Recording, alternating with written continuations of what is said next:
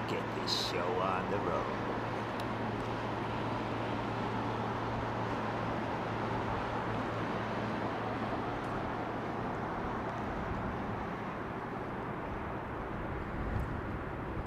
Landing in a tailwind. This is crazy. Look at the sock. Look at it. Nice handle though.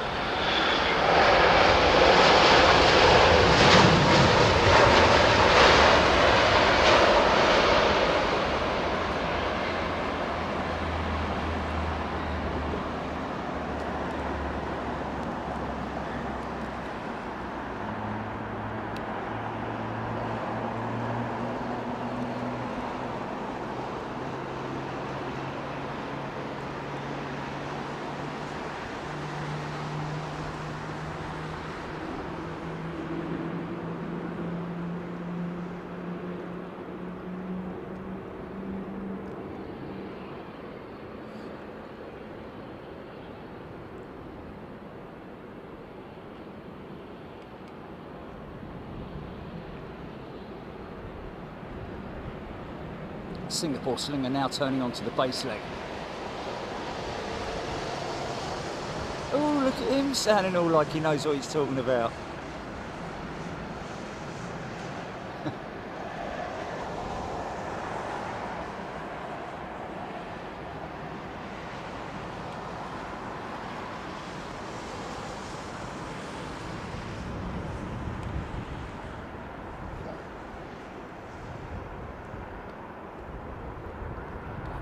Nice. That was nice.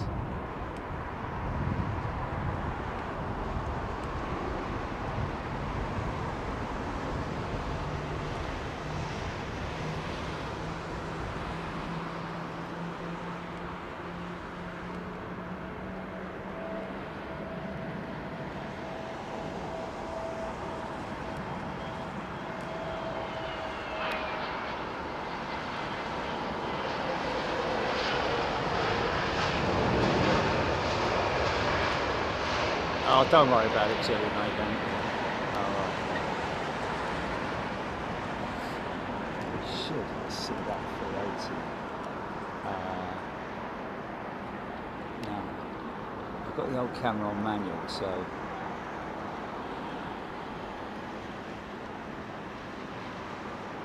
I should have a good long shot. That's the Kenyan Dreamliner.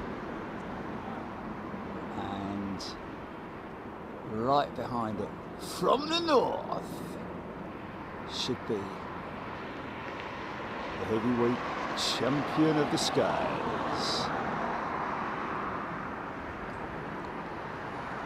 I wouldn't say undisputed, probably disputed heavyweight champion.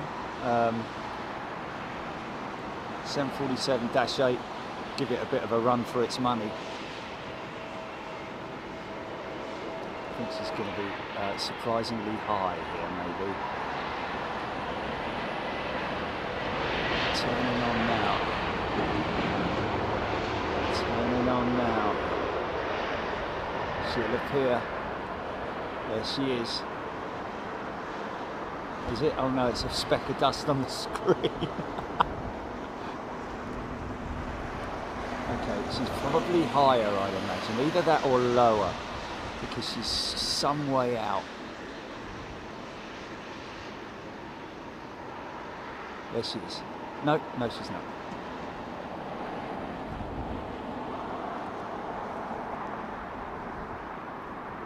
There she is there. Here she comes. Gear down already.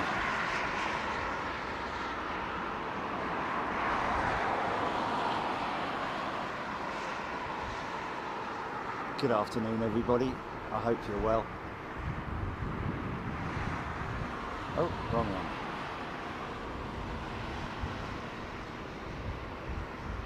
one. Okay, there we go. Sven! Sven van der Zwan is a brand new member. Welcome, Sven. Hope everybody's doing well this Sunday afternoon. London Heathrow. Nick Hulse, Ian R. Good afternoon, everybody.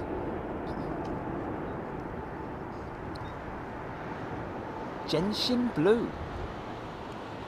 Good afternoon. Marianne. Vicky D.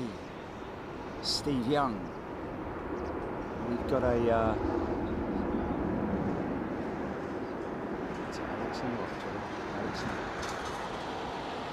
Alex and Louise's wedding anniversary. Many congratulations. Going Loco, let's give to the channel now. Steve Young, Pup 0509.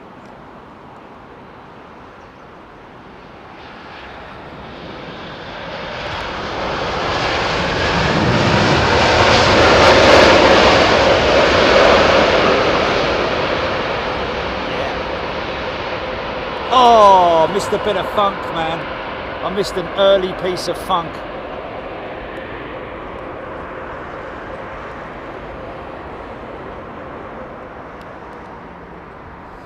So,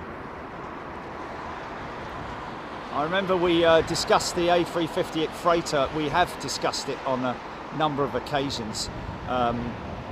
But I wasn't aware that the wings for the A350 have already arrived at Toulouse.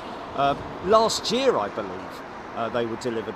I think the 350 freighter wing is probably the same, I would imagine. Maybe a little bit, a bit of alteration at the wing box attachments. I don't know, but anyway, the front end and the midsection and everything apart from the empennage, unless of course the empennage has already arrived at Toulouse, in which case we could see that thing assembled and moving around the airfield within the next 2 to 3 months.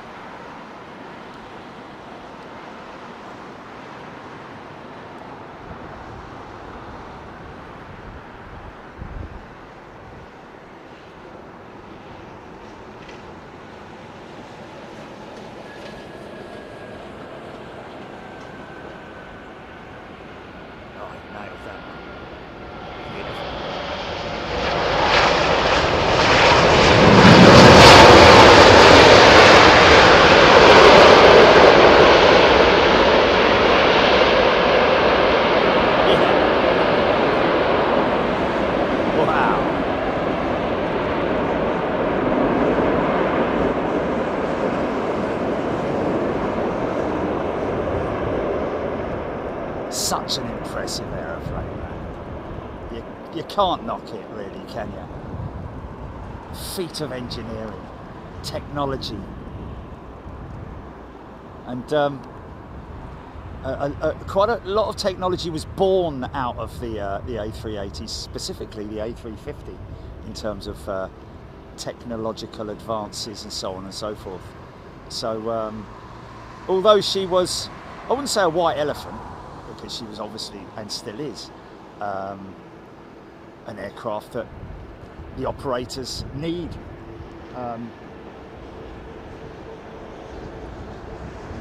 Sonic Ollie is a new member. Welcome, Ollie. Good to see you, mate. Legend Freddie Laker, cracking sounds today. Nice one. Thank you, sir. Marksy 1974. Brian Stewart from Airbus website. The wings for the A350 have been designed similarly to the A350, so can be in the same line. There we go, allowing for operational and industrial benefits and improvements. Thank you, Brian. That makes sense. A bit like what Airbus did with the A340-300 and the A330 wing, which you know, the A330 wing, the old ones on the CEO jets, had always had the option of fitting the outboard engines to them,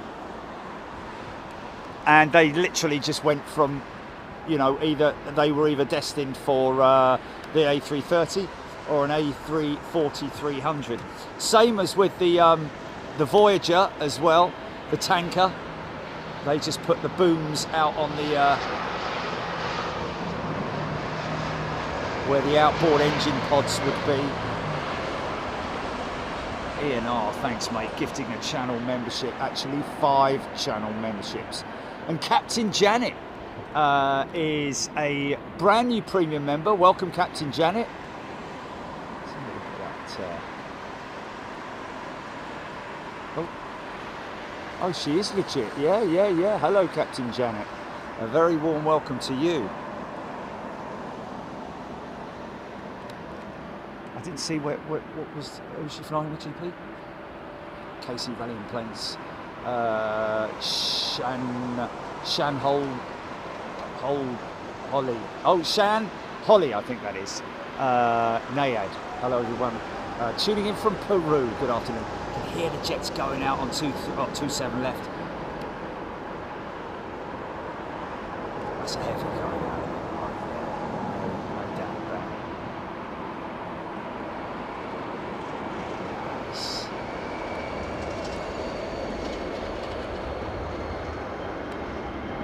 it. So we're keeping tracks, a little bit long.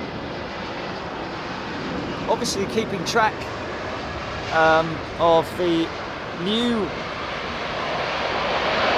Nice. Oh, Captain Janet, thank you. I appreciate the videos you take of my landings.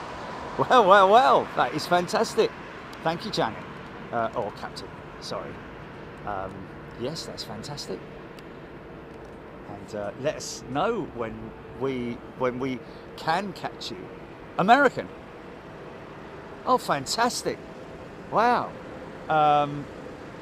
That's the third contact we've had with American. Has he kind of got around the American Airlines community or something? That, yeah, I've got to wish somebody a happy retirement.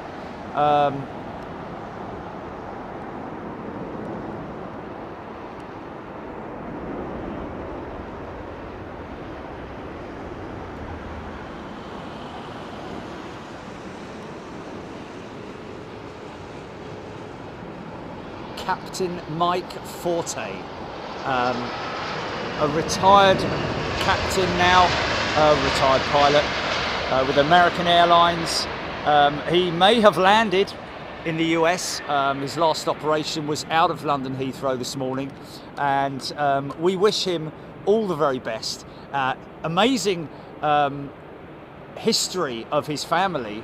I think it was his uncle flew B-25 Mitchells and was it B-25s and stepfather, sorry. His dad flew 747s with United. And who's cabin crew, sorry, GP? His mum is cabin crew or was cabin crew, I'm guessing was. And his, did you say his stepfather flew B-25s and B-29s, man. Wow.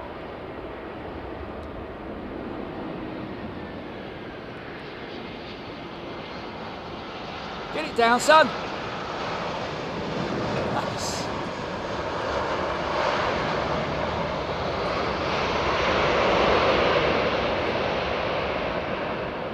Wow.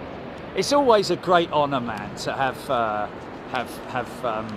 you know, pilots getting involved. But you know, to be honest with you, it's all channel members on the show. It's, you know, it's very, very humbling to have so many great people in such a fantastic community, being so kind and generous. Ian R has gifted 5 channel memberships. Kel's Redbud has upgraded to first class. Kel's fancies a little bit of Anchorage next month, folks. It's the second week, I think. 777 Lenny, Bobo YouTube, Kev Miller Floater, yes. I think we're going to see a few of those, folks. Well, mind you, the wind has switched now. So what's Janet on? It's got to be on the Dreamliner, or the Dreamliner maybe.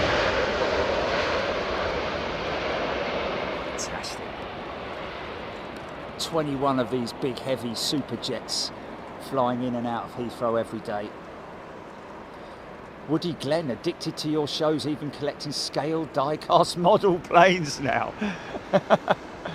Fantastic. No, I don't want to sort of like tell anybody how they should collect, but I'm not a big fan of like massive collections, so that, you know, that in display cabinets all over the gaff. Some people are. Some fella who's got like every Concorde you could possibly, Concorde of every registration, but in what are they called? The liveries when you have it, when it's not such a fantasy airline, isn't it? So this is the Embraer E2 with the raked wingtip on it. Those ginormous, great big geared turbofan engines. Nick Gray, left-hand window open. Left-hand.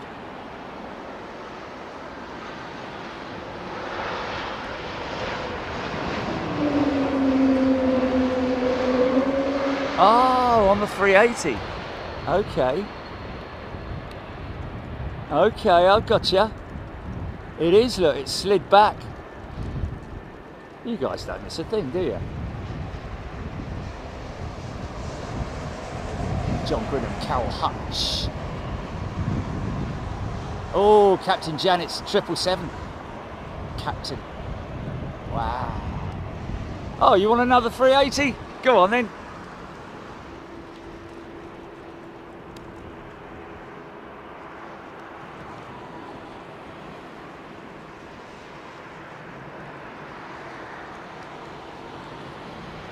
Screaming Emu.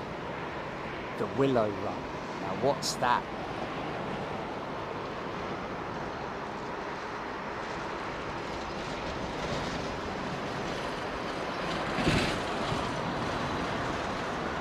J-Bond, yes indeed. Those GTF engines are almost the same dimensions, the outer dimensions of the engines, same dimensions of the cabin on the E2 jet. Nick Hulse, £5 super chat. Stay over Cheshire, we were blessed with an 83-year-old Douglas DC-3A training from Prestwick. Fantastic. Nice one, Nick, thank you.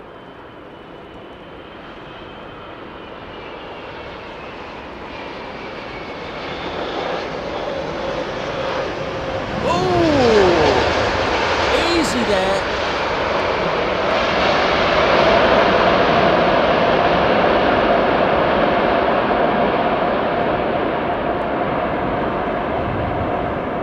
Come up on the telemetry. Who's got a beast from the east? Sunil, Vicky D, going loco. Pilot had the fish. Well, it's. I don't know if there's somebody on the flight deck. Imagine with the window pulled back, you would expect there to be an engineer on board, but I don't know. Is there somebody on the flight deck? Looks like the sun visor. Don't look like there's anyone on it, but sun visor on the co-pilot side, maybe down. That gives you the impression, but yeah.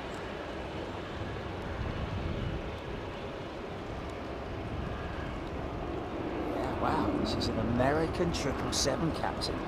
So flying the 3s and the 2s, I'm guessing. Wow, how cool is that? We'll have to see if we can get a flight out on American Chile, see if we can link it up with Janet. Kev Miller, I've been to Yip, DC-8 and Boeing 727 at plenty back in 2003. Big Alpam Sirius reverses. Yeah, that 380 definitely seemed to buck a little bit on landing, didn't it? Just sort of like nose went up as opposed to going nicely down. It was sort of like it bucked a little bit. I don't know, maybe I'm wrong. We do have VAR ready today, folks, but I just got caught up in the excitement there. Oh really? Okay, well we have VAR on that 380, folks, so then I need to go on to you and I'll come down here. Right, okay, just let me know when you're ready, GP.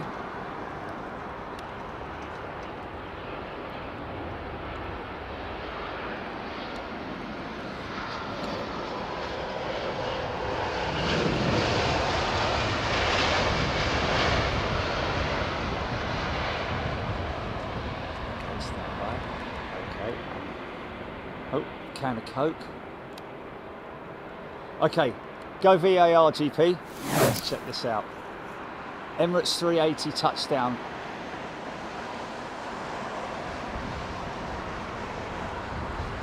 Okay, now did the nose come up just after touchdown? After touchdown.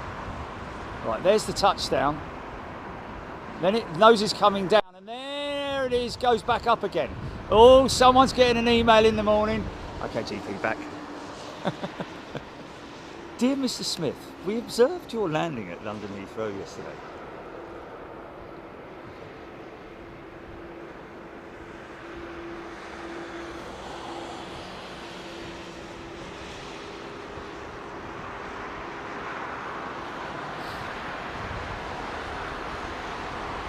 Well done, Chile. Well done, Chile.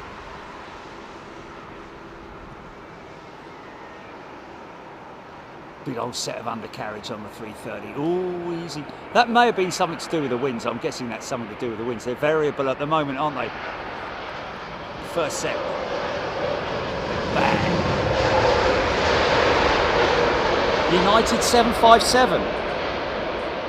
What? It's coming. It's in, or it's... Oh, really? Oh man, we got to stick around. Oh yeah. United, you say? Yeah, obviously.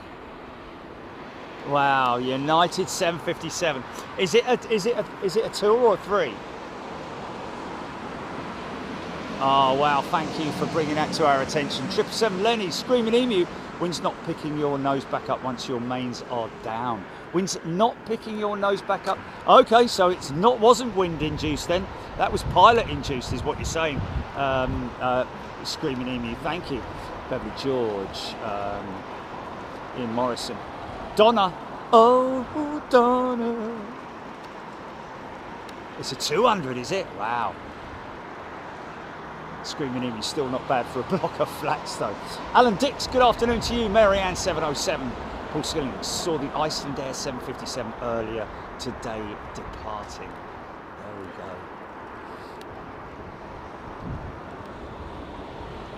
Early birdie. Just a little variation in wind and pressure under the wings. No big deal. There we go. Paul M has gifted 5 channel memberships. Thanks, Paul.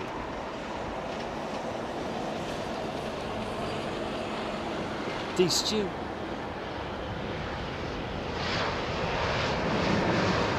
Well, we're not going to harp on about the sim today, folks. I'll try not to anyway. But I think I kind of did really well yesterday. I have to say, flying that short hop from Santa, whatever it was, to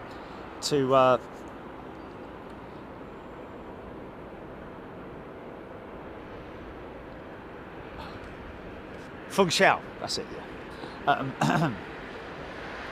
A little bit of a deviation in route, but it was all RNAV as well. So, however, what was a bit peculiar was because of the routing it put me on. I flew a direct path as opposed to going all the way around the houses, which literally it was.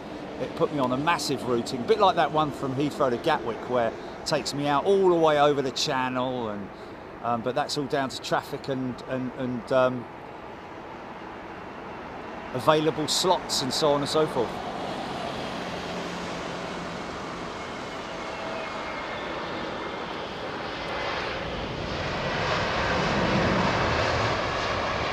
But we got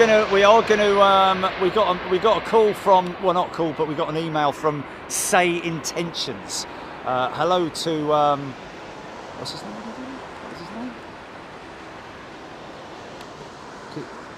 Christian, no, Salacious or something, or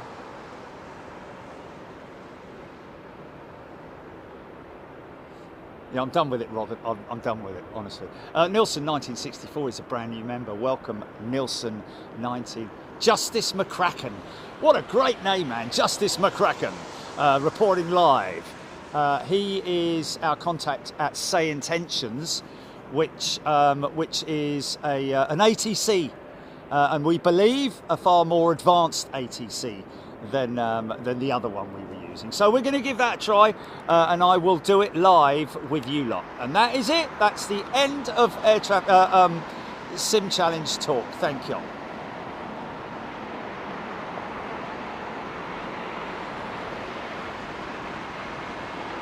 Wow, Screaming Emu, looking at Atlanta's master plan.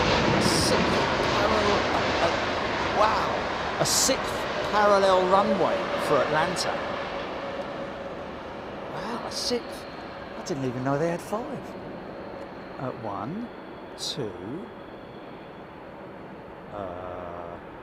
Wow. Okay, I'm confused now because I didn't even know. I thought Atlanta only had 2 runways. 1, 2, maybe 3. No, there's one. There's one right down the other end, isn't there? Well, that's 3. Oh yeah, we've got to do that. We've got to do the float plane at Lakewood, man. Yes. 100%, man.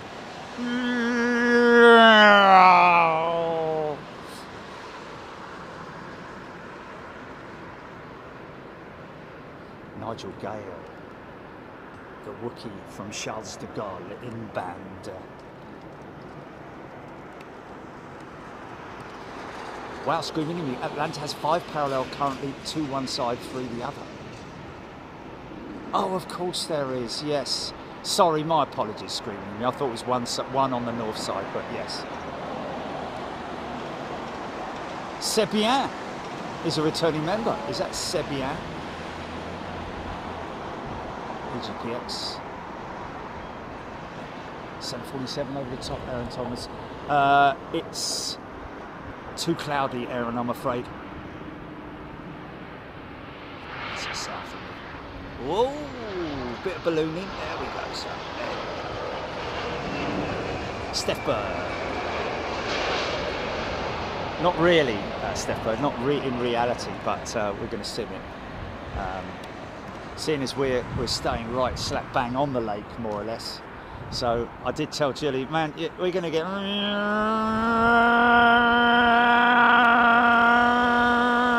in the morning.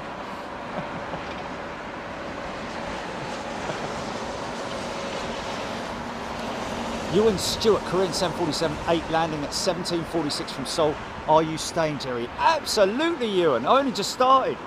We're going to be here. We've got to hang around for that, the United 757 as well. We've got to hang around for that.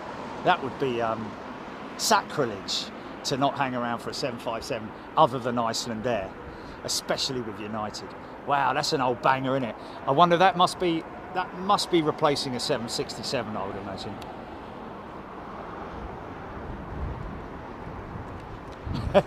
Yes, Screaming Emu.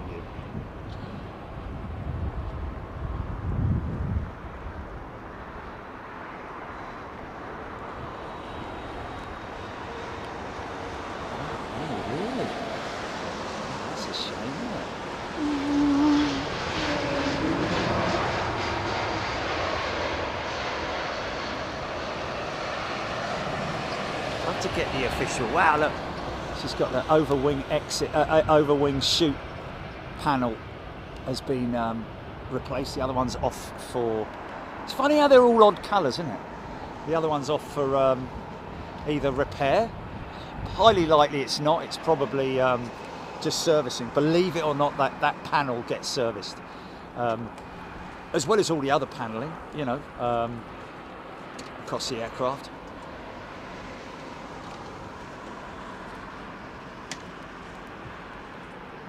Serbia, no idea. There. C.E. Bain, okay, sorry. Serbian, I'm just assuming that they're French.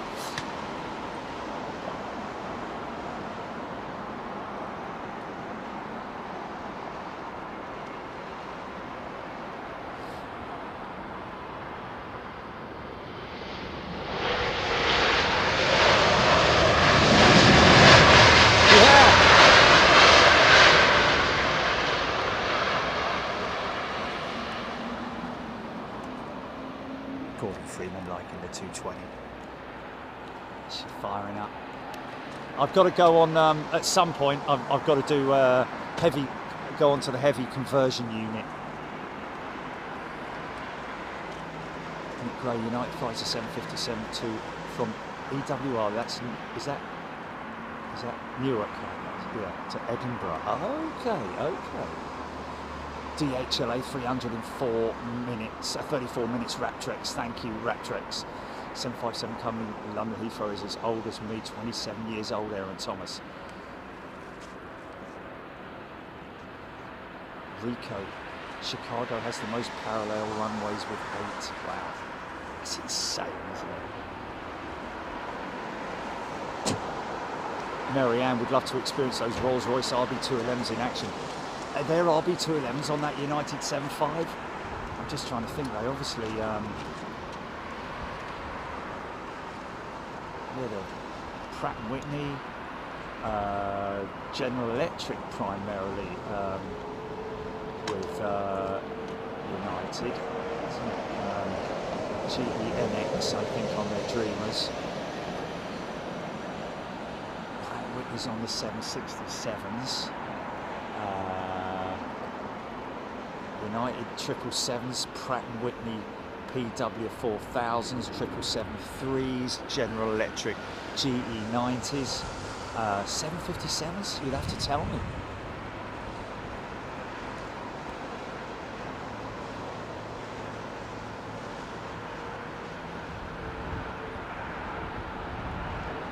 Grace asking for a shout out for Grace, Jack and Freddie and Ellie. I think that's all of them. Huge fans of Big Jet TV. There we go. Great to have the youngsters getting involved, man. I've got to be honest with you. I mean, that youngster, that 10-year-old yesterday, and little Denver as well, bless him. I want to go, Daddy, I want to go to Heathrow. Absolutely fantastic. Michael White needs multiple runway lengths. Ports expanding it. Heathrow can't even get third. Well, yeah, but America's got a load of land, isn't it? I think it's easier for them to do something like that because they haven't got so much red tape and hoops to jump through as we have over here.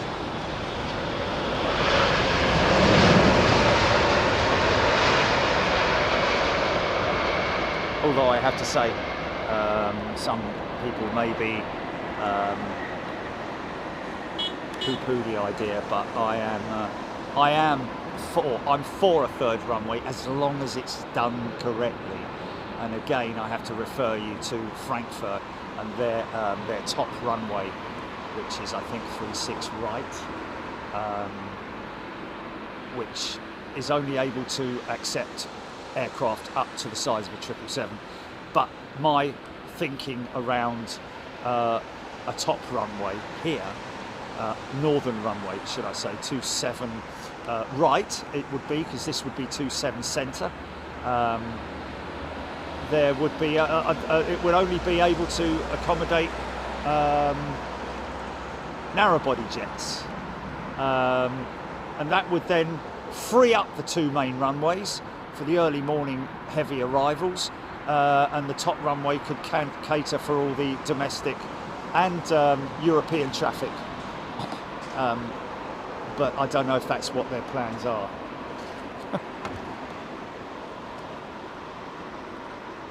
Okay. Nick Holz's gifted the channel membership. Alan Q didn't get a notification. Well, Alan, we can't guarantee that every time, mate. That's YouTube, unfortunately. I would say definitely download the app that you can use that as a secondary backup for notifications.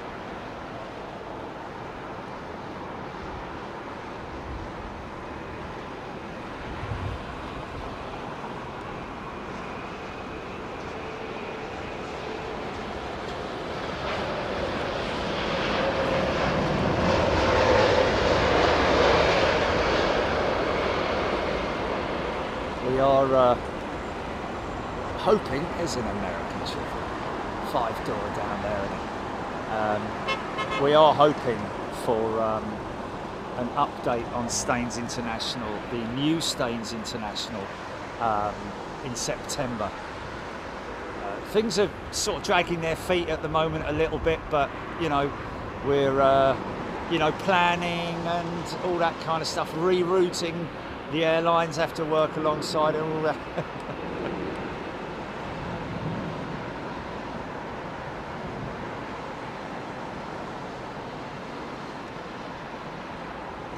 Michael White. Makes no sense to do it that way with a short northern runway. Yeah, absolutely. And you know what? Also, okay, I know they want to build new facilities. You know, terminal buildings, etc., which in the plans that I've seen and most people have seen involves everything behind me, north about 1,000 yards, being knocked down. But if you again look what they've done at Frankfurt, it's a taxiway that runs across from the top of the runway.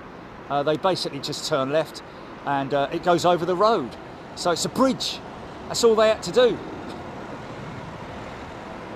So you wouldn't really have to move the motorway and all that kind of stuff. It wouldn't anything that drastic. You just build a taxiway over it.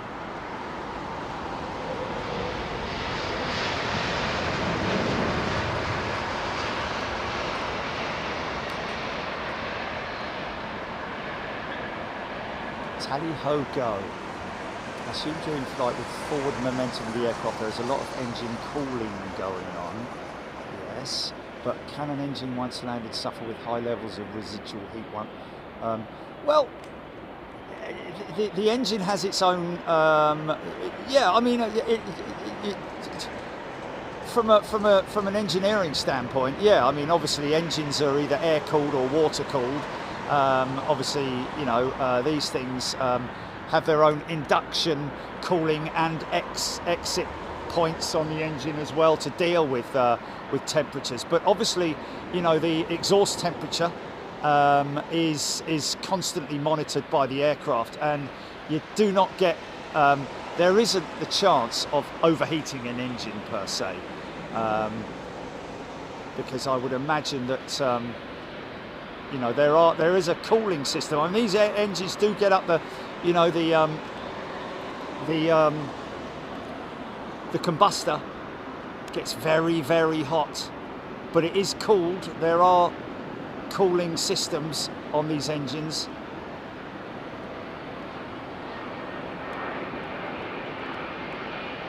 Oh, this is the Connect 4 livery, isn't it?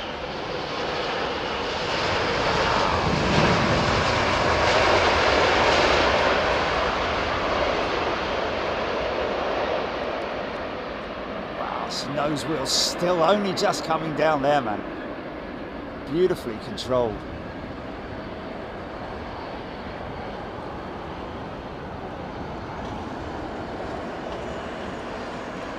Tap rate 350 from hell. 350 from hell. We also have cool down periods after landing. We have to wait 2 minutes before we can shut the engine down after landing. Oh, interesting. As the reverser use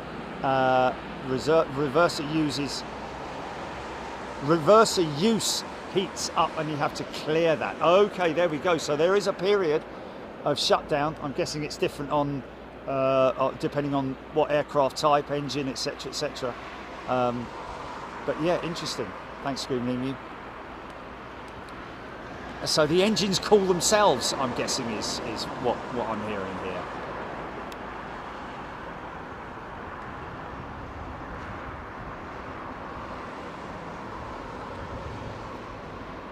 Captain Manny, g'day. Aaron Thomas, nice 32-year-old 330 in 25 minutes.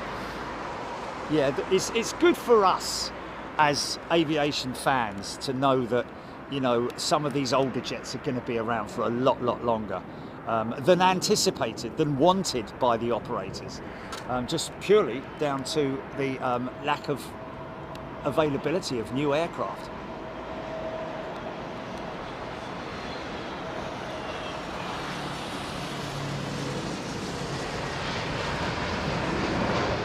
I mean, unless an operator cancels its order or orders at the point of the aircraft being completed, which we've seen before, namely with Aeroflot and other operators at Toulouse, they will do a deal, and an operator will be offered those aircraft at, I guess, a discounted rate, blah, blah, blah. Maybe the lease companies, more likely the lease companies.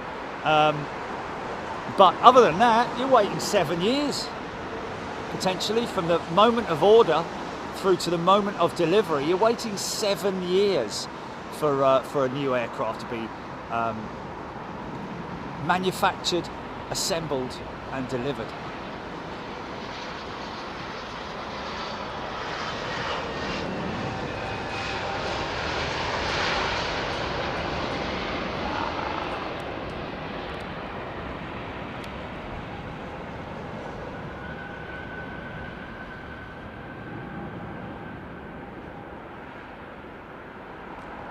So the 777-5 deal. Nice. It's interesting that they parked that up on a remote stand. Have we anchored yet? RAB-H, EGPX, Suho, 777. Then watch the YouTube video of Lufthansa completely rebuilding an old A330. They literally gutted it. Made it look brand new. Yeah, well, that will be a D-check, I would imagine, 777 Lenny. That will be a D-check that you saw there, where they literally take every panel apart of the aircraft. It's I think it's every 10 years or something like that.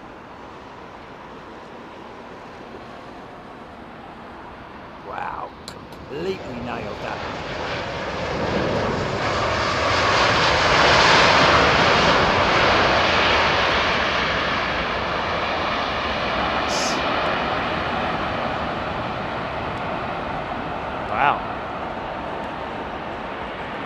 Leap 1Bs screaming away.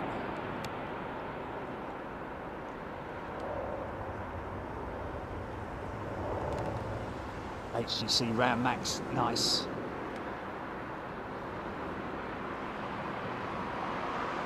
Two Swiss 223s inbound. First from Zurich, the Brixton, second from Geneva. Latter now in the Biggin hold, Nigel Gale. 4 holds for London Heathrow. Biggin, north west, Lambourne north east, Ockham south west, and Biggin south east of the airfield. Oh.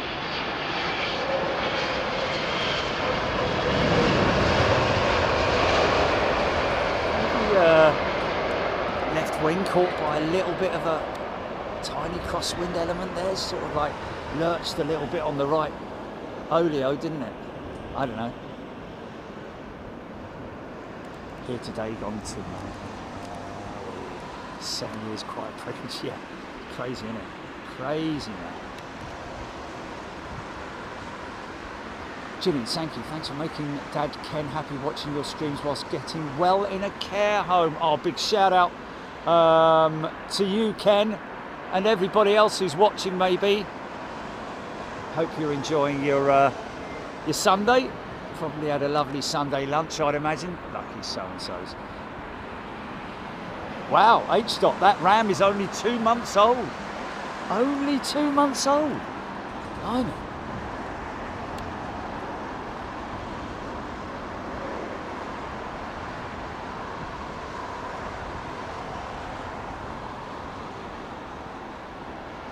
Wow.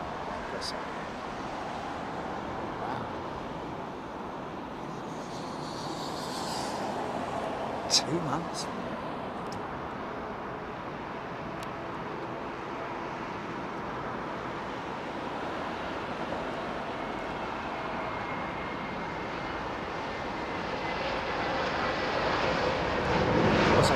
Did I nearly? Or? Yeah, I did. No, I did get them right. Bovingdon, Lambourne, Ockham, Biggin. Oh, it's the other way round, man. I'm going left to right, left to right. Yeah, left to right, left to right. Yeah. Blob, mate. I said Bovingdon is to the west, Lambourne is to the east, Ockham is to the west, southwest, and or just south of Heathrow. Okay. Still got his ground spoilers up there.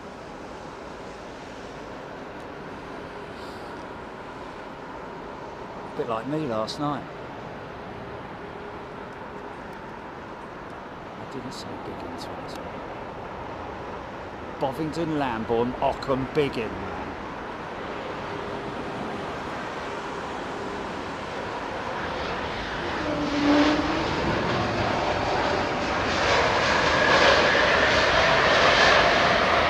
Punch it, Chewie!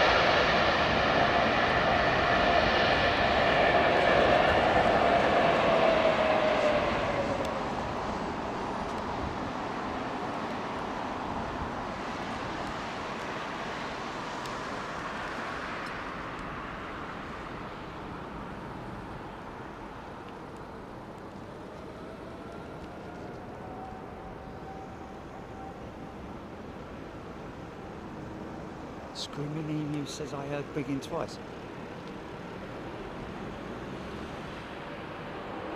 Did I say Biggin? Did I say Biggin up the top left when I meant Bovingdon?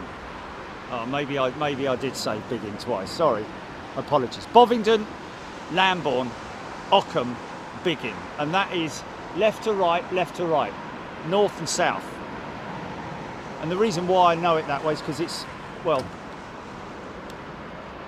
I could say Biggin and Ockham now, couldn't I? But it's just easier. Something odd. It's a bit like it's a bit like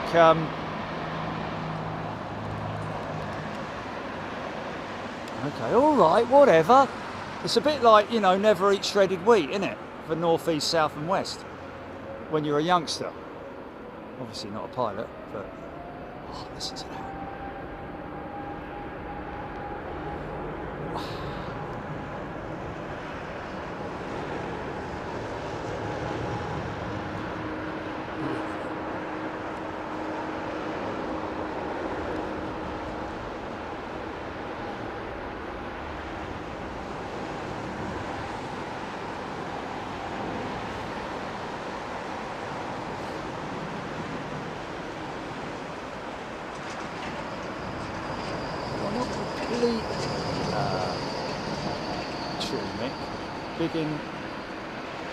Biggin is because it's over Biggin, as in the Biggin is a town, isn't it? It is above Biggin Hill. I think Biggin Hill is actually the village, isn't it? Biggin is the village, isn't it?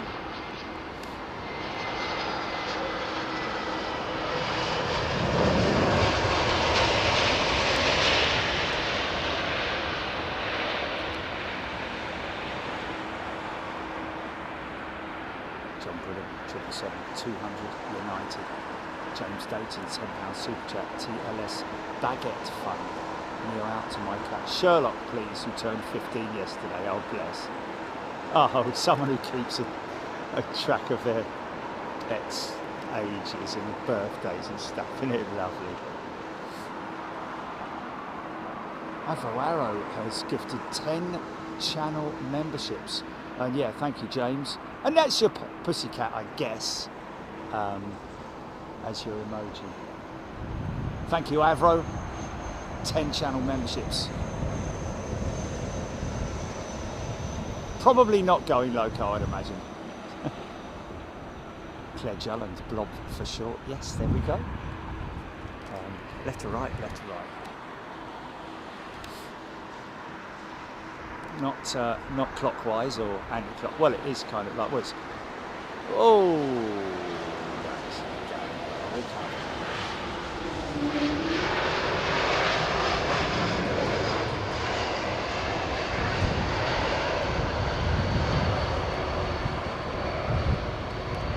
thanks, Avro. Bovingdon, Lambourne, Ockham, Biggin.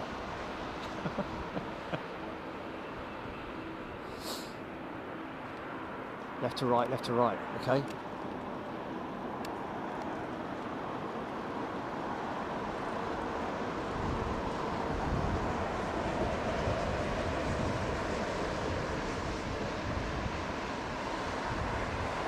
Paul Whittle, what are the holds for Staines International? Well, that's another thing that's being drawn up at the moment. Which is part of the whole, because it is relocating, so as a result of that it will mean that you know, all the navigational charts will have to change. I think the altitude is going to be the same in terms of the you know, QNH number, or the height above sea level, air pressures and all that kind of thing are on QNH, I know, but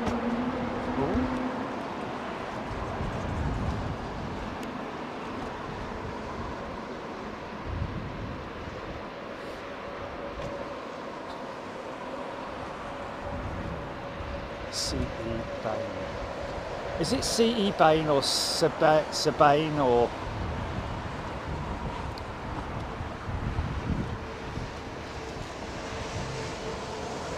DHL 10 minutes here on Thomas for the A300, lovely old banger, guaranteed the oldest aeroplane on the airfield.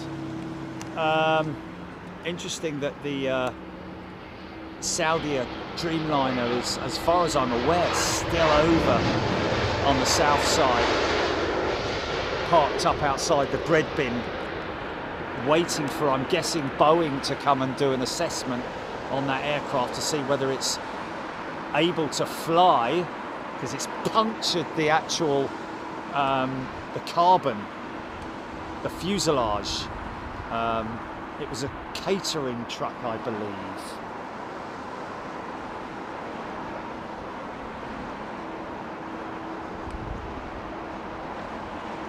Yes, Kelvin, I'm aware of that. But then in order to remember them, like I just said, with, you know, never eat shredded wheat, remembering your north, east, south and west when you're a youngster. Bovingdon, Lambourne, Ockham, Biggin is BLOB, blob. And that's how it's ingrained into me to remember it that way. So, I'll say it again, left to right, south, left to right. It doesn't matter which way you say it, does it?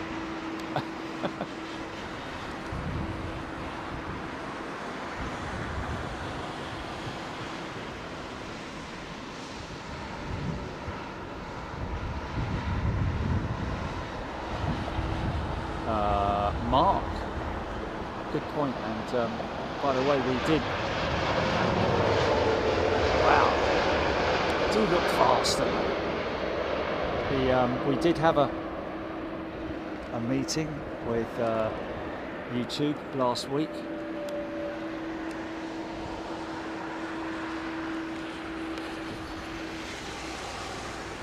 Yeah, I mean, really, to be honest with you, a gifted membership is actually an upgrade, because it is first class, is channel membership.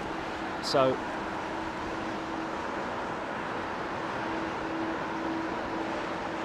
well, it is. It's either from premium or it's either from, yeah. No, it's from, no, it's brand new, isn't it? It doesn't go from premium to first class.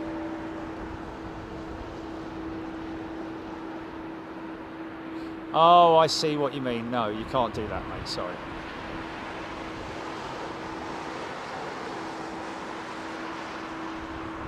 Zach Joseph Travels.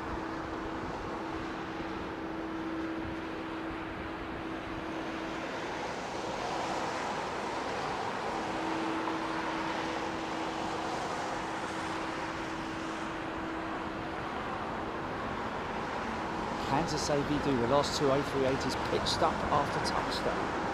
Oh, I only noticed the one. Have you watched them back, Kansas AVD? AF retiree Chris. Having breakfast and watching some planes.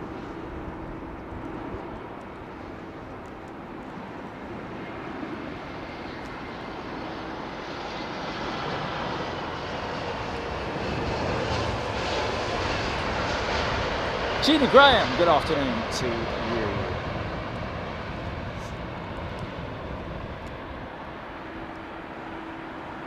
Oh dear.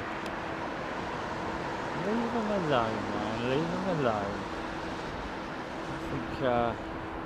I think it's a nice thing that, an interesting, unique thing that Alaska have done with their 787. Just with their 787s, as far as I'm aware, they don't have any plans to change their standard livery on their domestic stuff. Of course, this is down to and related to their deal, their merger with Hawaiian. So yeah, I think it's quite refreshing actually. I think it's a nice livery, unique, very, very unique.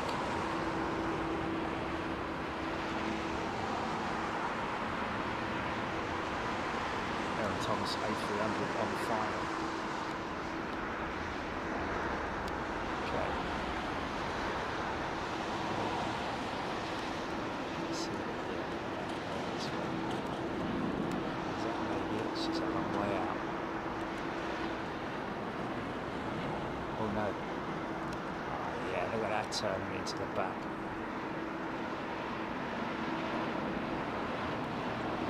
She must be on the base leg then, because neither of those are.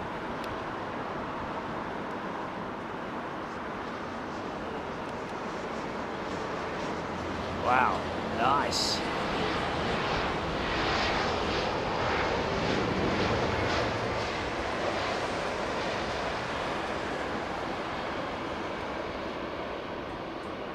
Oh, okay. EGPX, well, you know why that is then. And apologies to the guy who said that the reason why it's called Biggin is because it's over Biggin Airfield. Well, that is partially the reason why, but I think they are all VOR stations as well.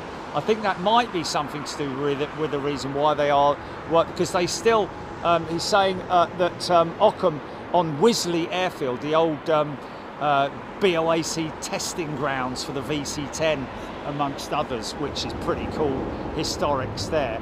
But he's right, EGPX, Bovingdon is located over Bovingdon Airfield. Lambourne, these are the hold points by the way, Stapleford Airfield, Biggin on Biggin Airfield, and Ockham over Wisley Airfield. So I think that's all related in some way. Oh, hello.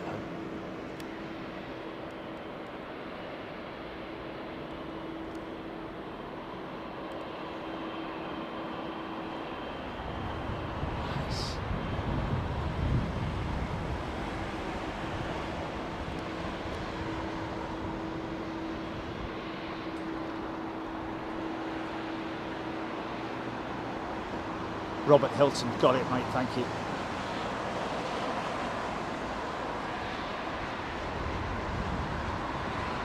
Karen Fly, good morning to you at 747 over east to west spotter train. Yeah, there's too much cloud, I'm afraid. Cloud cover, should I say.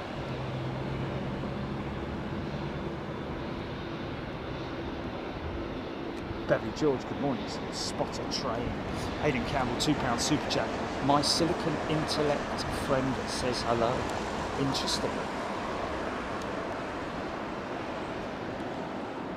Yeah, VOR is an old form of radar, isn't it?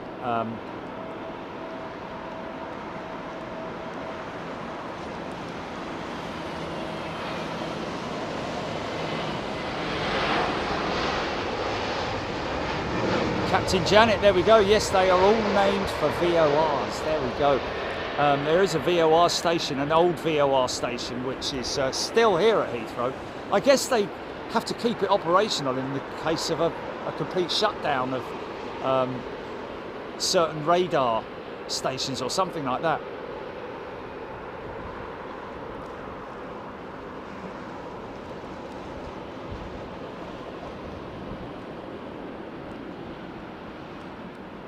Screen near me, many current GPS nav aids coincide with VOR locations. There we go.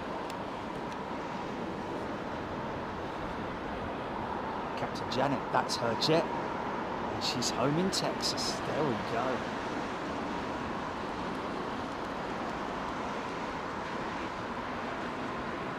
Aaron Thomas, the DHL A300, 32 years old. Wow. It's got to be the oldest aeroplane on the airfield, hasn't it? I mean, I know there's a few 777s that are getting on a bit, but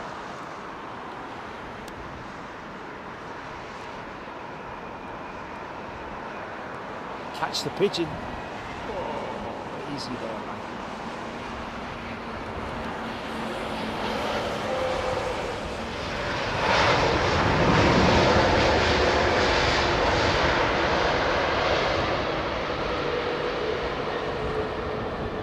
Crazy, isn't it, how Rolls-Royce are already considering the their new UltraFan program to be a replacement engine for A350s in the future. Can you believe that? Or an option, an engine option on the A350 maybe.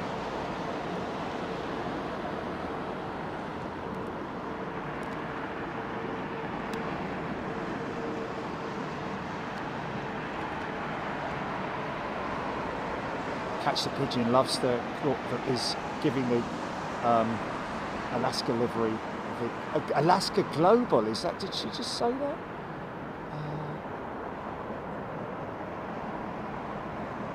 Alaska Global livery. Interesting. Okay, so it does. It is specifically for international stuff, which is great.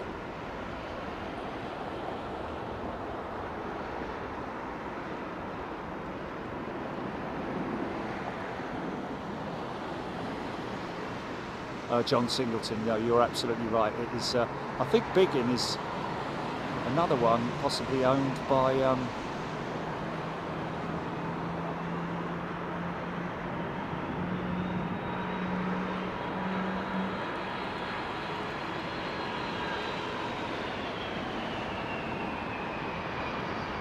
Beautiful.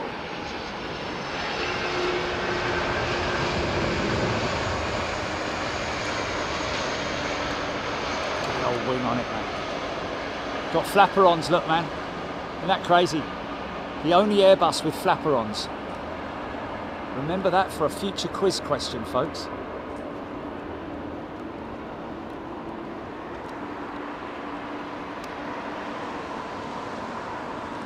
Turkish 330 CEO with CF6 engines.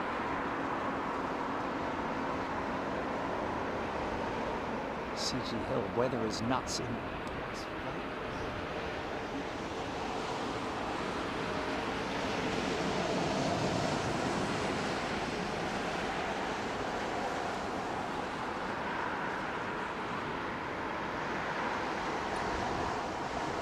Hodgie, Korean 747-8 cargo during 50 minutes, surely not. Surely that's a mistype, isn't it? Hodgie. Lovely if it was.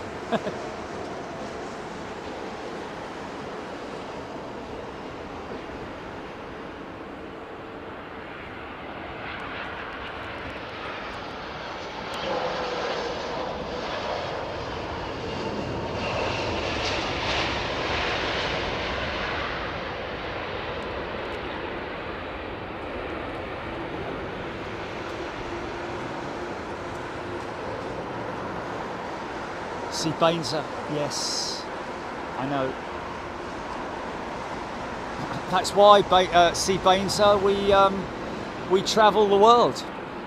Not just for 747s, but next month, if you're a 747 fan, then I would seriously recommend, even if it's upgrading for 1 month, just to come and join us in Anchorage, you will not be disappointed, I can assure you. Probably the best $4.99, or maybe even less if you're already a premium member, an upgrade. It's only a couple quid more, isn't it? A few quid more. Certainly the less, you know, less than the price of a cup of coffee nowadays.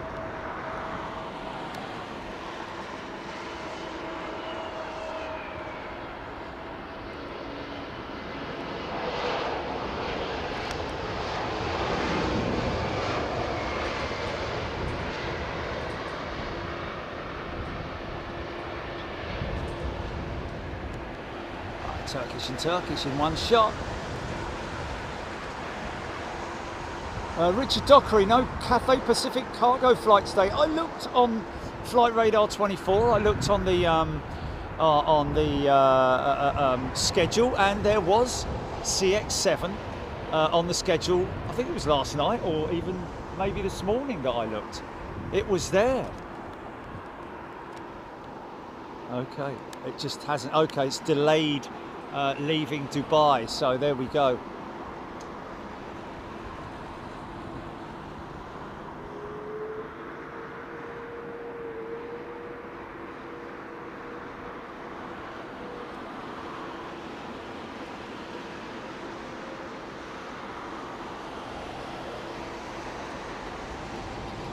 Yeah, Claire 2540, all I can suggest.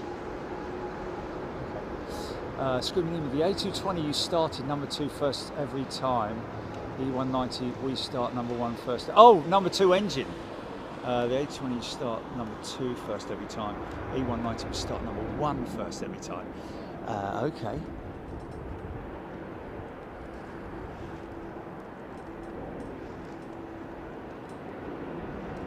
Triple sevens I've seen. I think I've seen 777s. Oh, that's that American triple going out, isn't it?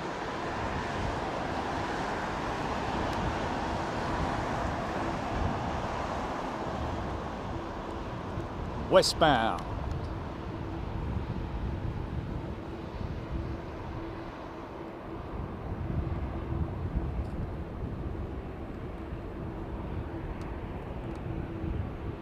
Richard Hall upgraded to first class membership. There you go. Nice one, Richard. No pressure, by the way, folks. Don't feel that you have to gift or join membership or anything like that. I appreciate that there are people out there who have limited funds. I fully appreciate that, being there myself. So appreciate that. It's just we're very lucky to have people who are so generous. And that is, you know, our membership in general as a whole is just a fantastic, you know, place to be. Mind that. Screaming in me, I want to say 787 can start both simultaneously. Yes, they can. You know what? Also, the A380, the Trent engine, certainly. I've had cases with the BEA 380 where they've started one side, both engines at the same time, and then the other side, both engines at the same time. But most definitely, electric start capability on the Dreamliner.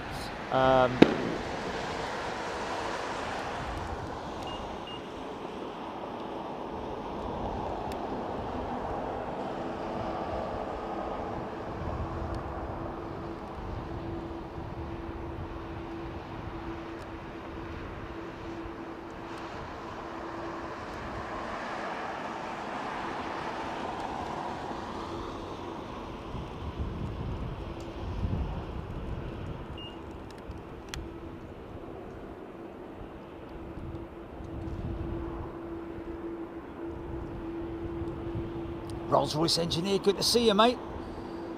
You definitely don't need them all thrusting on taxi, but need them on and running to heat up. Yes, maybe he's talking there, I didn't catch the front end of that. Maybe he's talking about taxiing, single engine taxiing, which is a big thing with operators, but obviously a lot of that depends on how busy the taxiways are, and whether you're cleared to go straight out, where your gate is in relation to the turn on point, and so on and so forth.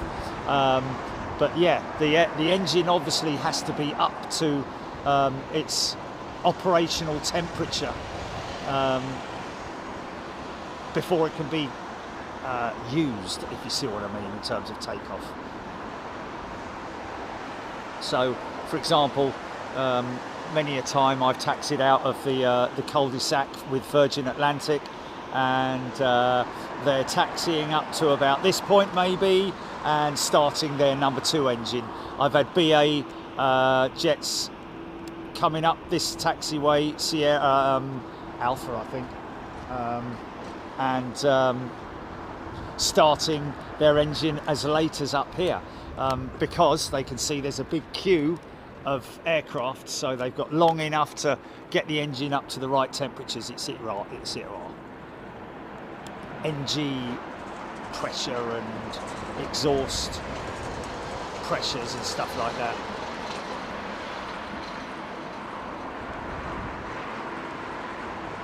Georgie boy, I know that the Vulcan had the capability of starting all engines at once because of the scramble necessity for that, hot start and all that kind of thing. With hello mate.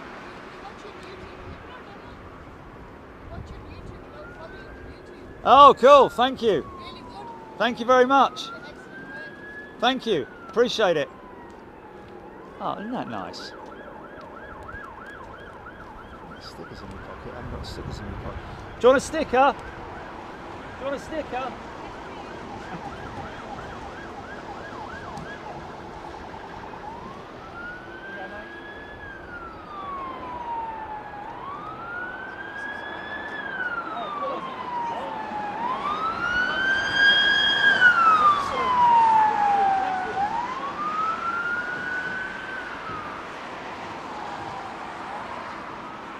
Stepbird, so wide bodies can taxi on only one engine. Yeah, I mean, they're very powerful.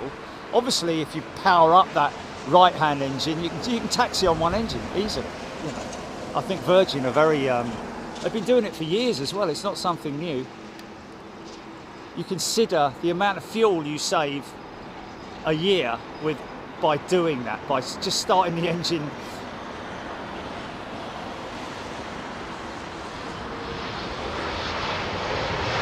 Rolls-Royce engineer there, yeah, mate, confirming that you can indeed, if needs be. You lose an engine, if you lose an engine at or at the point of rotation, the VR speeds, you can continue to take off with a single engine running.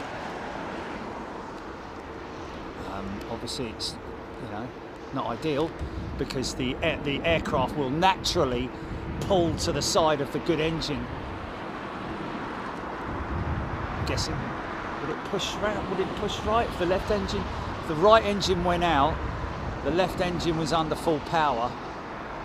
It's going to lurch, isn't it? It's going to. So you need to counteract that and be ready for that, which they're always trained to do as well, of course. You know, I mean, I'd imagine that the sim training for all airline pilots will be engine out at V1.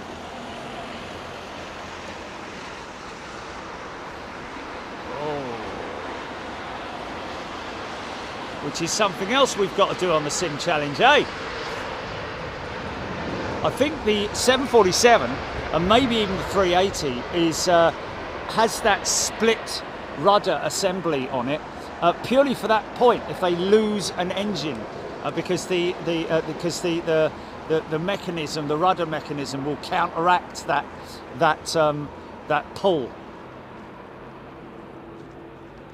Carina Fly, our pilots taxi on one engine, usually number 2. You need to be right there with the rudder when you lose an engine. You may, oh yeah, there we go. You mash the rudder pretty hard. We can train for it every year in the sim. V1 cuts, it's called, yes. So there we go, indeed. So you do mash the rudder on a small jet as well then. Wow.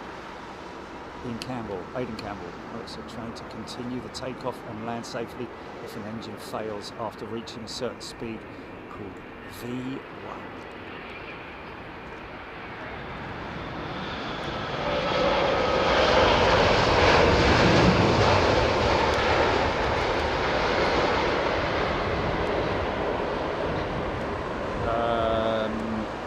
Coming from a subby, Bob Smith. Yeah, good point, Bob. Consistency. Start number 1, then number 2. I always thought that was the order, especially when we used to watch the jumbos. It was 1, 2, 3, and 4.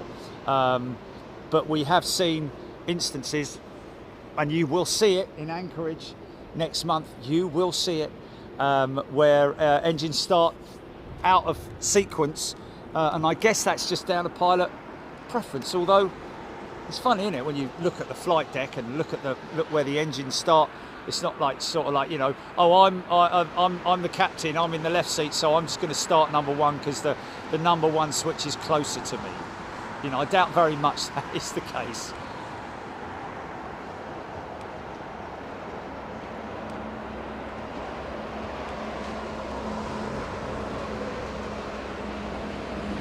Georgie boy, delivered car to the hotel. In the basement there is a fantastic painting of the hotel. Could only go 2 levels because of the raid. Raj Becker, good day to you, tuning in from MME. Michael K never lost interest in the Dreamliner wing flex. Well, I tell you what, it is interesting, isn't it? Look at the flex, look at the wings deflex even on the 320. Crazy, isn't it?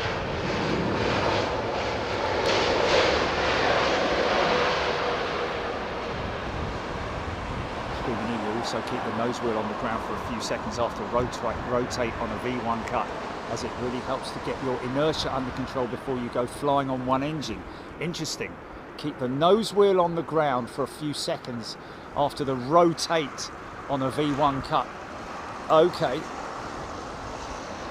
So give yourself a little bit more speed, I'm guessing. Is that inertia? Is that just sort of like momentum? Because you're obviously down on power, aren't you? If that engine is powering down, I mean, it might be surging due to a bird strike, or it just cuts out completely for maybe a fuel reason or whatever. And then it's still going to have a little tiny bit of power, isn't it? If it goes off at V1, that is.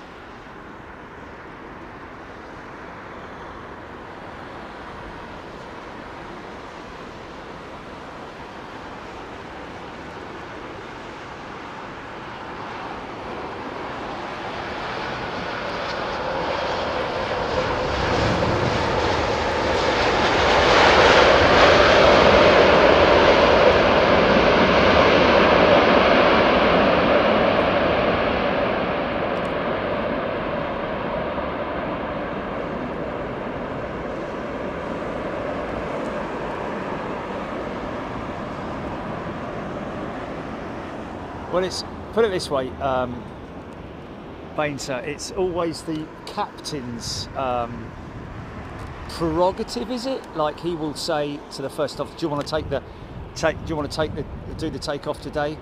And then it's just like, you know, yes. It's not like, you know what, I'd rather not, if that's all right. So it will always be down to the captain to make the decision on who's going to be operating the aircraft. The DC-10 could, in theory, be kept airborne by its centre engine, especially if it's extremely light with a long runway and no obstacles. Yeah. Wow, losing both the wing engines. I mean, it is a CF6 engine. It is a 3-engine aircraft. There's another one for you, Captain Janet.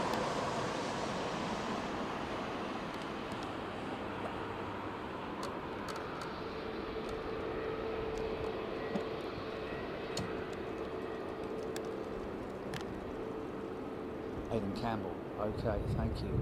Coolest Chinese livery, Kelvin Grant. Georgie boy. Georgie boy, nothing planned at the moment, but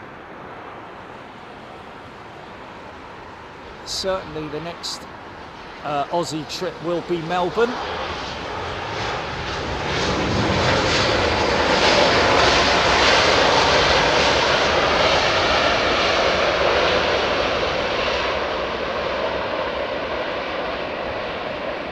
You kind of said it right, Richard Hall, but yeah, I mean, I guess that,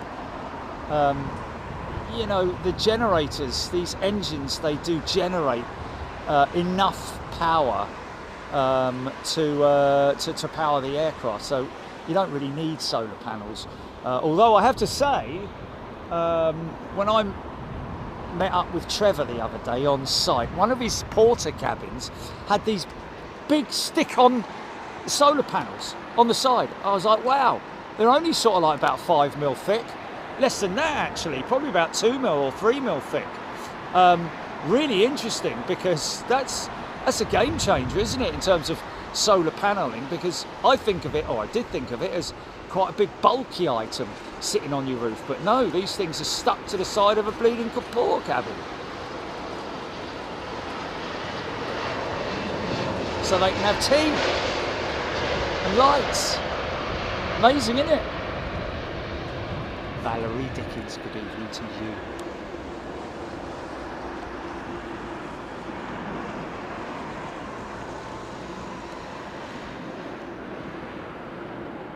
All right, yeah. Fold out ones, fold it like a blanket. Yeah. Roll them out, put them on the ground. Bob's your uncle. The Comet, ladies and gentlemen. Any old schoolers who remember the old days with the Comet?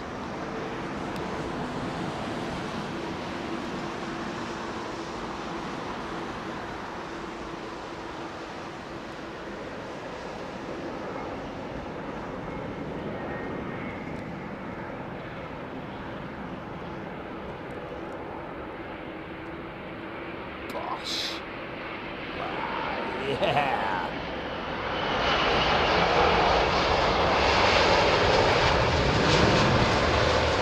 Someone's left a Jenny running underneath his nose. He's got a big smudge on his nose, look. Bless him.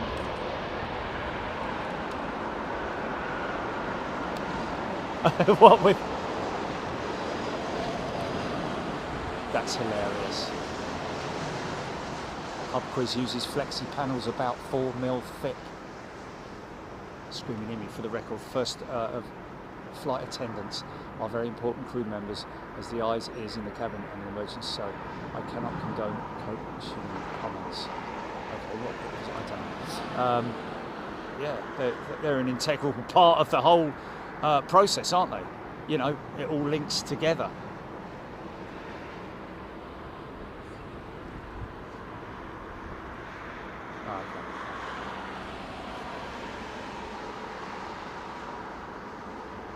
Seung Lee, single engine taxi for departure is a no. Well, that must be your company's operating procedures then, Seung, because I know that Virgin Atlantic and British Airways on their heavies, well, not on the 380s, but certainly, well, actually, you know, I think on their 777s and 78s, but certainly I know that Virgin Atlantic taxi on one engine, on a single engine. Or maybe not all the time, but they certainly do. And I'm pretty sure that maybe BA do with their 350s. I can't say I've ever flown a British Airways flight with a single engine taxi. Look at this.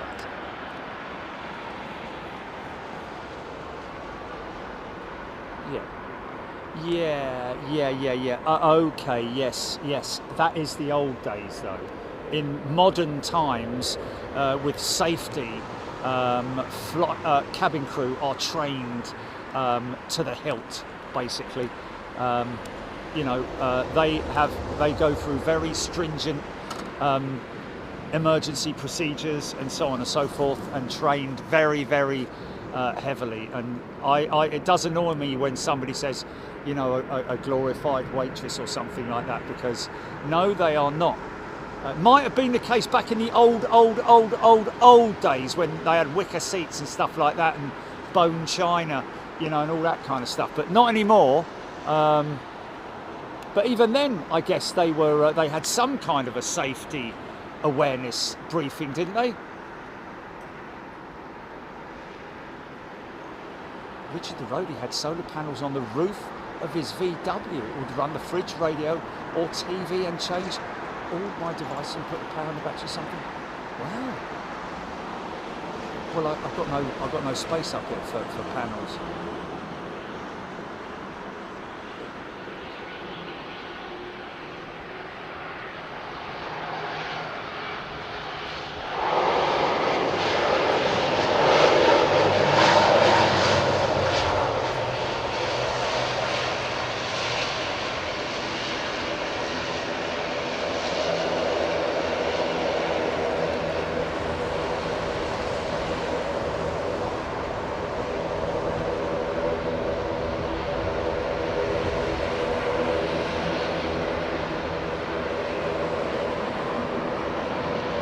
Zoe B, interesting. First generation flight attendants were primarily nurses recruited by the airlines. There we go. There we go. So recruited by the airlines for the reason of that they had medical training. Brilliant. It'll shut down his number one. The number two engine will go into hotel mode. So number two engine acts also as the starter. Love that sound, man. Hold for traffic, hold for traffic. Bookish Travels is a returning member. Welcome back, Bookish Travels.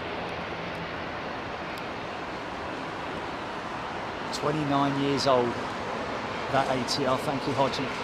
Tim Pierce, Pinky Fat. Get solar on the cam van, which runs the fridge lights and USB sockets. Oh, wow. I don't need to run anything on the van though. I've got nothing to run on it.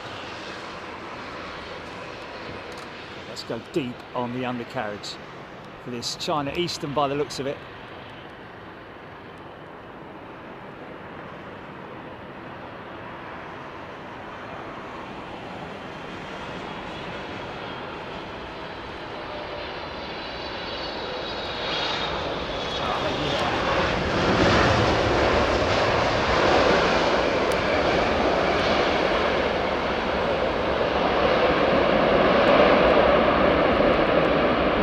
Very funny, Ollie.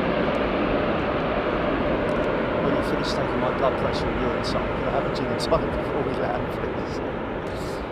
You guys. You guys. I mean, I've got to be honest with you. It does surprise me. I mean, it surprises me and amazes me on one hand, the level of technology back in the old days, the early days of jets, you know, with the 707, the 727, and all those analog aircraft, you know, in terms of how navigation has advanced, you know, a digitalization has made flying an amazingly easier thing than what it used to be. More about controlling the aircraft in certain conditions and having safety procedures and so on and so forth. But I am just amazed that there were not more accidents back in the very early days of aviation in terms of the jet engine era. Era. GPX. She is the best. Cafe is stunning, Bainser. Just going to taxi right up past us, Bainser. Don't worry about it. See it in all its glory. And like I said, the first A350 freighter is, I don't know if the empennage is at Toulouse, but I know now that the wing arrived last year. and the front section and the rear mid section where with the wing box and all that. The back end of it, I'm not sure if the back end is the whole includes the whole empennage, or whether it is a number 15, 16 section or what, and then the empennage. I think they are separate, aren't they? The empennage just behind the back door there. Mark Lofthouse, was it a case of more accidents but less reporting? You know what, you're probably right, Mark, to be honest with you. Marianne 350 looks gorgeous no matter what livery. You're right, mate. Marianne, sorry. Madam. It's a good looking aeroplane, isn't it? I do prefer the 1000, I've got to say.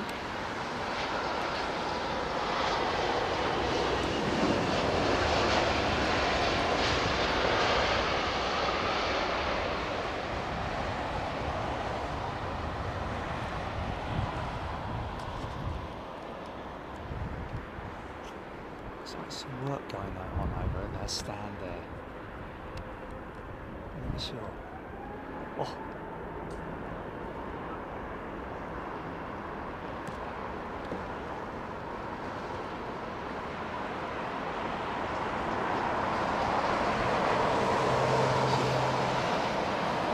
Big set of XWBs fired up on that 350. Gotta say, do love their latest Champions League liveried 777.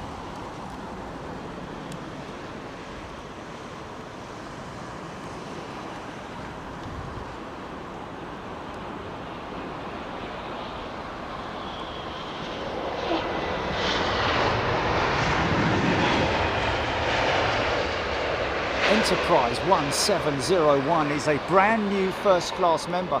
Welcome Enterprise 1701. You are more than welcome and glad to have you with us. Stick around because so many people are unaware of the fact that we travel the world literally. And next month we are off to Anchorage to bring you all the action from that incredible airfield. I call it the watering hole, because that's where that's basically where they refuel when they're travelling from mainland China and other places as well, but primarily mainland China. And the reason why they stop for fuel at Anchorage is because so that they can. Oh, we could have a bit of funk here. Are we going to get a bit of funk? No, we're not. Nearly, kind of nearly. Look.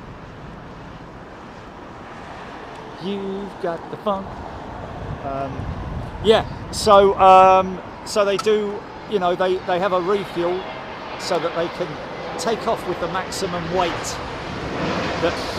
maximum takeoff weight in terms of the cargo. A bit like what the old 318 used to do from London City. Used to stop at Dublin for fuel so that it could take off with maximum weight, and then it would, I guess, it would fly to Dublin or wherever it flew to on exactly the right amount of fuel to fly to Dublin, and then or to the right amount of fuel to allow it to land at the right landing weight, if you see what I mean. Kansas, the first ones of nose wheel may not have left the ground, but it pitched up after nose wheel was down. Kansas AV dude. Okay, still going on about the 380. That's fantastic, Kansas AV dude. Whoa, easy, son. You're right. I definitely saw the second one pitch up. It didn't. The nose wheel didn't touch, but it was on its way down, and then it came back up again. And I'm guessing that's pilot induced, because, like Screaming Emu said, that no amount of wind is going to cause the nose to pitch up. Shannon, thank you, Hodgie. Northern North, it was Shannon. Lord Thomas McRae. Even Lord has the 1700 Dire Air from Stays. Bounce landed, yet there is a late again. Well, kind of did all right last night, I've got to be honest with you.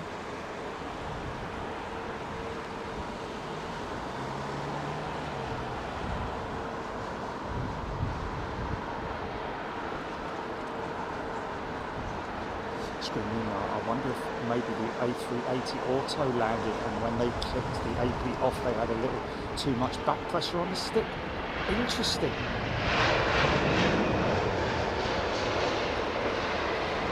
Okay, auto landed.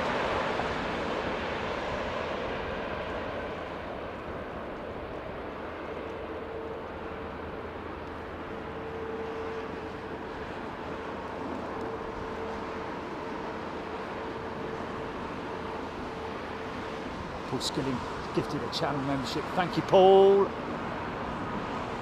Frisky Badger. Oh, hello, go around.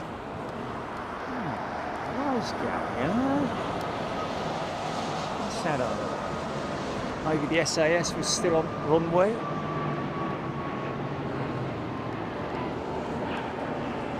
Very exciting. Fully under control. See that he's been on the Jerry Dyer simulation school. How not to fly an aeroplane. I've got to give myself a little bit of credit. I'm getting there, man. I really am getting there, I've got to say. Vietnam 787, second to land, Hodgie. Nigel Coxon. Afternoon, folks. Hope you're all doing well. Sunday, Sunday, Sunday.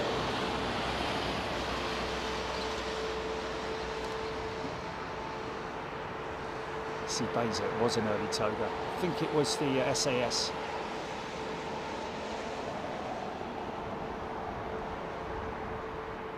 Oh, okay, Brian Stewart, looks like we might miss the rut season then.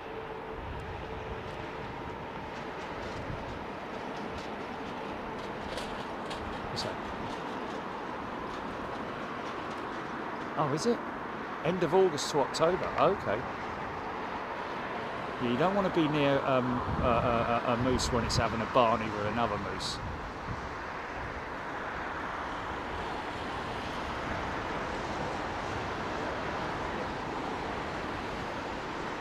Triple 7 Lenny, thank you.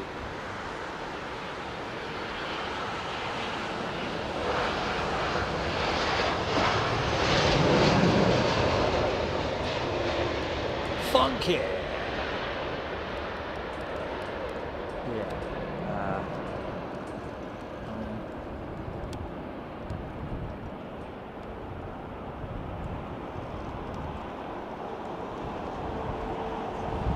Thomas BA 407 from Barcelona was the go around.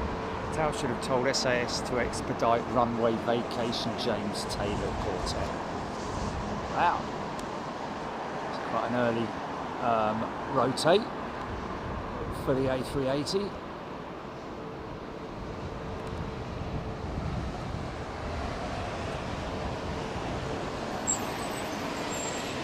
It's a good looking livery, this.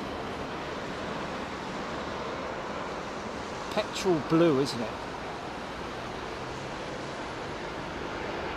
Nailed it.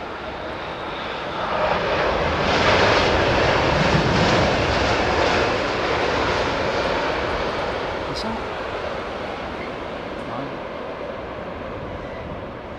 Is it? Okay. Screaming emu. Tao can ask me to expedite off the runway, but it's my runway till it isn't.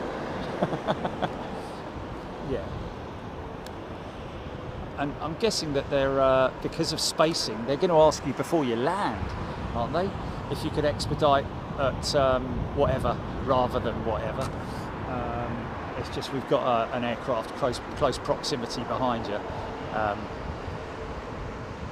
don't know. John Goodman, remember seeing an MD-83 go around at home once, remember the wheels going back up. You know, it's interesting.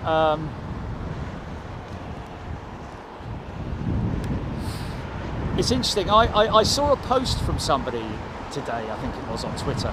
It was just a random picture of an MD-83, and then he put in brackets DC-9-83.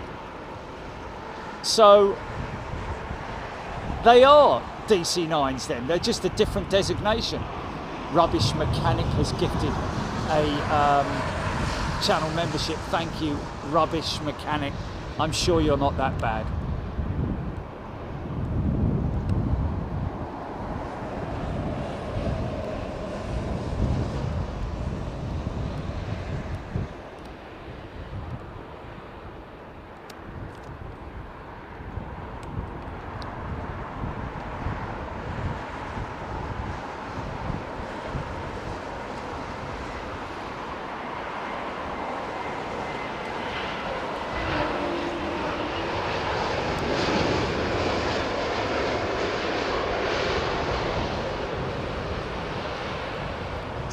Hodgie.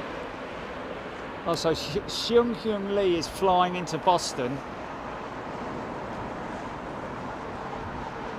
but Screaming Emu's not going to be there. Is that right? Okay. Well, they just give me this schedule. I'd say there's probably more chance of him being there because he's on domestic stuff, isn't he? Rather than long haul stuff, so I'm guessing. Unless he's over here, of course, with his missus. Sure.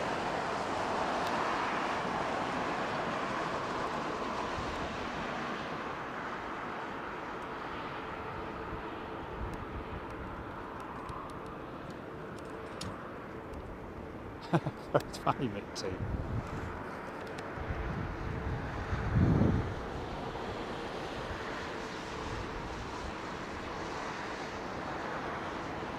Robert Jacobs, Dave Allgood. It's all good in the hood with Dave Allgood. Should have had his own TV channel. Tonight.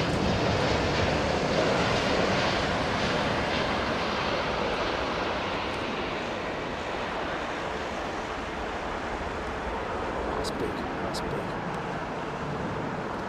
Yeah.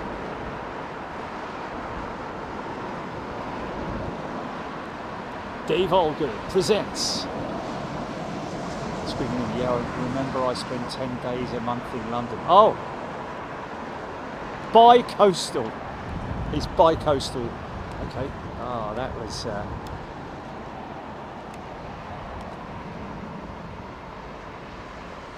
Kansas AV Dude. Which Dreamliner? Kansas AV Dude. Oh, it's a beautiful BA 330.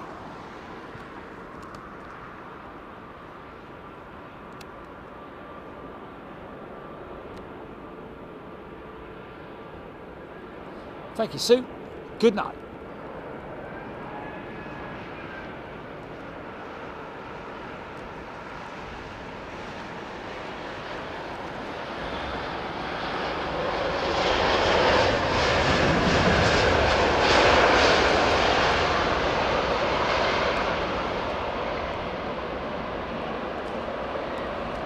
Well, Rubbish Mechanic, when you check in, make sure you mention us. But to be honest with you, there's absolutely no point in mentioning. I've come here because of Big Jet TV. It's not like they're going to go, oh, hold on a minute, let me go and grab the manager. Make sure that the manager comes out and makes a big point of it so that he can pass that on to the management. It's not going to happen. It's like, oh, that's nice, thank you very much. Yeah, great.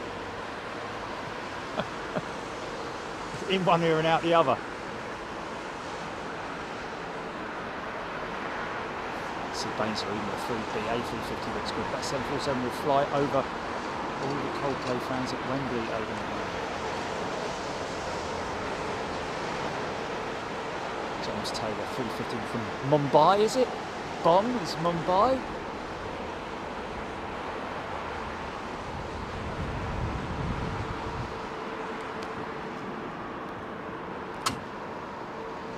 BA busy down at the sheds. See the horizontal stabilizer access tower has been slid into position underneath the arches, underneath the horizontal stabilizer. for either inspecting flap mechanism or whatever. It looks that way anyway. Another Swiss tone. You know what?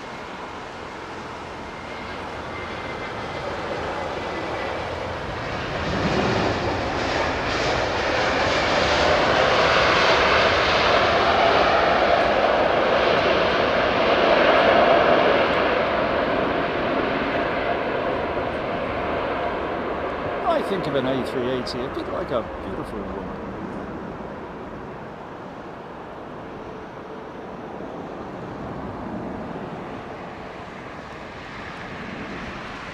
See Bainter. Big moment in the Bainter household. Mini Bainter watching Big Jet TV just learned his first aircraft to say ATR. How cool! It's a shame you can't see it because it's normally parked up over on tip rim or stand right. Maybe out of shot. No, it's not out of shot. Looks like that free footy is about to move. Normski, do you know why all the front end of engine surrounds are painted a silver colour? Well, I don't think they're painted, Normski. I think it is just, not all engines are that way, but he's talking about the leading edge of the, there we go, you see the leading edge there? It's because it's a part of the engine. Wow. Come on, son, slow it down. Wow. He's going to use a lot of runway. Yeah, the engine nacelle, the leading edge of the engine, is a part of the engine that obviously takes a proper battering. So if you left it painted, I think the paint would not be able to stand the being in that. I think they've obviously maybe tried it before, and the paint either gets battered very quickly, and you know. Because you're ingesting a lot of stuff, man. 5 tons of air per second, and it may just be that it's just easier to leave the engine nacelle, the leading edge part. Although you see, the very leading edge part is left unpainted. Obviously, it has some it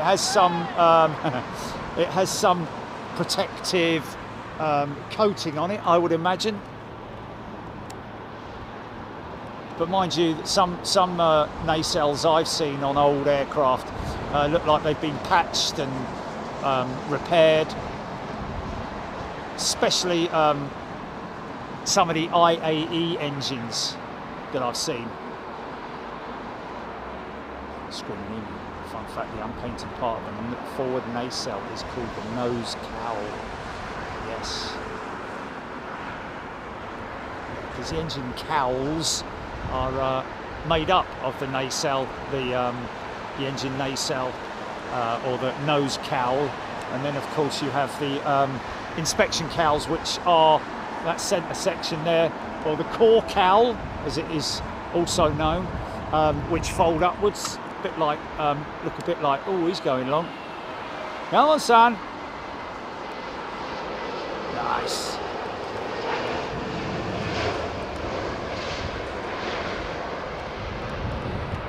Yeah, and then of course the sliding component, which is the back part of the cowl, unless of course it's a CFM56 or, well, in fact I think it's only the CFM56 and the, is it the CF6 as well that has, oh no, Trent 700, that's it. The Trent 700 has the hinge door mechanism reversers. Hinge door reverser mechanism. Paul Whittle, Americans save billions of dollars leaving their aircraft unpainted. Yeah, you're talking about the famous chrome finish, which they still have one, but they have one. I think it's a 737, isn't it? I think it is. Yeah, with the polished chrome. Must be a right old pain in the neck cleaning that. Or maintaining it, should I say. Jim Bob, silver or sometimes metallic front edges on airplanes are often an unpainted protective coating on an anti-erosion coating that prevents wear and tear from impact with airborne particles. There we go, kind of what I said. So you see what I mean from a question like, I don't even remember who it was that asked the question about why are all the front of the engines are all painted silver. See, a question like that leads on to so much stuff, and I think it's fantastic. So don't ever hesitate to ask any question that you want here on the channel, because we all had to learn, I had to learn, and I'm still learning so much from everybody on here. 747 finals. Thank you, Aidan Campbell. 737 Avro Arrow. Yes, American polished retro livery is indeed a 737. Nick Gray. Thank you, everybody.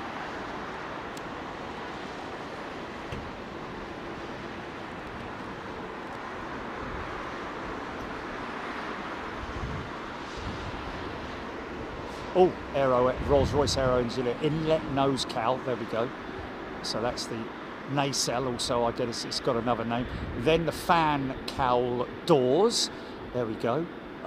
Yes, they open up and you get to see then the thrust reverser unit, then exhaust cowl cone behind that. Yeah. Of course, there are some. Yeah, right. Yeah, that's right. Yeah, the exhaust cowl as well. Although it doesn't particularly look like it belongs to the other cowl, engine cowl components. Oh man, beautiful 777. Just let me grab that.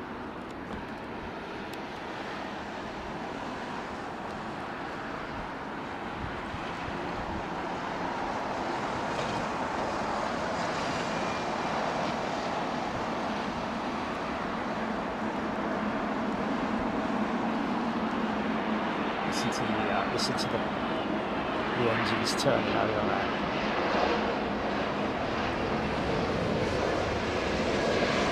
Eco 747 over Hammersmith.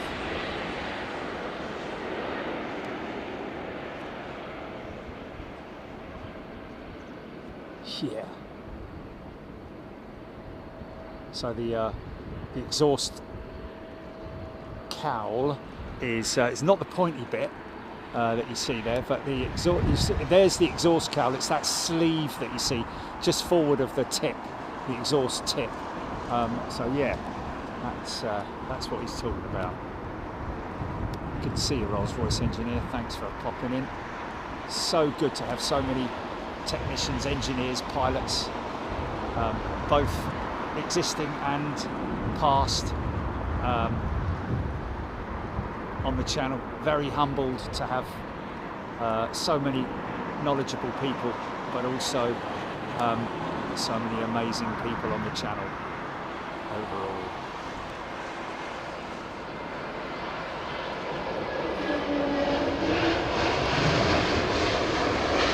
Got a new American member with us today. American Captain Janet flies the 777 and flies into Heathrow. Thank you for catching some of my landings, she says. How about that? So I'm guessing that at some point we'll meet up with Blair. Crazy, isn't it? Oh, Ronald with wings. My neighbour friend, she was instrumental in the new design of the nacelle on the new B-52 engines, which are Rolls-Royce engines. Wow. Evil Scotsman.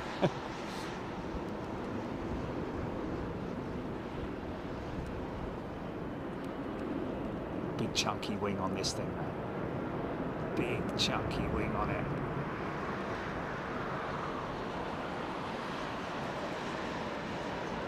The flag.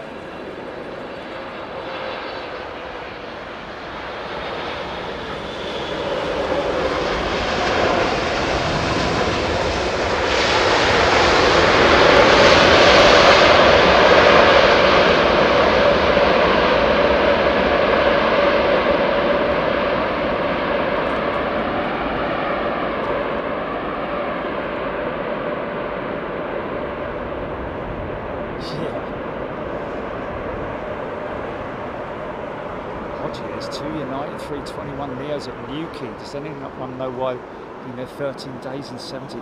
Probably something to do with, obviously they're being ferried. It's a taxi, it's a ferry flight, I would imagine. But that could be down to a number of things. Tariffs, as one.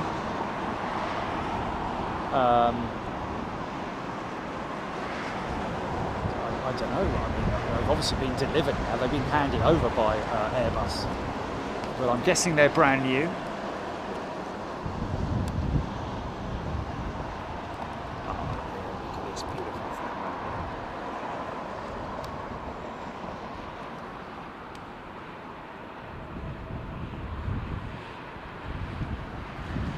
Steph Bird, it's just terminology. The nacelle or the nacelle is the front part of the engine before the fan. It's kind of like well, you can clearly see it on every engine. You can see the difference, see where the lines are. So that front engine cowl is also called the engine nacelle or nacelle, depending on whether you're from America or wherever you might be from. But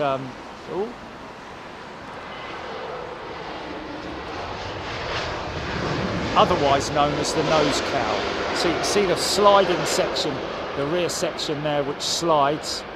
Happens on the Rolls-Royce and the Pratt & Whitney and the General Electric. Most common is the slider mechanism.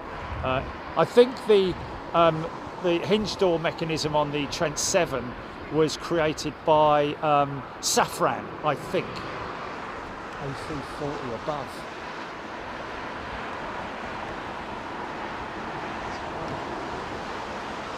See us up there, not seeing that.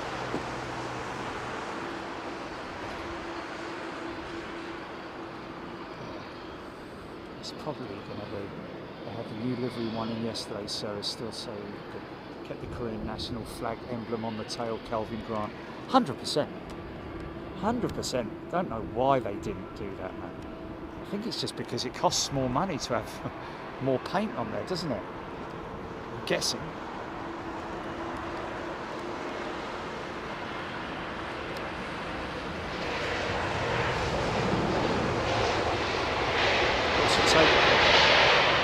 That's why I love seeing these engines without any body work on them, so to speak. You just see the fan casing, and sometimes you sometimes see the engine without the fan casing. In fact, they will a lot of times keep the fan casing at their maintenance base and send the engine off for maintenance without anything on them, because if they go to Rolls-Royce, General Electric, Pratt & Whitney or whatever, they use their own fan casing and hookups to test the engines.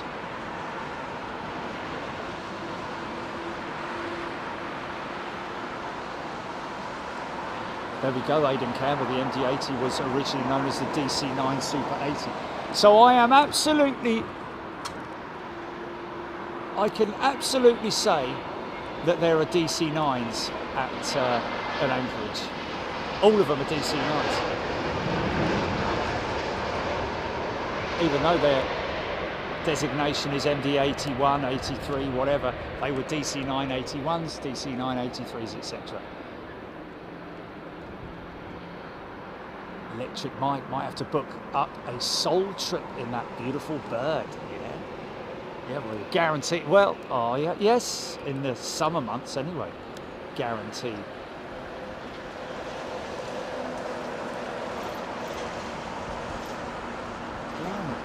Is it 6 o'clock already?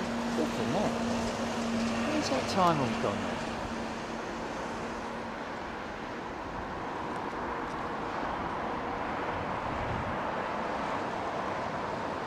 Sharon Castle mentioning about the paint on an aircraft. I don't know, it weighs £1,000. That sounds a bit like my calculation from many moons ago. I think the paint weighs it's a very on average is about, let me just get this right.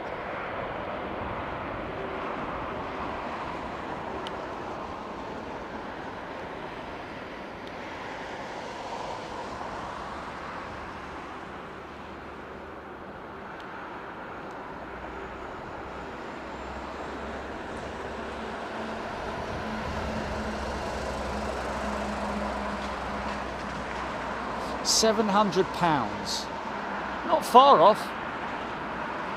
On an A350, as an example, paint on an A350 is approximately 320 kilos, 0.3 of a ton, wow, requiring about 1,200 litres of paint, covering roughly 10,000 square metres, with a surface area with 5 layers.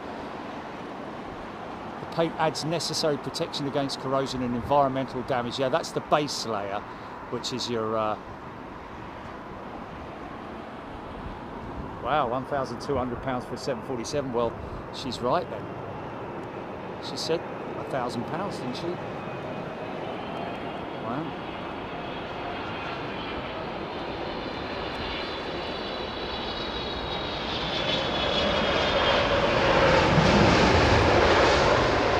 Shark.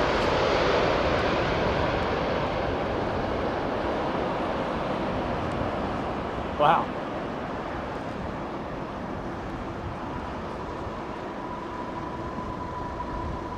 I guess, am I right in saying that once the nose wheel, once the mains have touched and you're bleeding off that speed,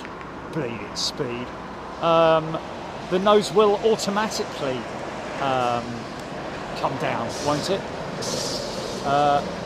And I guess, I mean, I know that the systems on the A350-1000 allow the pilot to let go of the side stick, and the computers then take over with the elevators at the back to bring it down nice and softly. But there is a certain amount of manipulation, isn't there, in terms of once the mains have touched, you're going to move the elevators up ever so slightly, just to continue a nice amount of attitude on the nose. Not enough for it to fly, but enough for it to reduce the speed at which the nose wheel hits the runway. Captain Bob just checked where my family are. 1 hour 35 minutes out from Barbados. Wow. Here today, gone to Maui. That's why all American Airlines used to be all chrome and no paint. Yeah, crazy amount of fuel over you know, the period of its lifespan.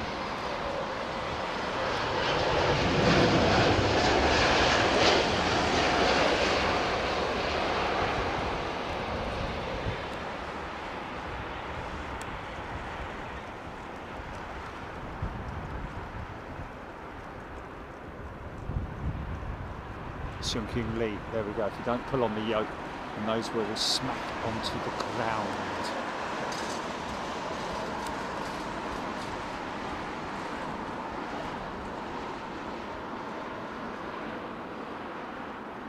Screaming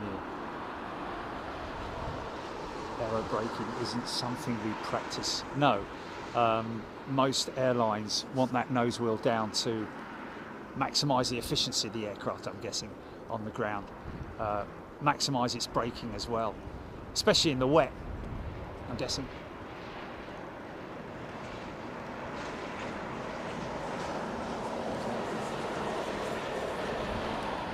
John Gridham got painted, John.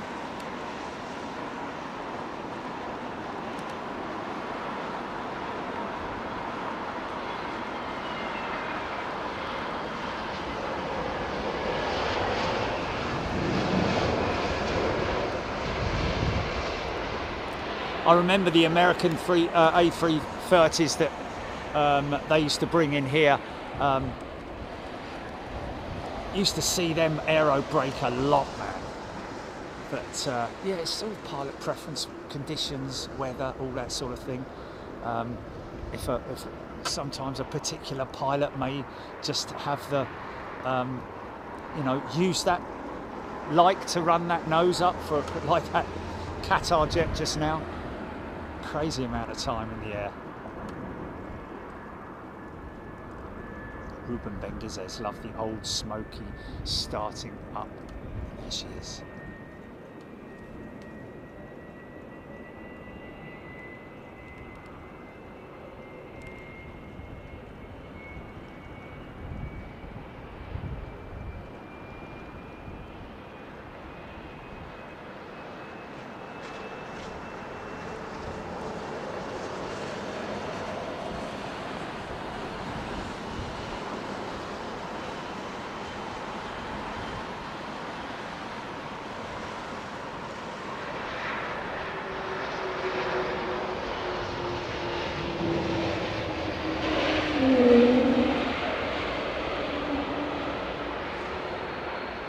Question there from a subbie, Side 3BDW8WNDY. Got a question: how come 747 has both engines, as in all engine reversers, on the 380 only has 2 engines?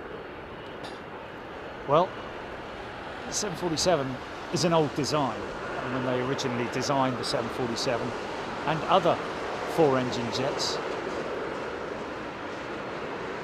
they designed them with 4 reversers, but Airbus very cleverly realised that with 22 wheels on the plane and 18 of those wheels being braking, they actually designed the 380 initially with no engine reversers, but the operators were having none of that, so they met in the middle and compromised with 2 engine reversers. Their aircraft can literally stop just using its brakes very easily, but you're just going to wear the brakes out a lot quicker. So they compromised and went with 2 engine reversers on the inboard engines. Nothing to do with the width of the wing and it potentially. Oh, listen to her, man.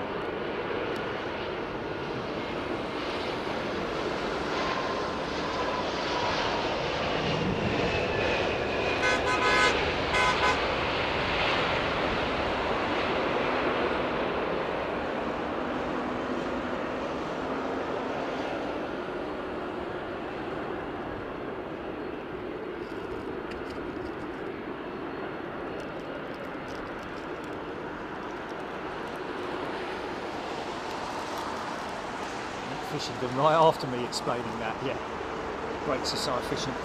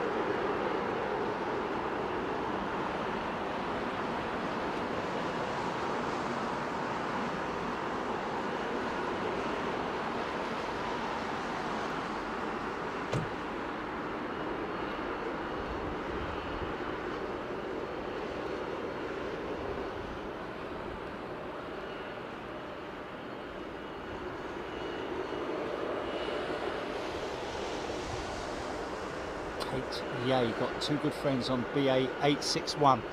Well, Kate, when it is on finals, in fact, more importantly, when it's literally about to land, comment if you could.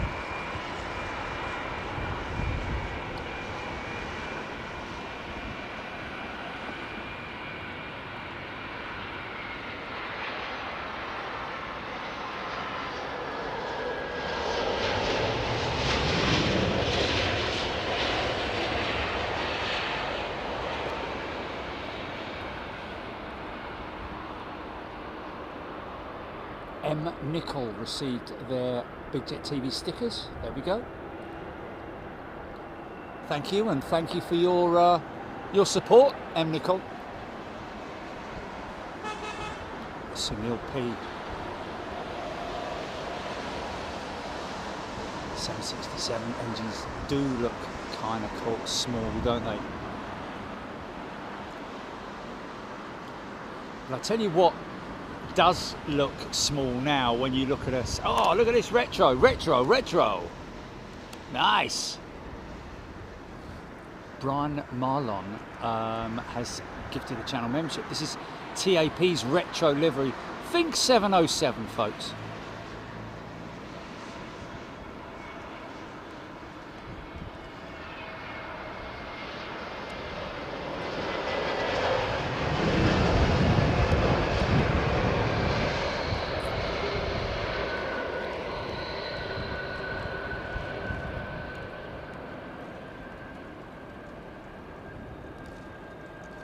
Savio Santos as a super chat, £1. Thank you, Savio.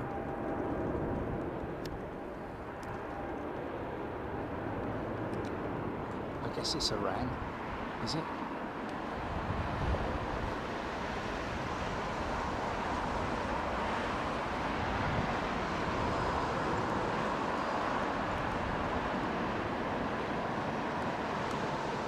She should taxi up this way, I think, shouldn't she?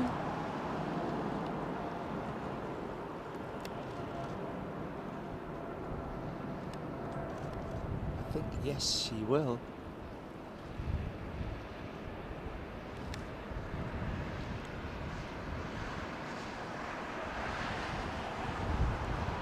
Yeah, it would be nice to have British Airways. Wow, hello, what's going on here? So not changing number up, so we've got something on the approach this one. Shumpyong Lee, 30 degrees back at home. The best of show. Thank you, Shumpyong Lee, take care.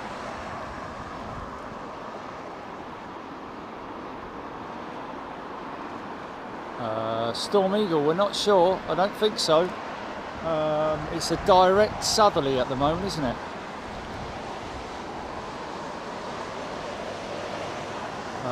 Marcus Plane Spotter, the Korean 747. Not 100% sure. Okay.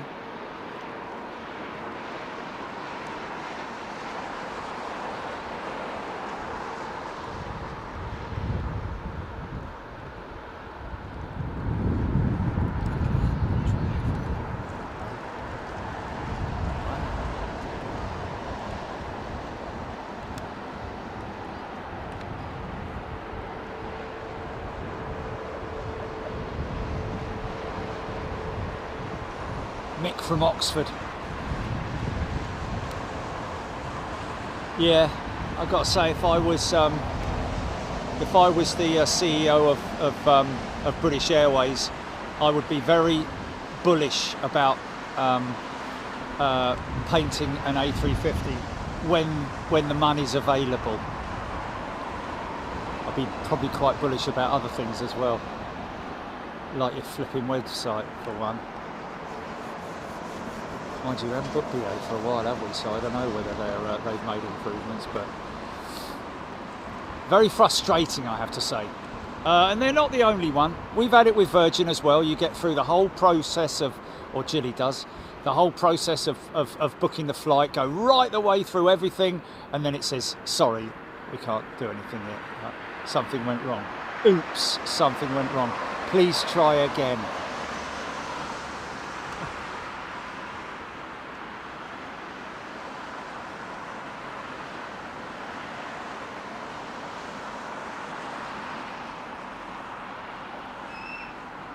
This isn't it now, is it, Gilly? It is the one. Oh, this is it now, is it? Okay.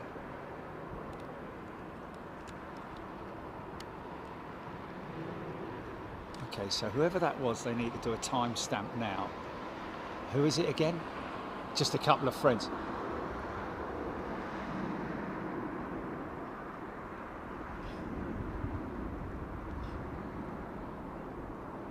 Paul and Michael on board this 320.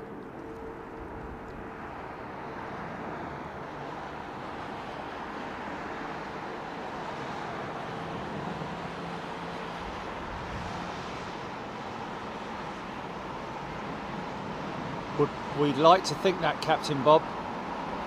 I think a 777 would look best with the BOAC livery, to be honest. Or even a 787, because let's face it, the BOAC Comet and the 787's got a very Comet-esque front nose. Well, obviously the nose of the Comet, very similar to the 787, or the other way round. So BOAC livery on one of the 787-10s would go down very nicely. Thank you very much indeed.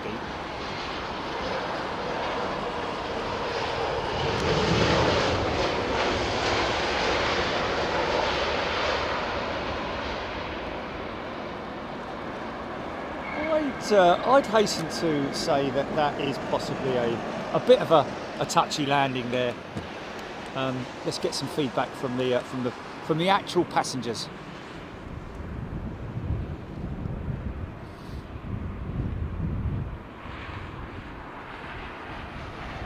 Yeah, there was a naked bloke at the window. It was very awkward, wasn't it?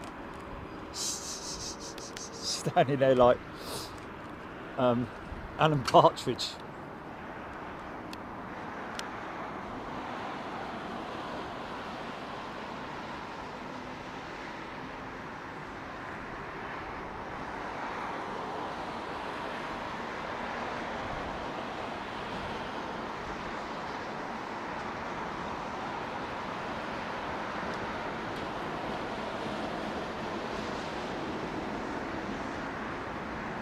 Cost them anything out of the ordinary to do a BOAC livery on one of their future 787-10s or 787-9s, whichever they are. And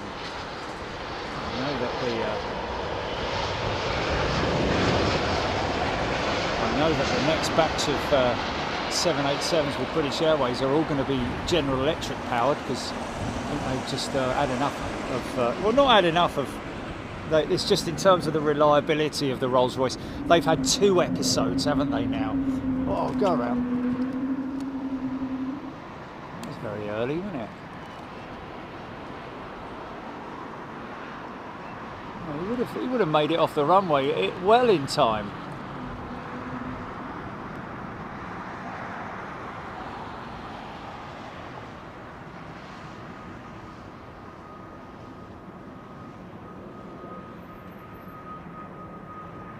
Different undercarriage. You guys.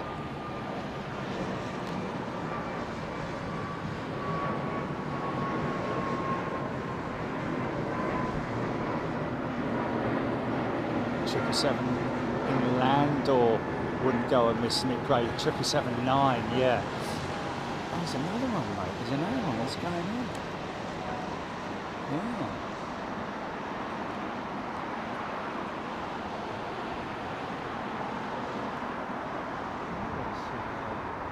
There's nothing there, man.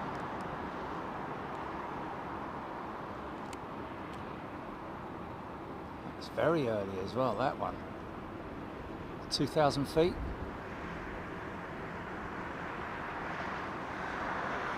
Bob Chalvoy current winds 12 mile an hour, 200 degrees. Yeah, they have been a bit variable, but let's just check on this one.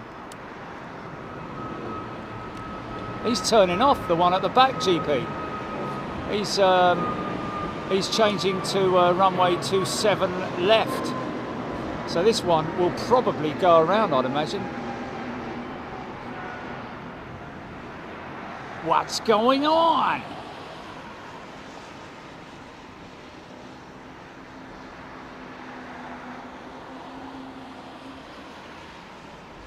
Yeah, there's another one there that's also vectoring for the southern runway by the looks of it. So yeah, like you say, this one might have an issue.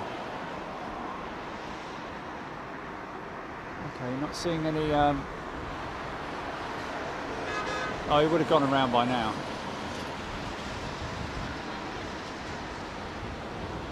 No, definitely not a wind change.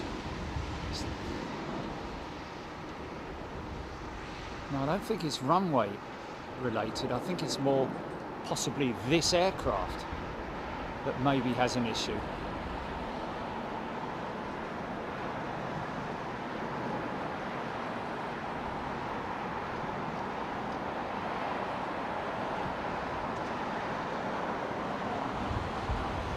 KTA saying very fast and efficient, the landing.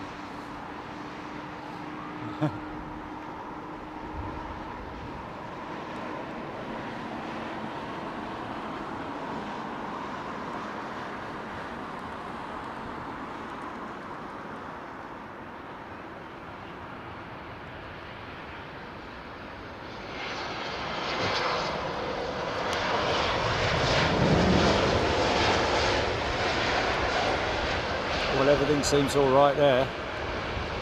All the boards are up. I don't know if the right-hand engine was using its reversers, but it looked okay to me. Oh, hold on a minute. Wait a minute. Wait a minute. He's got blues on. I reckon that might be a... Where's he come from then? We've got runway inspection. Okay, from Barcelona. Right, fair enough. He's from Barcelona, you know.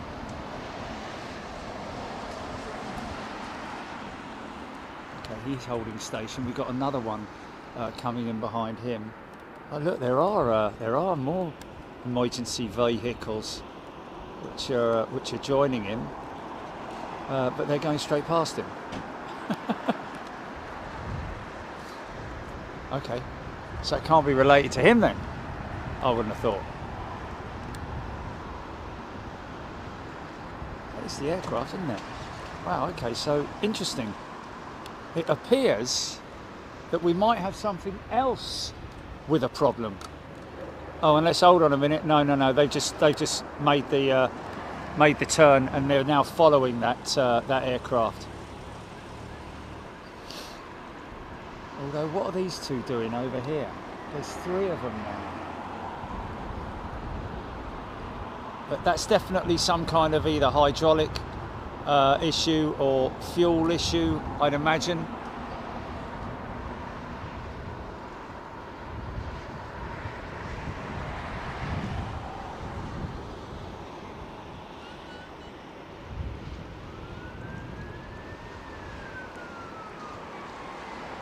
Okay. Seems like it might be quite a...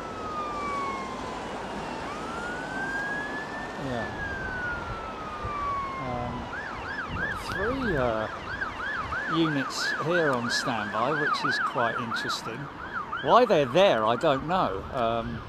I guess just as a precaution, maybe. So an operations vehicle will probably do an inspection on that engine. Well, it may have been reported halfway across the channel, or, you know, it's not a serious issue, but it would be good to have standby vehicles, because we've got a temperature reading, or a loss of hydraulic pressure, or so therefore a loss of hydraulic pressure can sometimes mean a leak, which would contaminate the runway. That's why they do the inspection. And this guy here is probably going down to clean up any kind of spillage, possibly.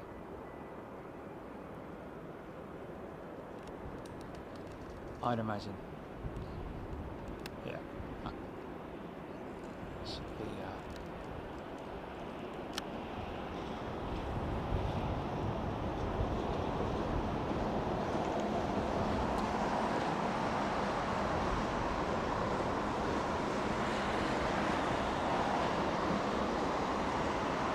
Yeah, good point. Right-hand engine does appear to be shut down. That right-hand engine is definitely, I don't think that is running. Left-hand engine for sure.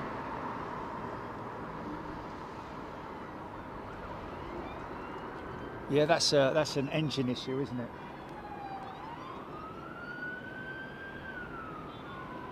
I mean, that's not what you're looking at on the bottom of the engine there, folks. That's the bottom right-hand side of the engine. That's just a light beyond them, which is it's just an optical illusion.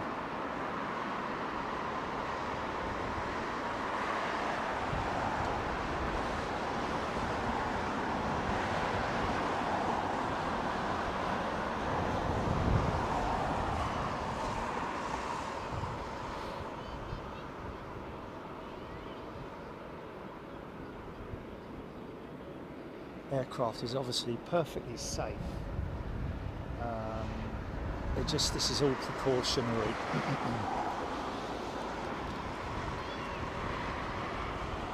Screen will be shut down, number 2 on taxi in as normal procedure too. So there we go, yeah. So that may be unrelated. Probably is unrelated, I'd imagine, because they're just following standard SOPs. Murtag, thank you, Murtag. Looks like they've gone to the wrong crash gate, these guys. It's moving.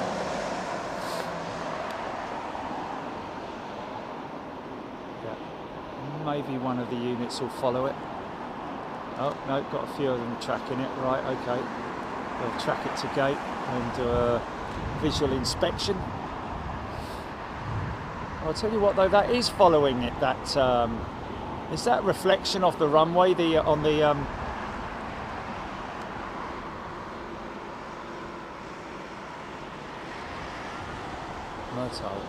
Murtagh. Okay. There isn't fluids or anything coming out of that engine, is there? Yeah, it's off the runway, Casey. It just looks a little bit sort of like odd. It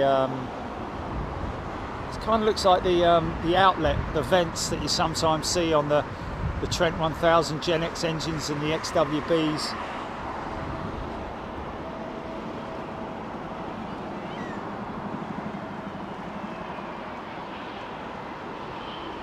Or a bit like, you know, sometimes when you see the Wizard.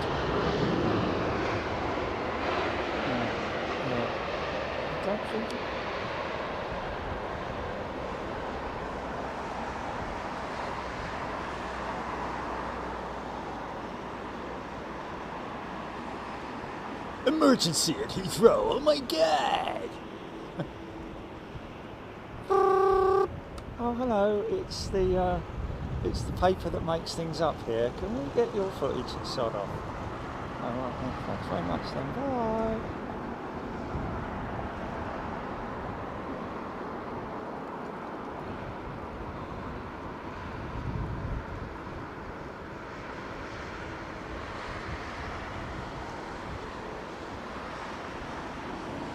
It's perfectly normal. It just obviously is some kind of a malfunction somewhere, I'm guessing, which necessitates these guys to follow them. You know, partially exercises as well. And there's your sweeper going down there. Look. There we go. Funk. We're gonna get funky. We're gonna get funky. Nearly. Look at a big old ruler. G'day. See how the elevators there, folks, are in the downward position, and the upper elevator as well is free. So there's no hydraulic pressure, which is why the rudder segment is being pushed by the wind. Who's that starting on? It's not him.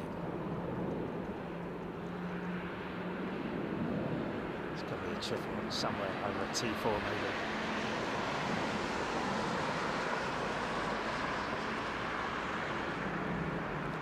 Mike Evs, let's break the land, is one of the go-arounds. There we go, thanks Mike.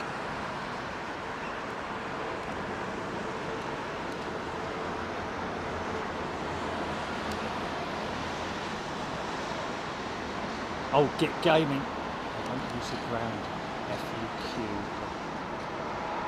Reflection is on both engines, Jimbo.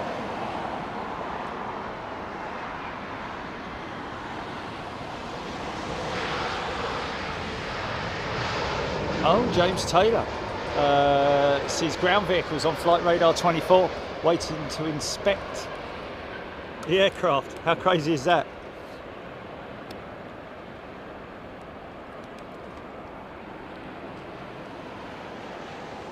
Kelvin Grant, I did hear something about that a while ago, but wow, look how quickly they switched that Finnair jet around. I think that's down to the fact that it was probably carrying cargo more than passengers today on that 350. Love to know the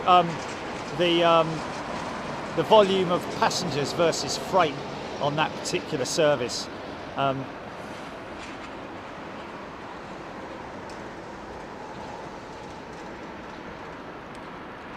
Susan, you're absolutely right.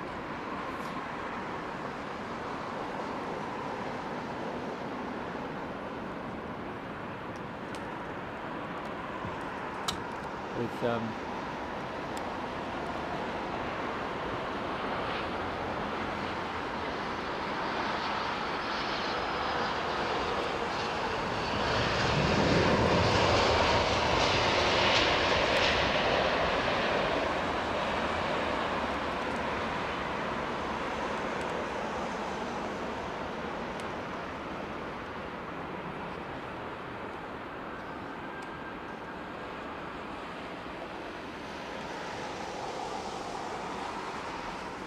Thomas BA 475 from Barcelona is the one with the fire trucks. Thank you.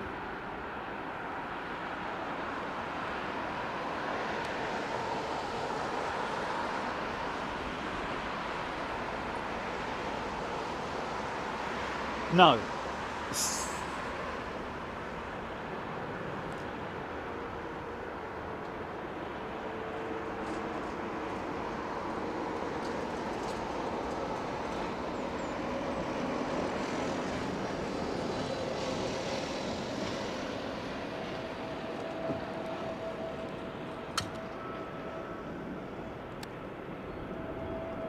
Oh, okay.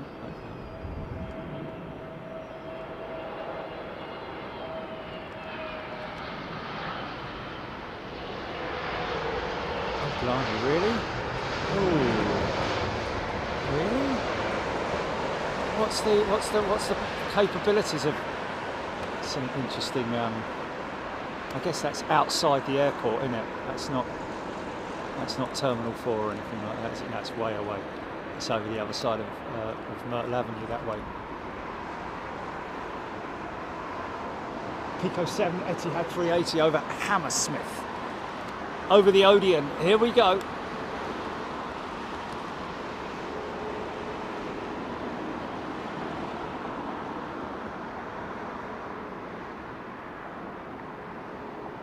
Oh, Screaming Emu making a valid point there. If you explode an engine inside the final approach phase, is that? Or whatever, you aren't going around and spend more time in the air, right? You'll just land and deal with it on the ground, yeah. With all your emergency vehicles standing by. Cool. Yeah, it's an ATC related thing.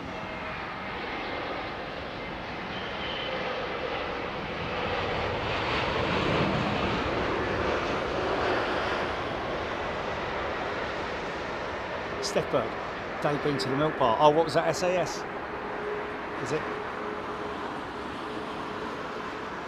Yeah. James Taylor. Hello there, Ned.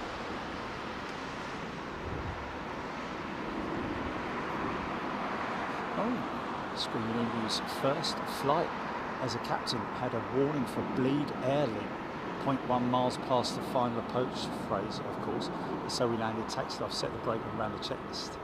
Oh, cool.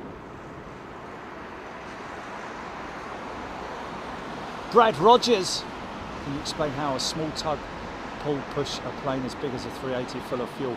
Well, generally, Brad, the tugs that are used are bigger than the smaller tugs, if you know what I mean.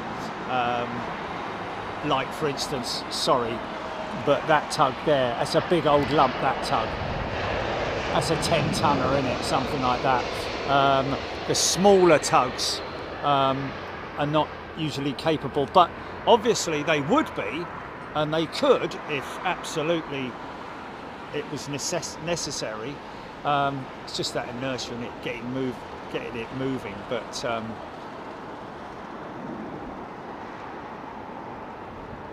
yeah, I've seen that with the Guppy. Oh yeah, a little one can. A little one can, but it just struggle, wouldn't it? It'd be in the workshops every 5 minutes.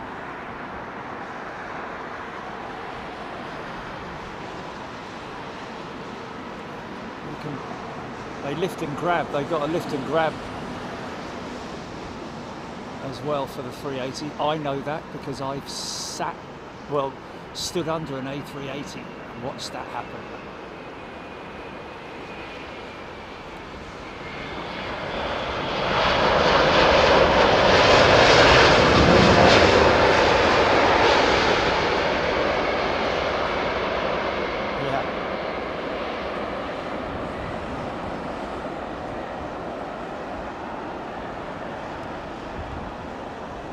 I think they're the GP7200s engine alliance on that 380. I think all engines on the Etihad 380s are GP7200s. Mark Lofthouse, no Mark, the remote tug is actually, I think they started it at Heathrow, but yeah, good to see Jet2 using it at Leeds Bradford now. Always a good investment, because at the end of the day it might be initially a big outlay, but you save money and the you know, emissions as well, of course. I mean, of course there is an argument in terms of manufacturing those tugs, but they're very small indeed, very compact, almost a bit like Robot Wars, if you know what I'm talking about.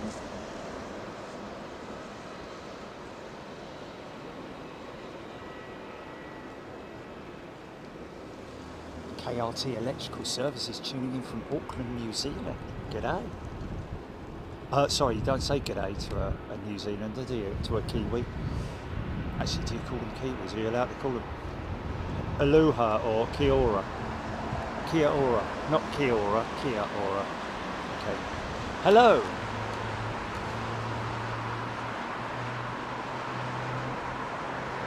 Tapper, the incident involving the previous plane has caused a delay of almost 10 minutes on takeoffs. Nice start up.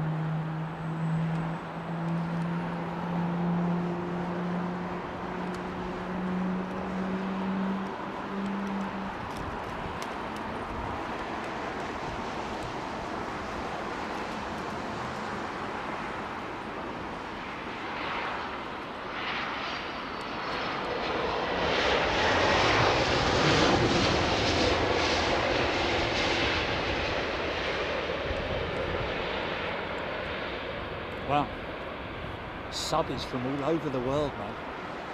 JP tuning in from the Rockies. Brilliant, man.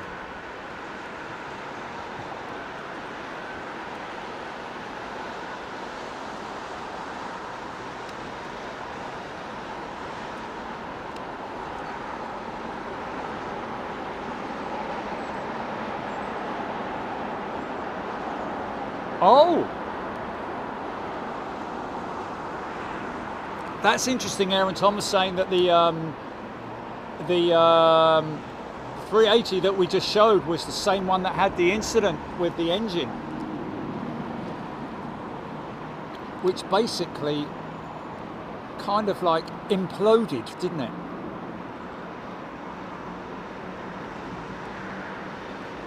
But it wasn't just that, it was also hydraulic systems. Oh, this is long. Go on, son. Oh yeah, nice.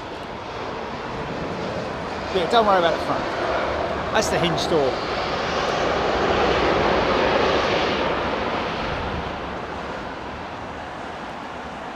hinge reverser, hinge and bracket.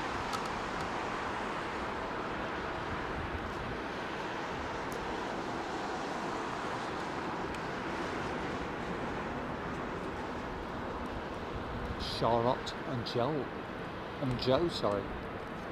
Thanks, Charlotte and Joe. Bob on YouTube.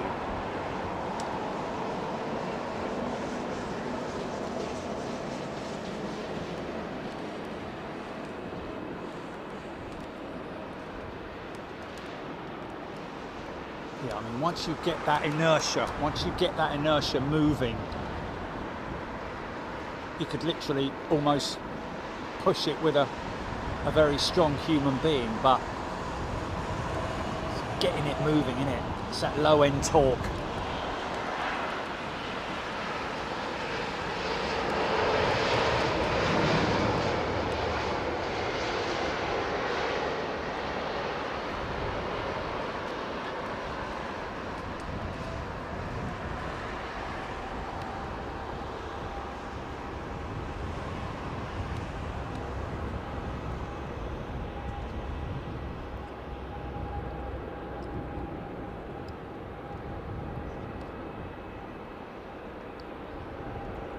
Oh, they're using that, are they?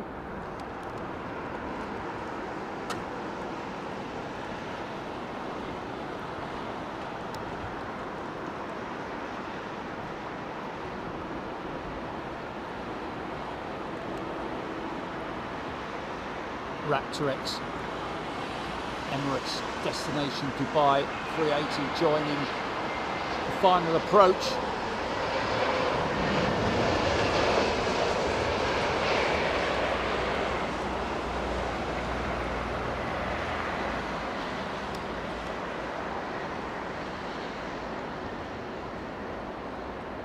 Still just on the base leg, turning on to approach any moment now.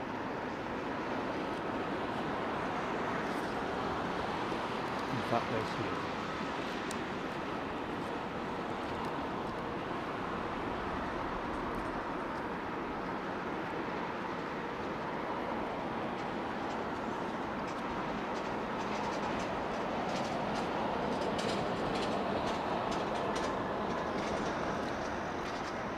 Daryl telling us that the all-white 320 just touched down was operating for Air Serbia. So that'll be replacing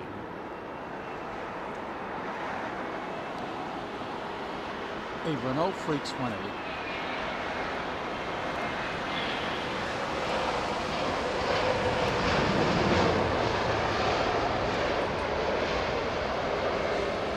but it'll be in replacement for an aircraft that's probably in maintenance, I would imagine.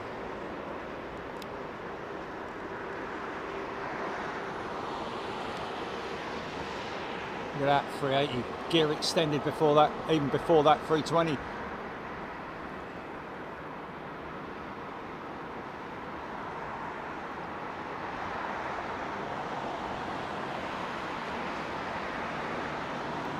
Aussie Pom, g'day.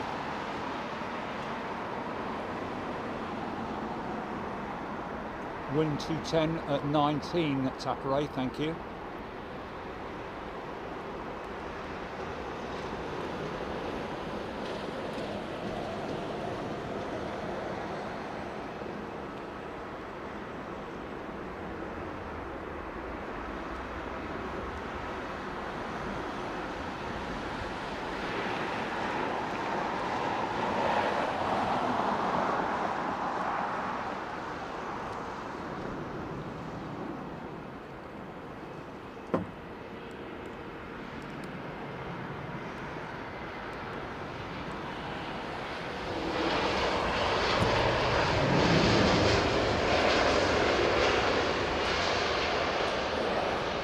You've got to run that cockpit paint, man. You've got to run that, haven't you? Just gives a really good look on the A320 one as well.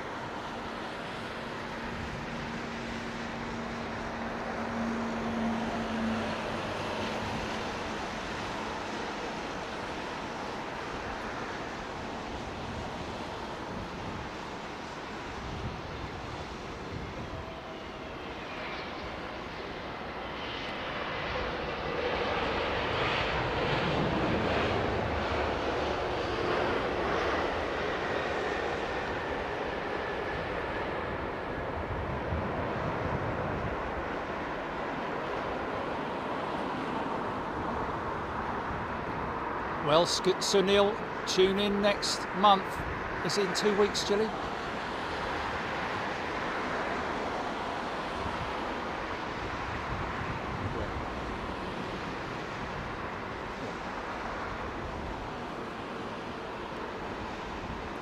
Weighing in at 500 tons.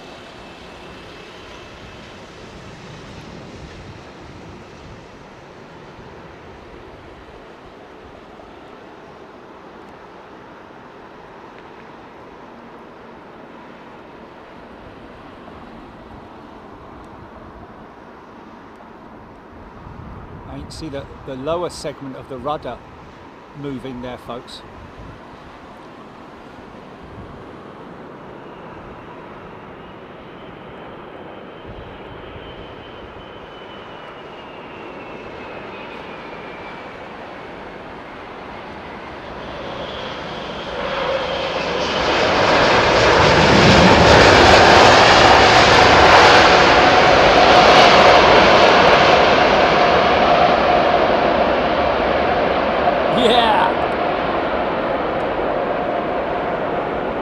Big lad. Goosebumps, man, goosebumps.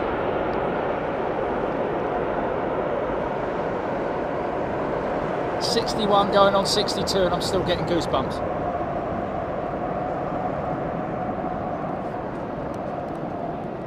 Crazy, man. Crazy.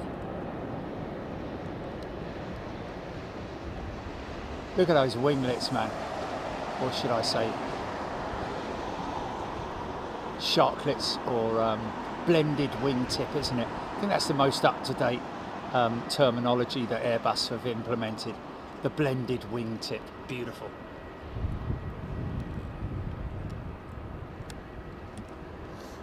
Yeah, giving her loads of space, man. Wow, strong smell of rubber. Oh, blimey, O'Reilly, that's gonna make me sandwich taste odd, that is. Got Dunlop in this, yeah, a bit of Dunlop sauce, mate.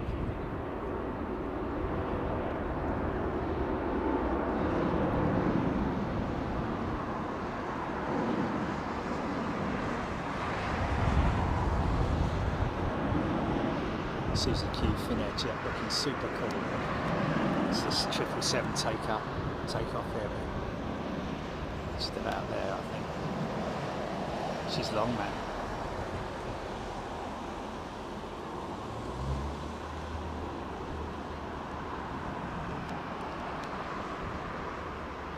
Now, folks, if you're an aviation fan, if you're new to this, look up Boeing 757 and then do a little bit of research. You'll see that it's becoming a more and more rare aircraft now. Oh, listen to that. They're sending them out over there, man.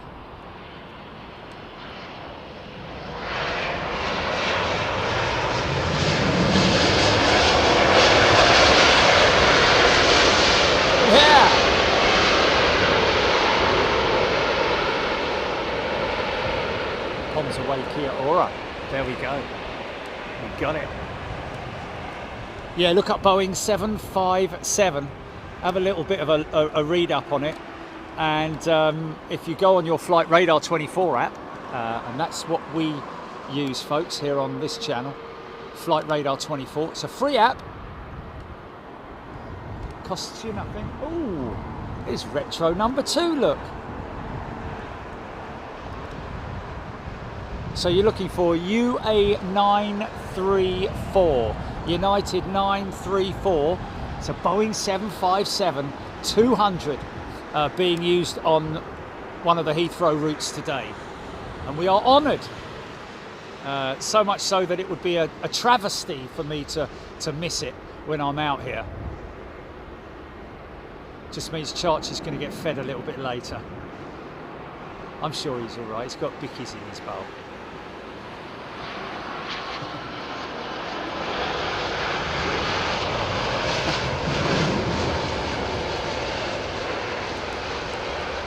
Nice.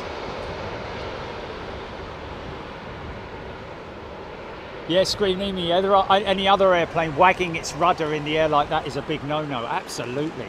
Well, I will know that, wouldn't I? Stop rudder input. Stop rudder input. That was when before we managed to suss it out, wasn't it, Jilly? Oh, you remember all those times when? And now it's just a dream to fly, man. When I know, man, I know. I shouldn't I? The progression. Yeah.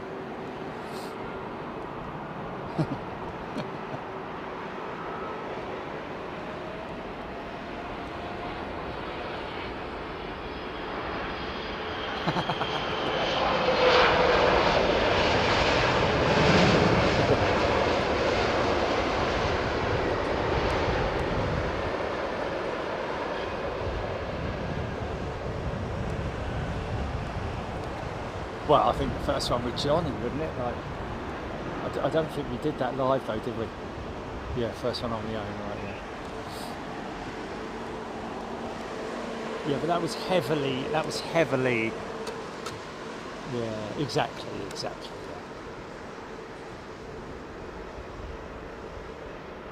Avro arrow, yes. Terrain ahead. Pull up. Terrain ahead. Pull up. That's what we had at Madeira last night. But I had it under control, man. I was a long way away from the coastline. And a little bit off course. But we made it in the end, albeit at probably 50 knots too much speed and halfway down the runway, way past the touchdown zone. Big Gaz, 1968, love the 757, the flying pencil. Well, the 200 isn't so much a flying pencil, is it? The 300 is. Big, super stretched 757-300, but the 200 is...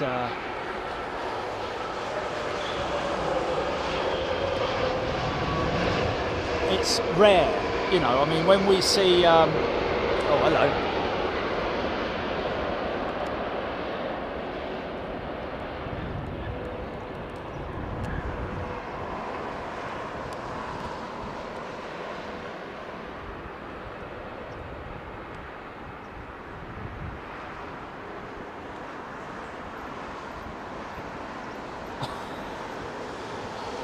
That's a bit of a naughty username, isn't it, Chilly? Below Bobo YouTube and above Dan Spotter. BA6 from Tokyo, Dan Spotter. Thanks, mate. Put your name up for membership, folks. For gifted membership, if you fancy a bit of that, because some of you, well, a lot of you subbies tonight, asking some great questions and also feeding us with great info as well. So seriously recommend putting your name down for gifted membership or just become members. Oh, Eva Air, hello. We've flown on their 787-10.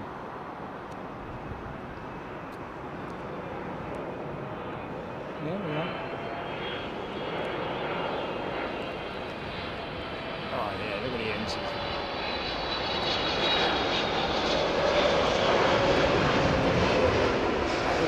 It's not aero brake, that's just...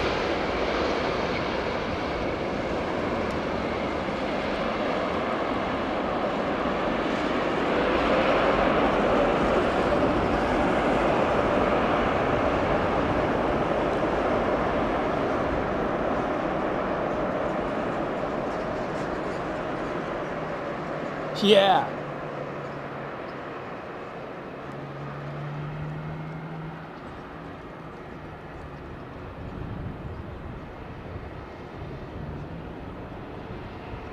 Thomas, Eva and Ty following each other from Bangkok. Nice! DGP Media. Have you been packed again? Why? What's that? What about it? Oh, from the hotel.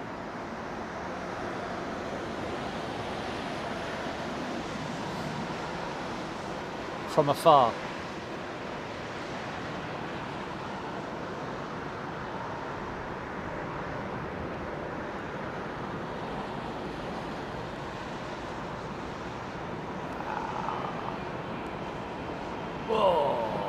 that wing flexing away, man. Beautiful.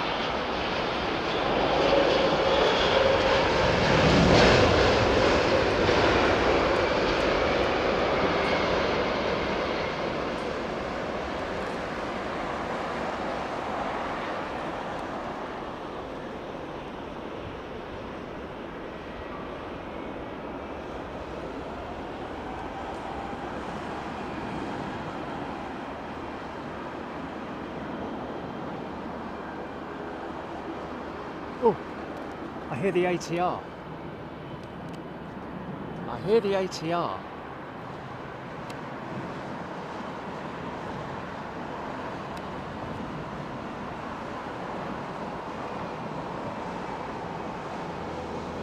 Martin Smith, windy and heavy showers coming in next week due to closeness of former Hurricane Erin.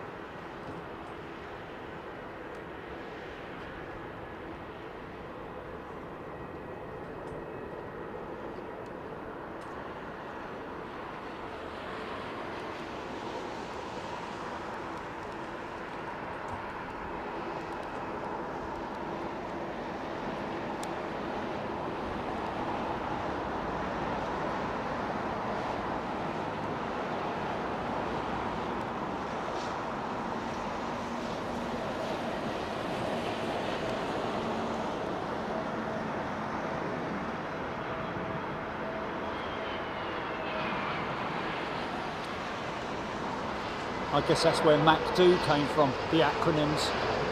I guess, is the Americans that came up with MACD, or?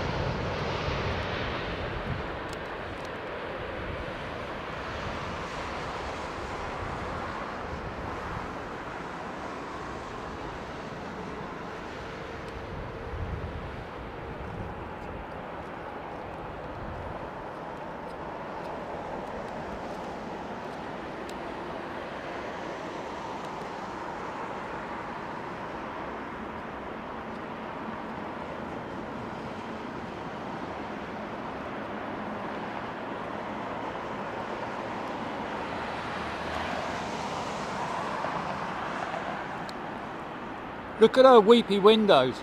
Weepy windows. Da-da, da-da-da. Companies on the street. Weepy windows. Wow. Looks like she's been a static exhibit in a museum, for crying out loud. Look at the state of her. Wow. Mind you, they haven't got time to wash them, you know. Give them a break, to be honest with you. The only chance they'll get to wash them. Easy, son, easy.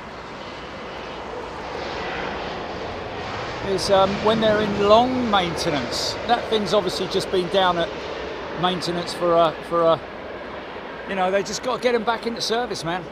As soon as they're fixed up. Hey, look at this big old lad, look.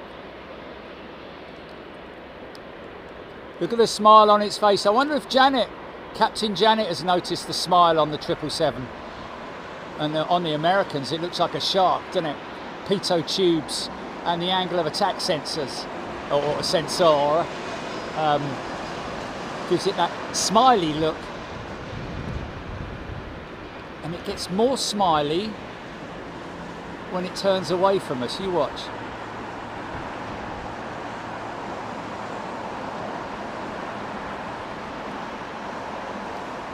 Too right, Charlotte. Charlotte and Joe, that is.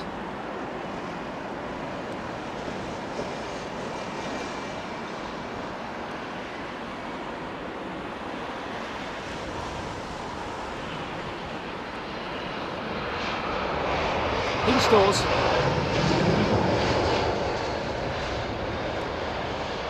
Now watch them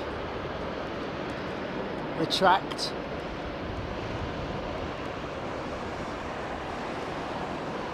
Oh, got someone's wife and kids.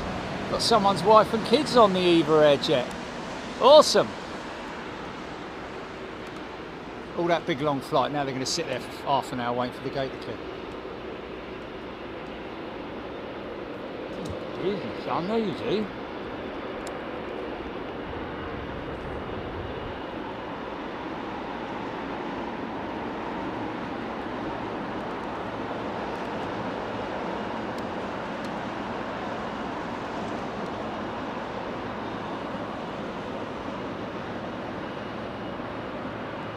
Yeah.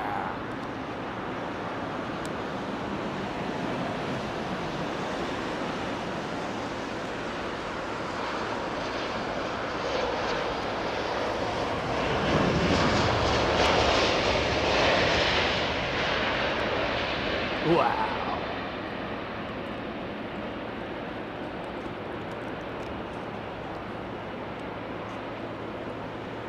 See what you can clearly see all the split in the cowlings there, the leading edge inlet cowl or the nacelle, in the core cowl, in the reverser doors, and then the exhaust cowl as well, which is a segment, a silver segment there, that exposes the back end of the engine. The A&A triples on the pushing, that's what they're waiting for.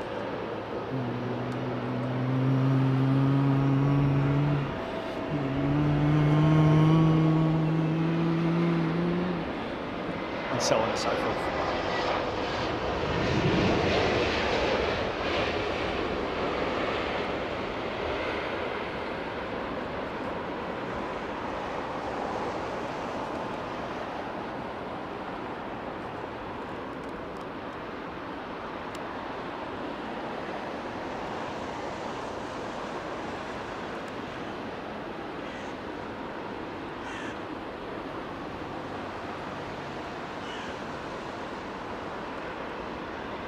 Chris Carey, thank you, mate. Chris has gifted a channel membership.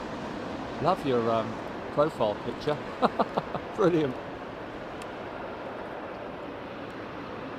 Look at the staining from the jet bridge, man. It's crazy, isn't it?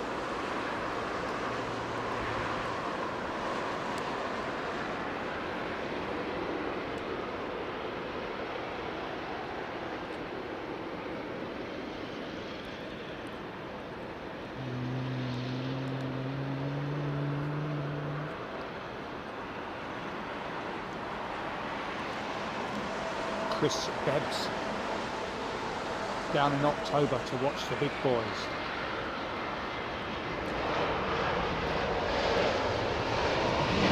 Well, make sure you wrap up warm enough, but you're in for a treat when you come and watch these beauties landing and taking off in the winter. So in the winter time when the fluffage is fine, you're going to see a lot of condensation.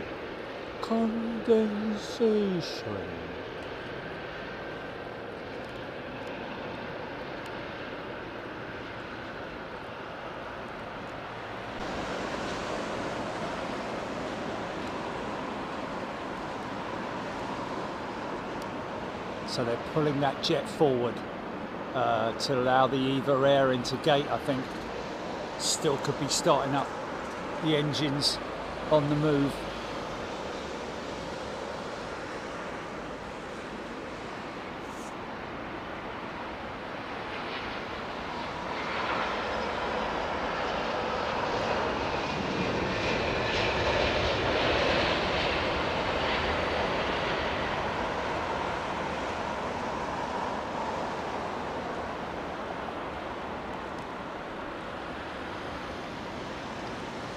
Mark Lofthouse, yes, we do, sir.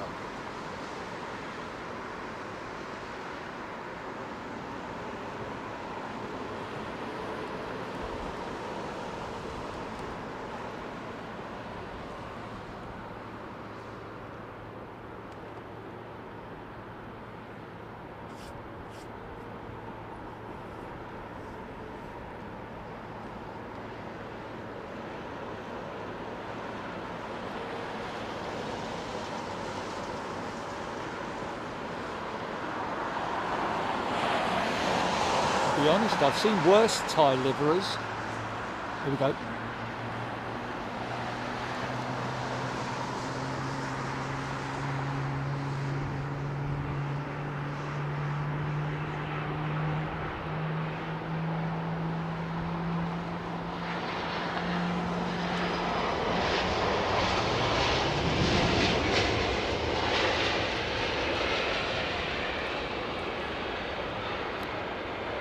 Yes. Before I was so beautifully interrupted by those GE90 starting up. He's shut his number 2 engine down. He has, hasn't he? Taxiing on one engine. Yeah, like I say, Thai livery actually looking quite fresh at the back. Currently, or recently, the Thai liveries have looked very faded and bleached by the sun. Nice livery, beautiful livery on the Thai jet. Liking Eva Air as well.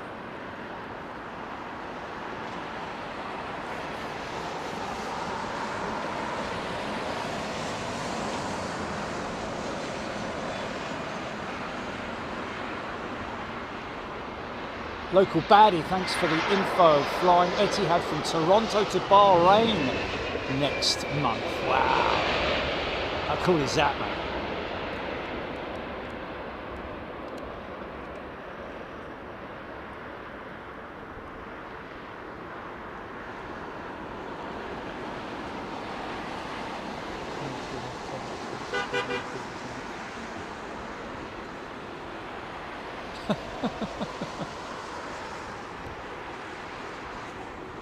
Nick from Oxford, 757, still 90 minutes out, Jerry. Josh is going to be having words. Meow, meow, meow, meow, meow, meow, meow, meow, meow. Look at that wing flexing. Clearly a 787, man. Look at the flex on that thing, man. He's out. Oh no, he's in. He's in.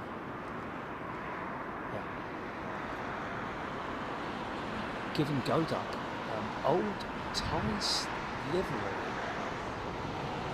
some design metallic purple.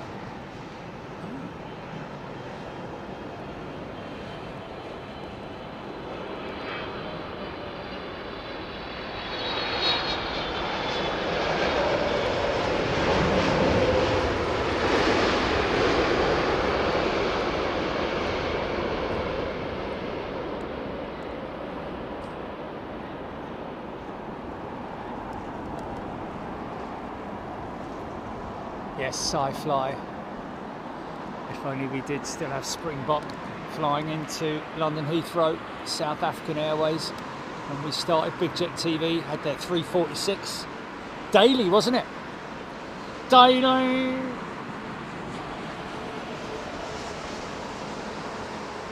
EGPX BEA call sign was Beeline. I think their domestic flights might well have had the call sign Albion, but don't quote him on that.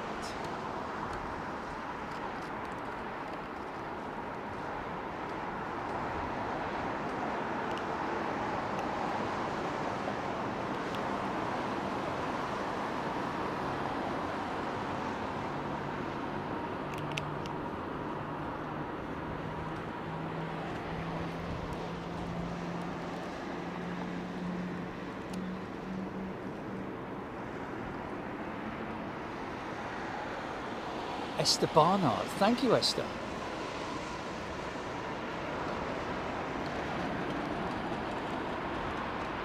Oh!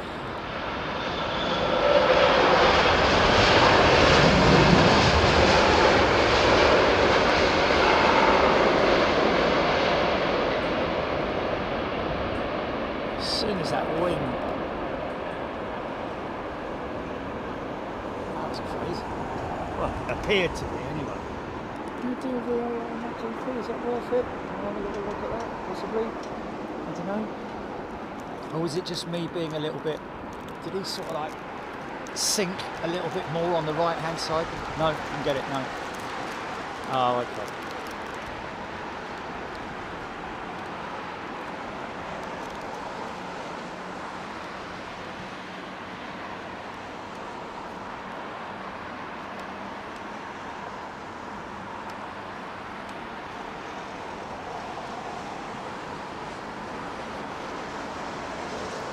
sorry, I missed my time slot on the VAR.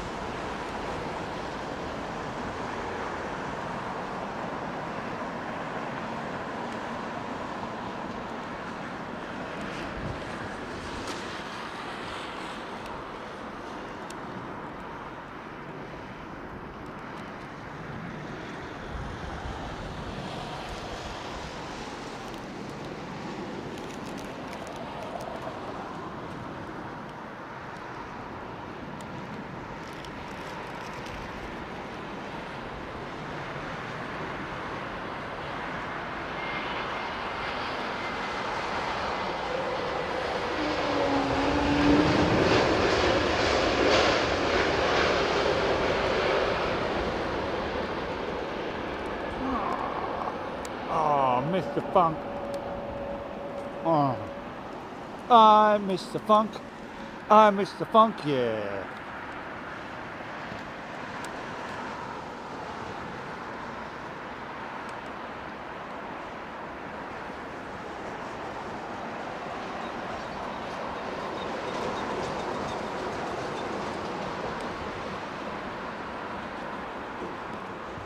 Thank you, Kathy. Yeah.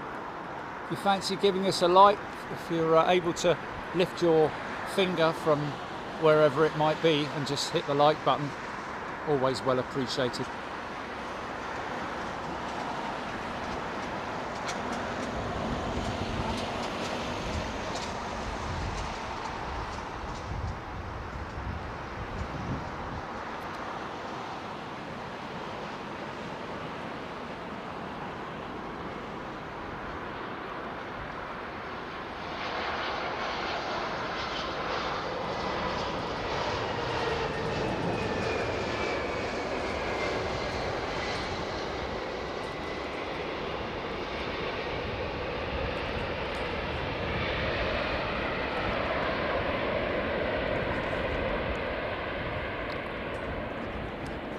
Oh, Raptor X Asiana 350 and Singapore 777 on finals.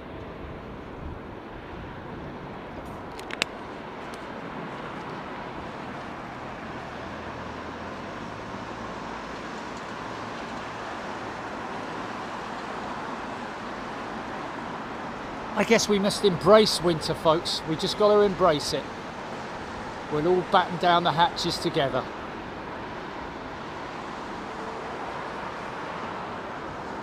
Yeah, there's lots of watery runways and de-icing and lots of floofage and ribbons and stuff going on.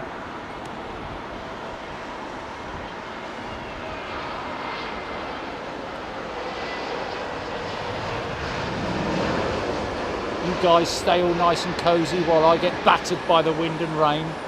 Yeah?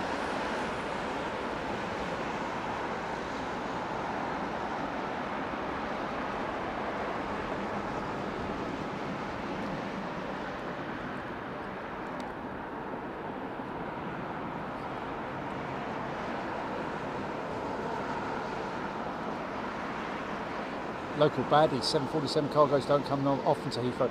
Well, not that often, but at least once, you know. Normally we would have had the CX-7 jet in today, but it's been delayed for some reason. I don't know why. I mean, it is it's a Dash 8, so I can't imagine it would be anything technical.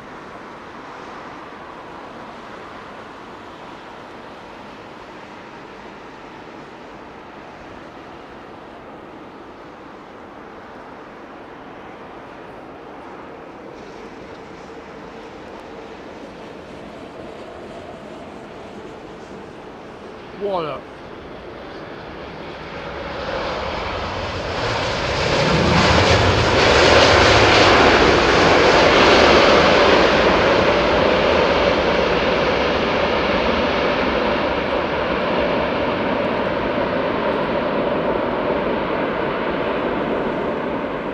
Yeah, man.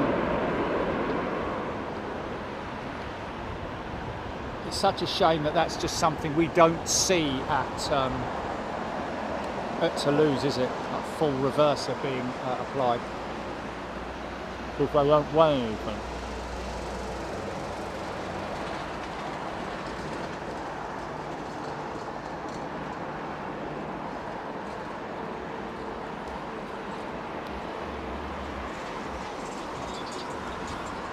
Now you see that is a nose radome from an Air India jet. I think you'll find.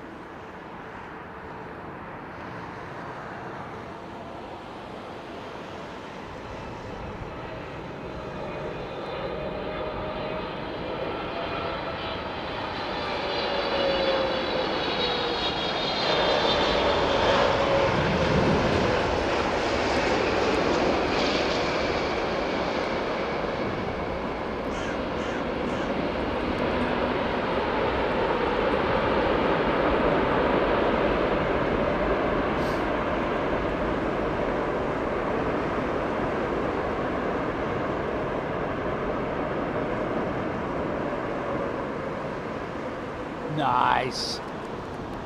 Oh, we're going to have a lamppost induced funky shot.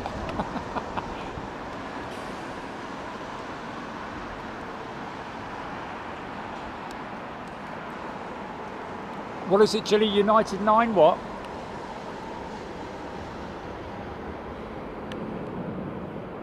Five three. Huh.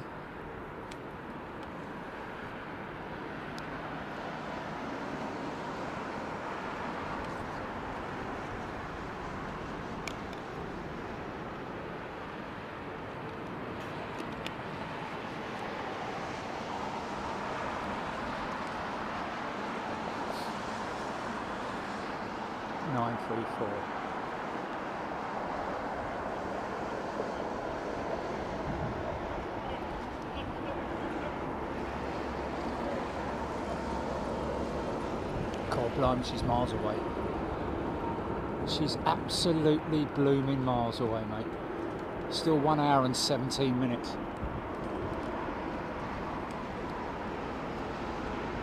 She's literally flying with an Air Canada Max. 37,000 feet for the Max and 35,000 feet, 2,000 foot separation between the two. Max higher than the 7.5.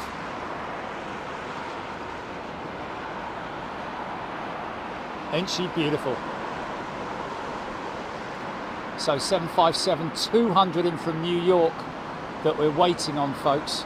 She's arriving in 1 hour and 16 minutes. And I tell you, as soon as that sun dips below the horizon, the temperature will drop significantly, which is why I brought my jackets.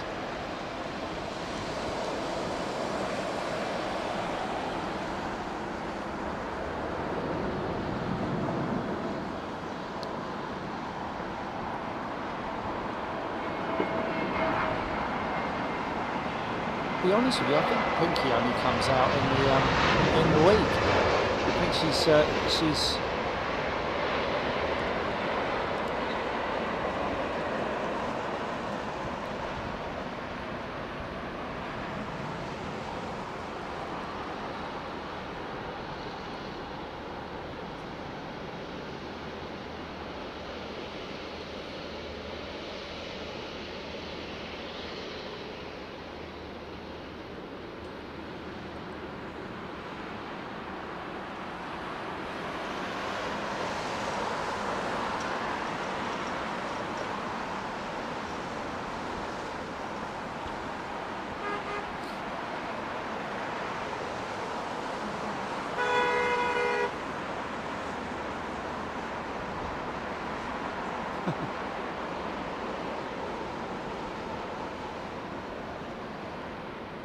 Bragadam.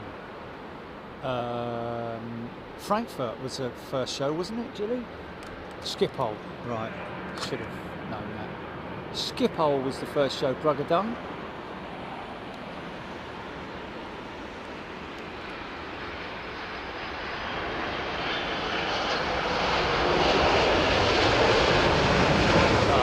love the sun on the fan blades, man.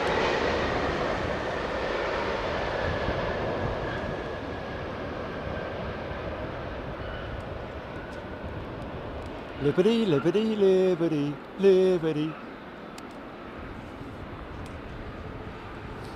Thomas, like Newark, Morgan, JFK. Well, what's the spotting capabilities at Newark compared to JFK? Because they're very limited at JFK, has to be said. Look at his big smiley face, look.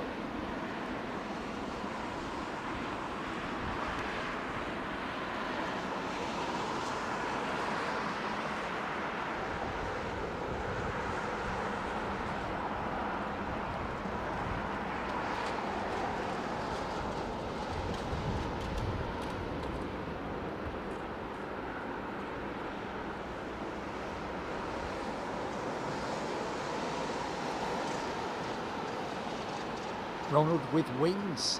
Great show and location today. Watching on my big screen with AirPods, and it seems the planes are roaring in today. Brilliant. Yeah. Oh, almost like you're there, really, isn't it? Oh, look, Airport's at 220. Sorry about that.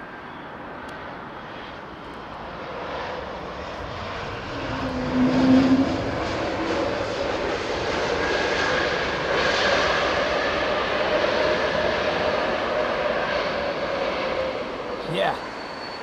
Oh, here we go for some funk. True funk this time. Well, not really, but near enough. Not quite James Brown, is it? Get up and do my thing!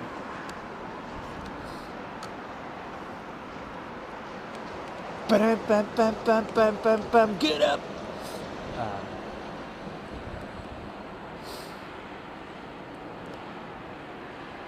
Thomas, Mrs. Continental Airlines. Well, if Continental Airlines were still around today, they'd have exactly the same planes. Just obviously the Continental livery, which, let's face it, on the old previous United livery was very much like the Continental livery, wasn't it? This is a little Rolls-Royce powered jet.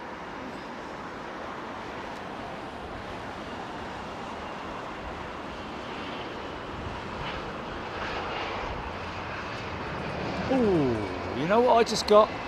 I got a big whiff of A1, and I reckon that's them starting up their APU.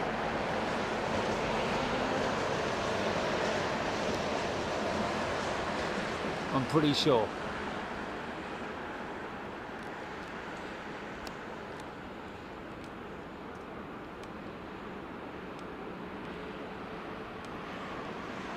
Squid out.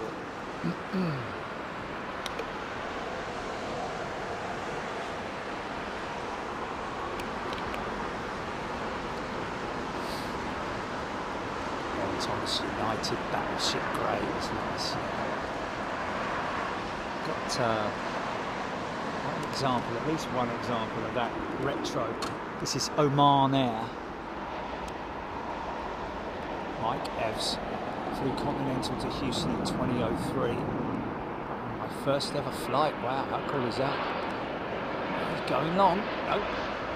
Well, with the TTC.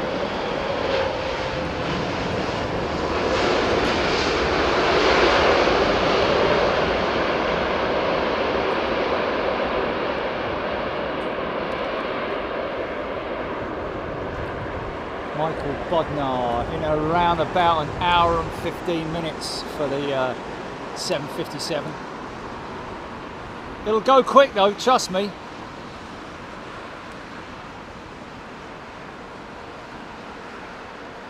Adam Norton, yes. Yeah, the Thai 380 as always. Oh well, we had them all, didn't we?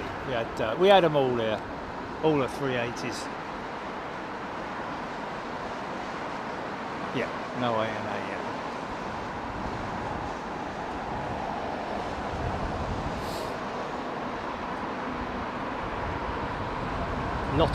A lot of floaters today, Aaron Thomas.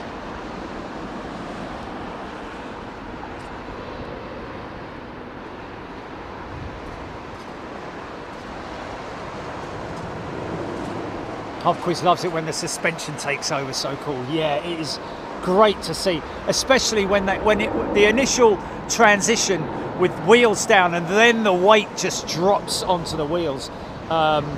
Exaggerated probably by the boards coming up, I'd imagine, the ground spoilers. But yeah, very visible. Obviously, it's visible on all of them. Really, you can see the strut. Oh, easy, son. But it's just more visible on the bigger jets as all that weight transfers onto the onto the undercarriage. The struts.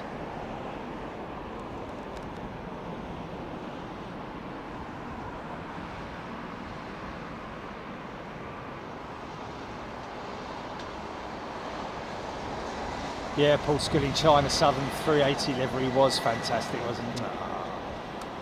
Oh dear. Never mind.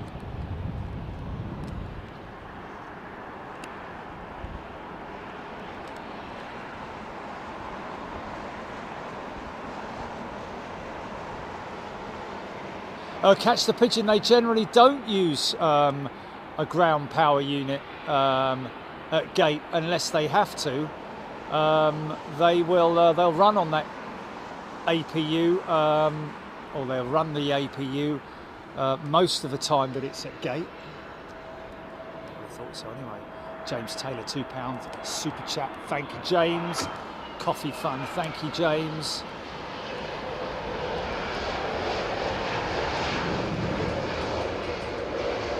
Someone painted that out of alignment, didn't they?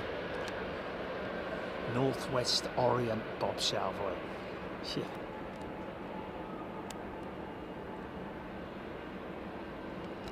Remember them at Gatwick, man. Northwest Orient 747s, weren't they? Well, give and go duck flying Finnair 350 in October. Awesome.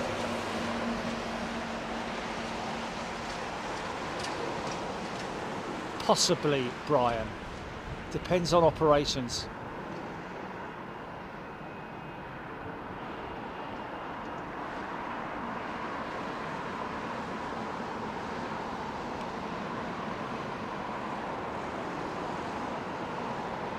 Gyro Gear Goose was a travel agent back in the 70s. Wow. Oh my goodness me, proper days they were, before internet and all that. Wow.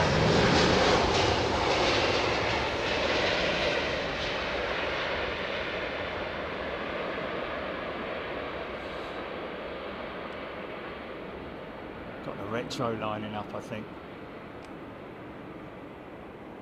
Paul Barnes, $1.99 super chat. Thanks, Paul. Much appreciated, sir. Emma Young, £2 super chat. Anchorage treat. Awesome. You can't wait, can you lot? Well, neither can I.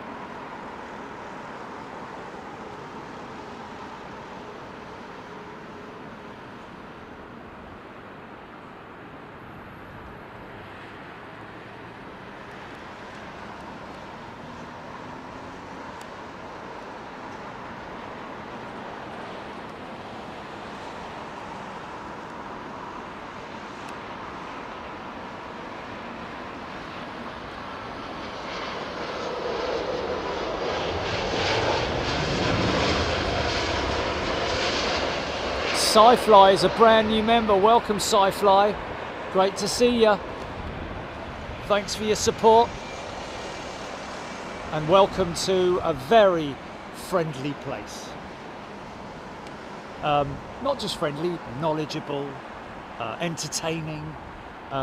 Yeah, pilots, engineers, technicians, cabin crew, all forms of aviation here with us. So welcome, Sci-Fly. Alex J380 sent 5 Big Jet TV memberships. Thank you, Alex J. Very, very generous of you, and thank you to everybody who has gifted today. Just about to see Concorde off there in the distance, look. I'll be honest with you, there's this paraphernalia around her now. guess that's because they had to move it out of the way when they took her off to the hangars a while back.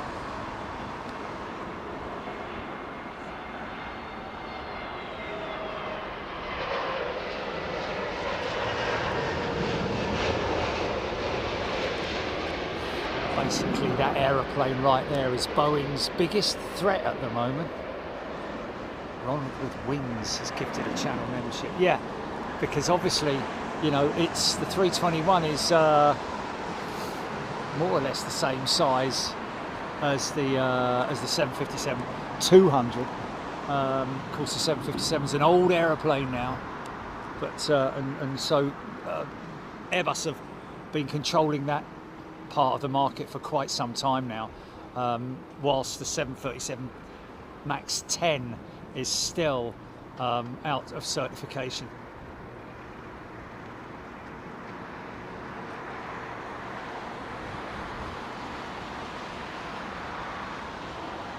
Thanks, Hadley. Thanks, everybody.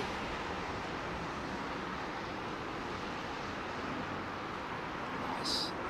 330, 300. This has got the Rolls-Royce Trent 700s. Watch the doors open on the engines. Watch it sink first. Oh.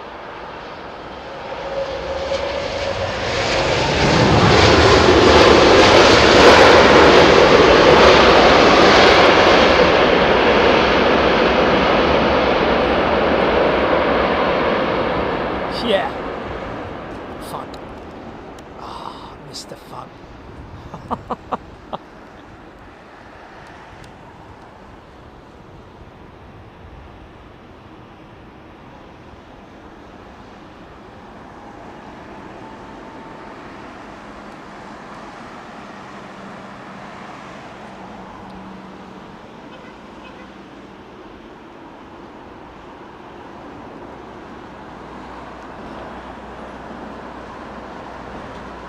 All about air travel, tuning in from Montana. Beautiful part of the world, man.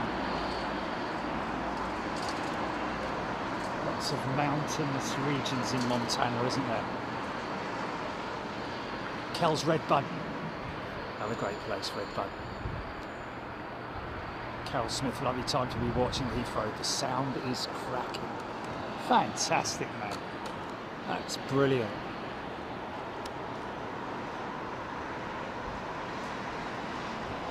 Thank you, Ryan Hawkins.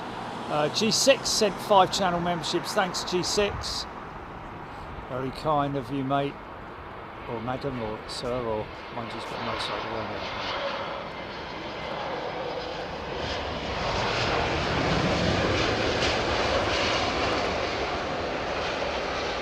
Steph Bird has gifted 5 channel memberships. Thanks, Steph Bird. It might be a long range one, but we could get a little bit of funk if he hurries up.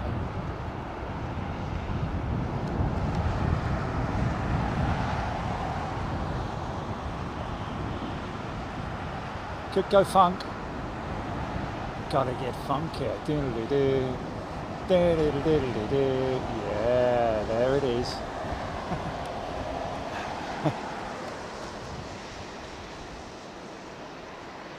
Get up, get on up.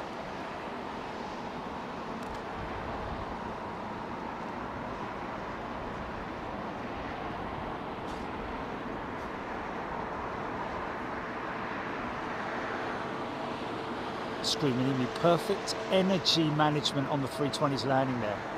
Nice.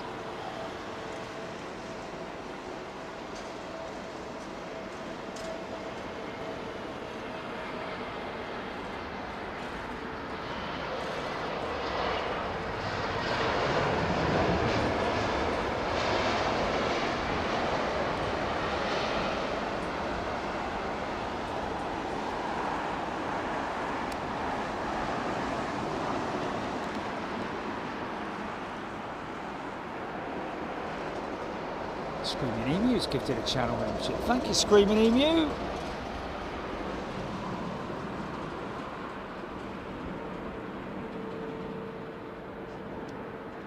Avro, take care. Newbie question. Funky, Mark Lofthouse. Mark, it's just my way of describing two aircraft or more meeting in the same space is what I classify as funk, as it's quite funky, isn't it? I guess you'd say.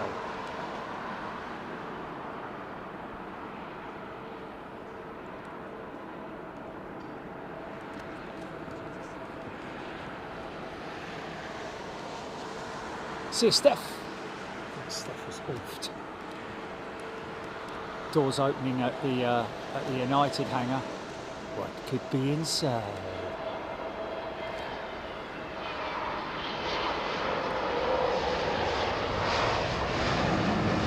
It's got all the lights on, look. Anti-collisions.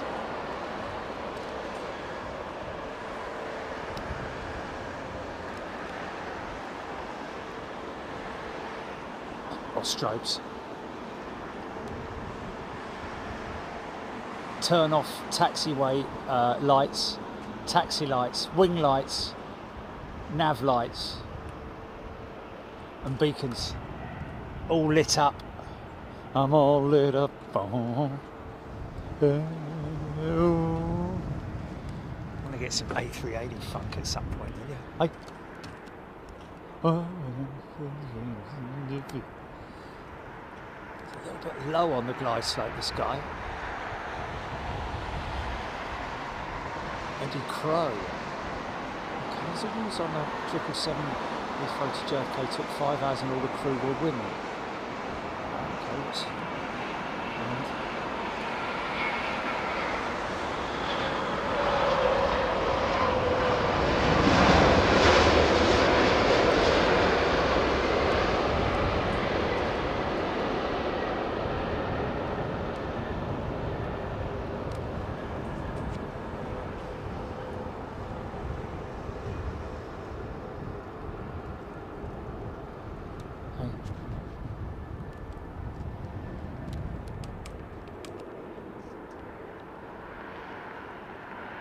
Gotcha, Eddie. I'm not sure about the significance of the not sure about the significance of all the crew being women. What's wrong with that? Yeah,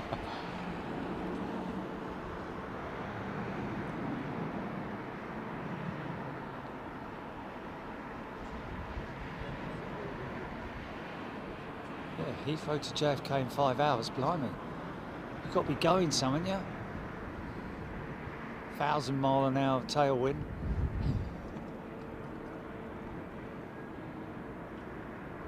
Icelandair A321neo, second to land. Raptorex, thank you. Nice. So we've seen a million of these. Wow, look at that. Look at the stack, man. Joining the final approach, 10 miles fully established.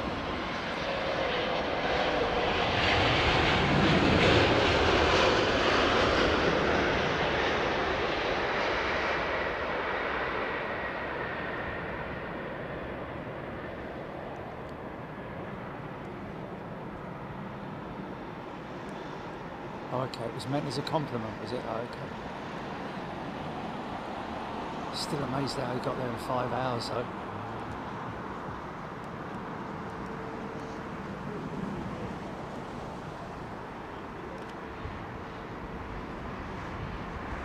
Oh, pub quiz, last time I flew was with Dan Air and you could smoke during the flight.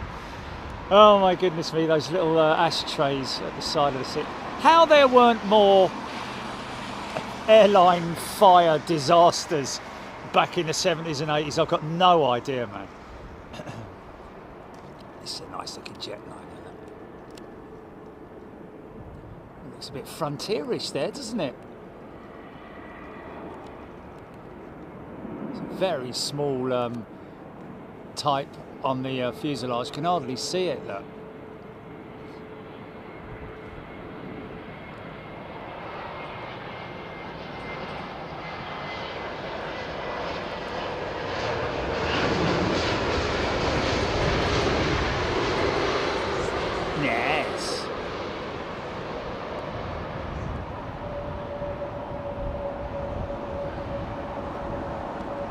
Yeah, Jetstream's always west to east, isn't it?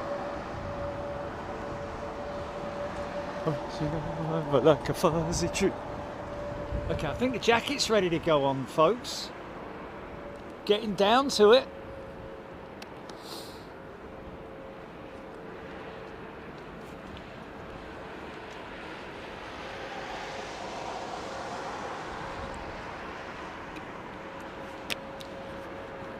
I'm in love. I'm all fueled up. Yeah. I'm so glad that Icelandair didn't stick with the interim max livery. Interim max livery.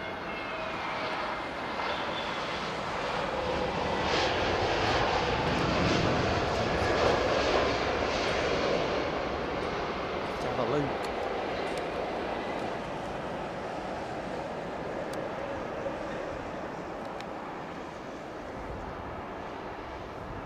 Oh yes, Dolly, the pilots would smoke too. In fact, everyone smoked. The cabin crew, the pilots. Back in the day, yes. Crazy, crazy times. Just surprised, like I say, that there weren't more disasters with fire. Ready, fire! Oh, we're your firing squad, sir. Oh, right.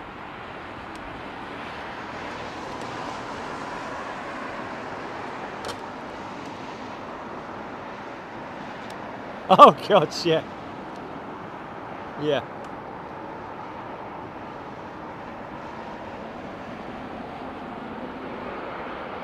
No, none whatsoever, really. Unless it was genetic. Other than that, yeah.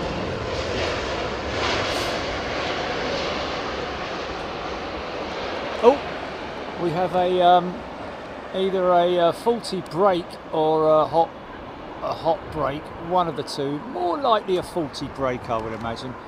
So they'll leave that for a couple of minutes to allow the wheel to stop spinning or to be at an acceptable RPM for the undercarriage to retract. I have got one mic that's about to die on me, so I need to do a mic switch out. What's our TRT GP? It's either that or I was flying it, and we all know what happens when that happens. Right, stand by, folks. Going to do a quick 3 hours and what?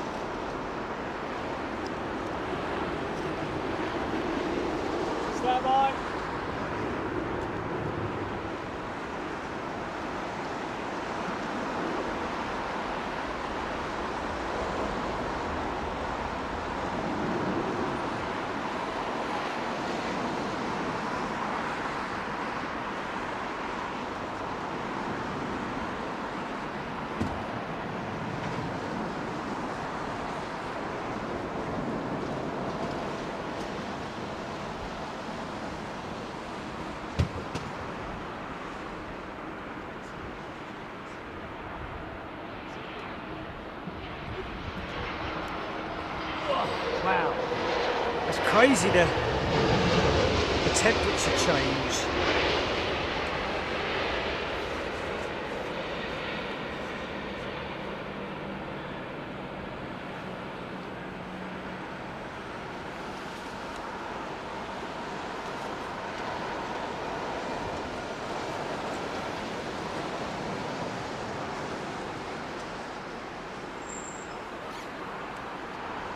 Okay.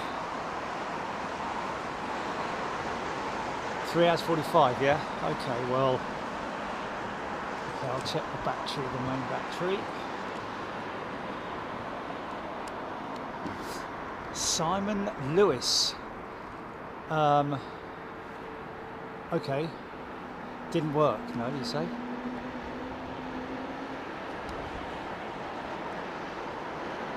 Avro Arrows, pipe smoking ATC, yes. Yes, absolutely. Oh, this is Swing Swing or Sing Swing or Xiang Xing or whatever, innit? That means there'll be another one not far behind it, I think. All of a sudden I need to go for a wee. That's not good, is it? Should I forget about it and see if it... Open those reverses up. Yeah!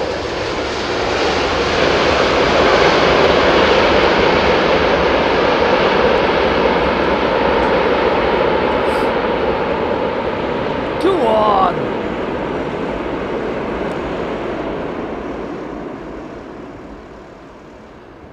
Nice.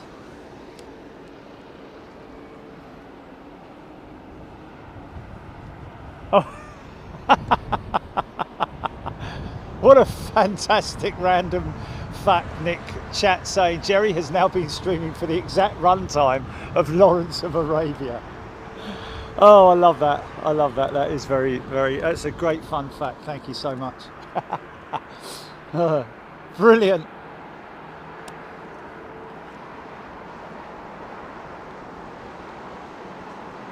G-point!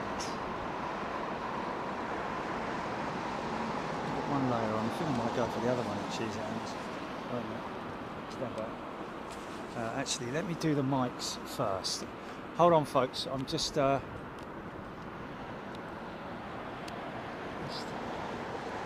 Ruben Bengizes has gifted a channel membership. Thank you, Ruben.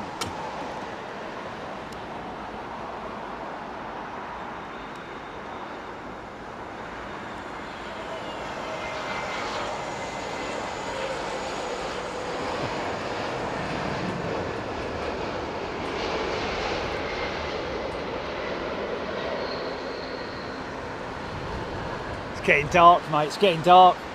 It's getting dark. It's actually getting dark, Jimmy. It's getting dark.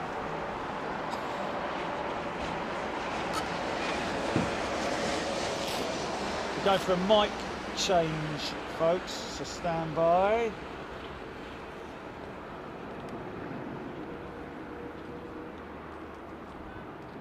Pardon me.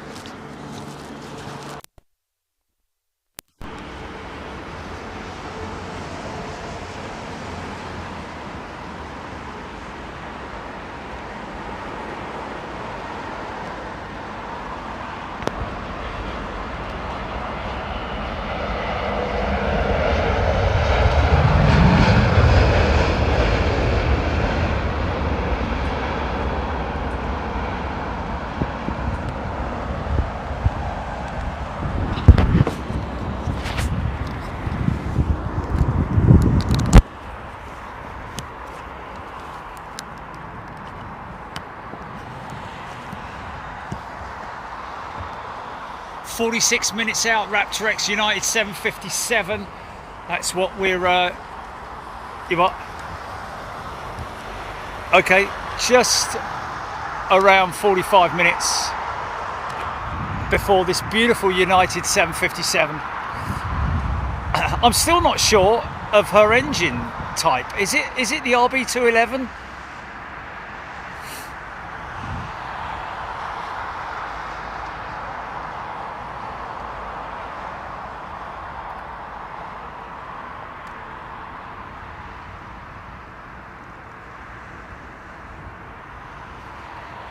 Thank you, Will Aviation.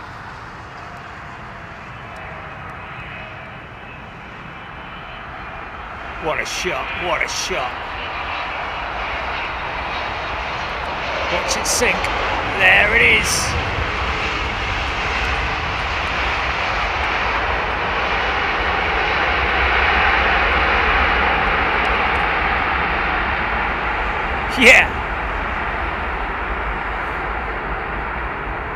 Yeah, stick around, folks. Don't go anywhere, because if you love your aviation, or if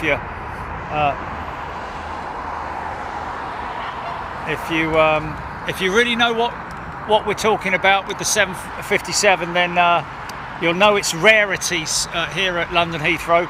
The only 757 we get now is Icelandair's 757, which is always a lovely thing to see. But to see a United 757 here at Heathrow, I'm aware that they do operate it into other airfields in the UK, but to see it here at Heathrow is a pleasure. James Dayton, 750 RB211s, yes. 7, thank you. Rolls Royce. To be honest with you, I think most 757s were powered by the Rolls Royce, weren't they? I seem to think.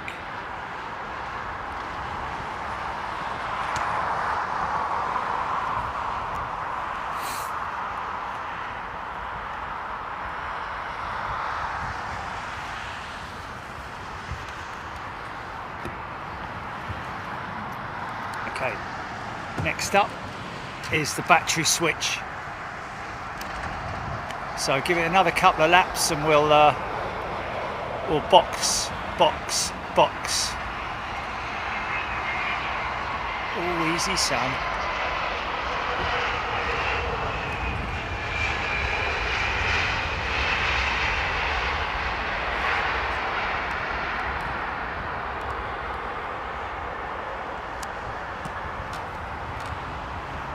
Marcus Plane Spotter. I think we will probably, it won't be that difficult to get the 757 #1 on flight radar. I don't think it'll be that difficult. I'm pretty convinced that we'll make it happen. Screaming in me, United 757s were Pratt's Continental RB211s. There we go. So obviously an old Continental 757 we're seeing.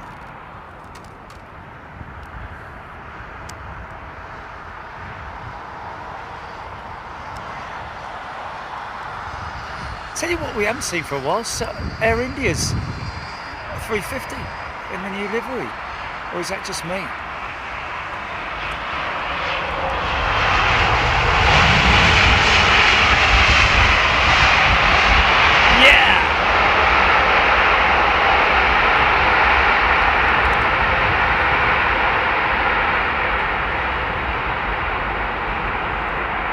Dolly, thank you. Akiba, thank you. Every time I see United 757, I cannot think of United 93 every time I see it. Oh, the UK Spotter train, our Rolls Royce RB211s fitted. Thank you. Now listen to the engines whirring away on this 777, man. You can hear them turning on the axle, or on the spool, as it's known. Listen to them.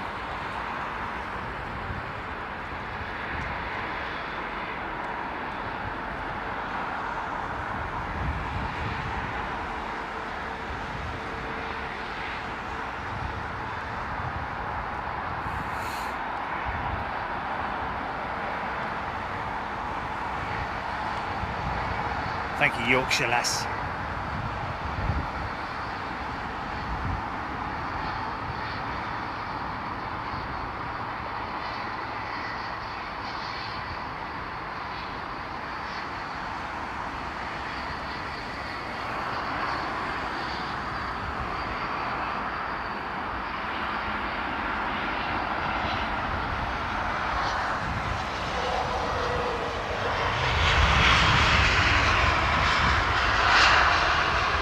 So easy to find a 757 on flight radar, isn't it?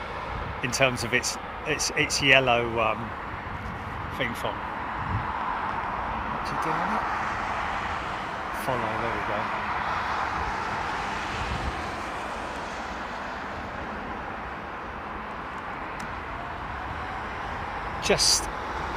crossing Land's End now.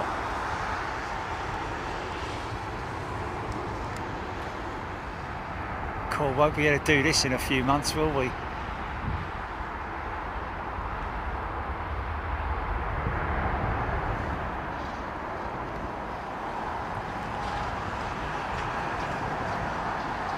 EGPX looks something like straight out of the 70s. Yeah, well, it's got a lovely cheat line on it. Cheat lines need to be over the windows then, though, to be a... this almost definitely signifies the arrival of an Emirates 380. I told you there'd be another one behind it. Is this Hong Kong Airlines? Or Qingqing, or Shenzhen, or Ping Pong? No, it's Shenzhen.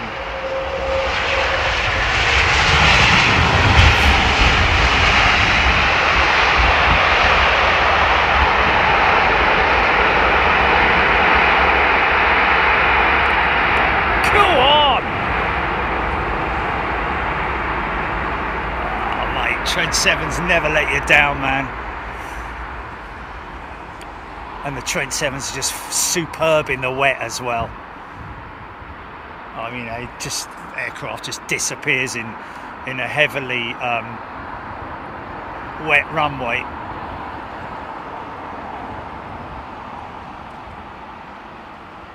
Dean Evans, thank you very much indeed, tuning in from South Wales. Winter is coming, Michael. United 934 if you want to track a happy T-Rex. Well, the T-Rexes were always a little bit grumpy, weren't they? Because they had very little arms.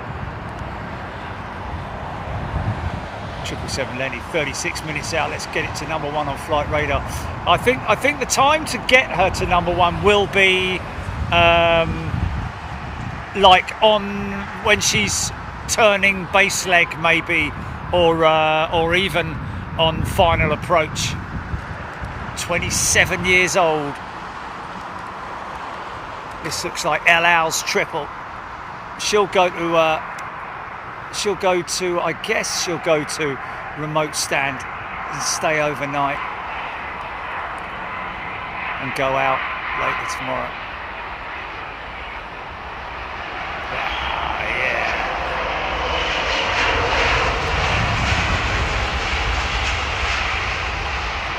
Yeah, man. Gotta love a 777-2 Pax jet. Oh.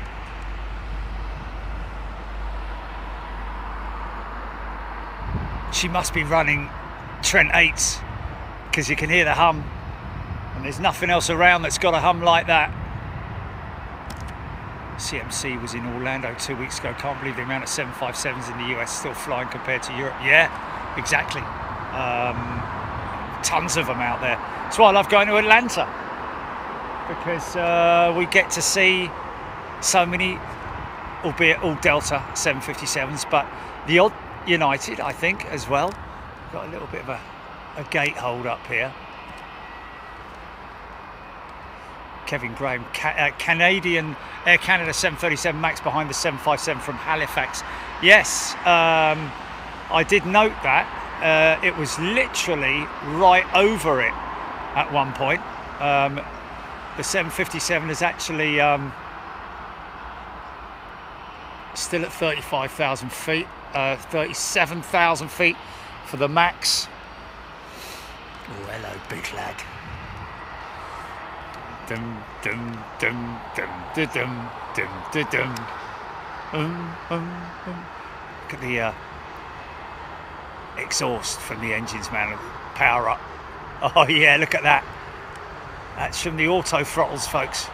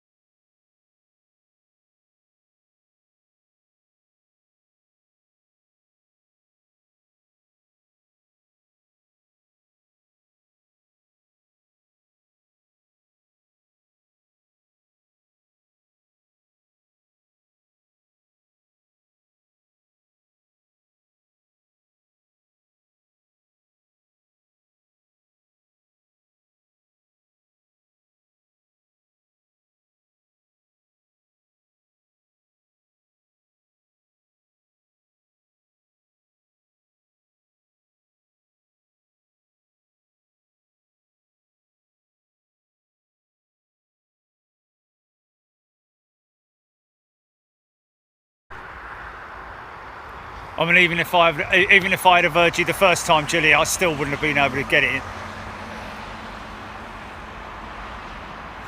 Oh, you can't make it up, man.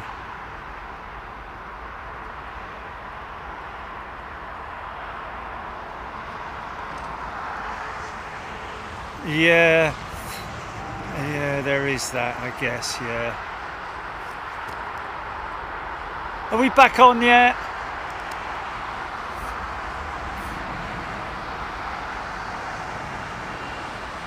Are we back on yet? Oh, sorry, folks. Hey, listen. Normally, I'll be on for 4 hours and I won't have to do a battery change. I did say that I was getting ready for the battery swap, but I wasn't expecting it to be as early as it was. So we supposedly would have had 30 minutes left on it. So today it's obviously, mind you, you know what, it's the bottom unit as well, Julie, don't forget now, isn't it? It's the base unit. So that's going to demand a little bit more energy. Do what?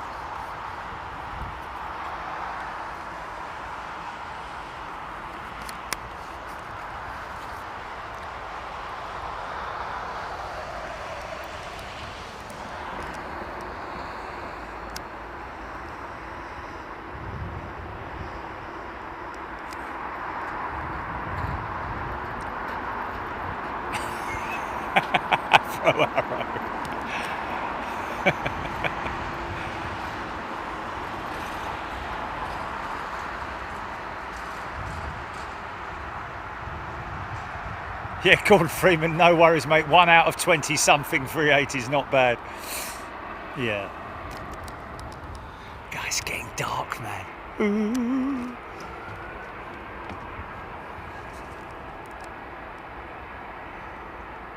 Next stop, Halloween, innit?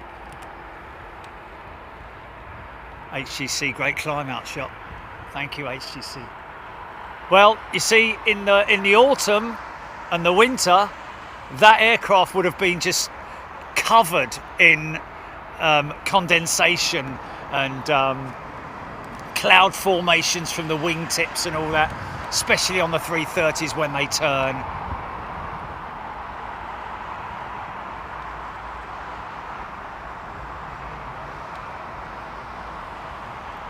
What's this? ARD Jan Moa. Great show, thank you. ARD Jan Moa. Skilling United 757 due out tomorrow 8 a.m. Oh, iron. Okay.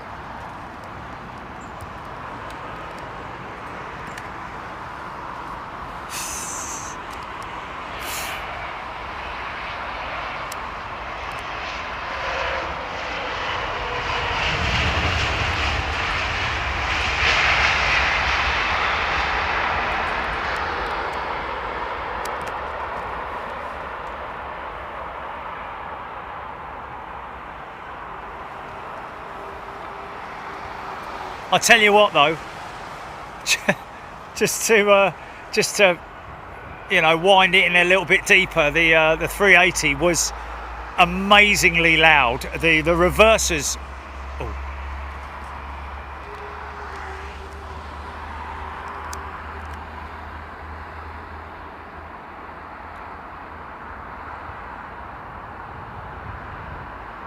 Yeah, it was the best one today. Funk, funk, funk.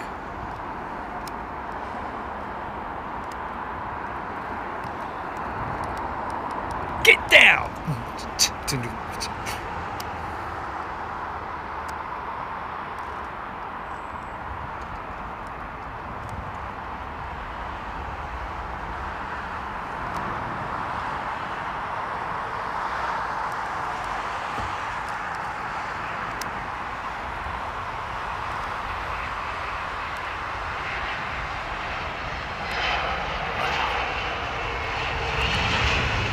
Tell you what, it's amazing, isn't it? Because when I look at this through the monitor, it's like I'm directing it at the same time. Well, obviously I am, but it's just, you know, it's not like, you know, I've got people constantly going like, show this, show that, oh, why aren't you showing this and why aren't you showing that? It's just because I am your eyes, folks, I guess, is the best way to describe it. I'm pretty sure that you love all the shots that I bring you because I'm constantly scanning the skies. Dreamliner. Not seen any Dash 10s today, have we?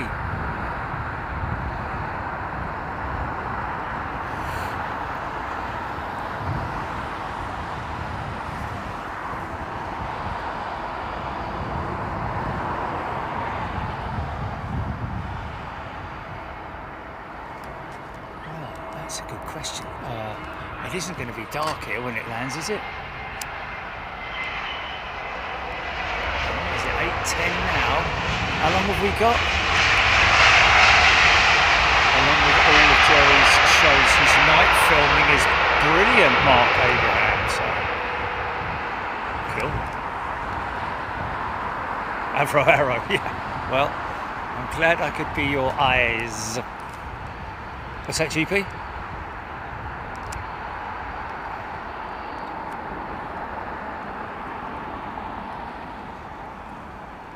Yeah, no Toulouse this Wednesday, folks, because they are on holiday.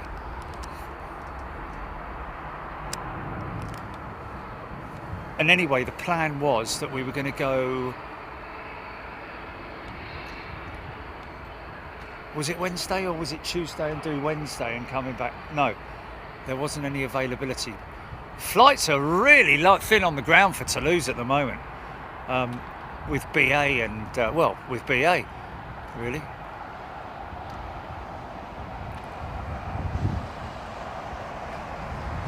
Yes, that was it. Yeah, I had to spend 2 nights there, didn't I? Yeah, there's no evening flight. Black on the Wednesday.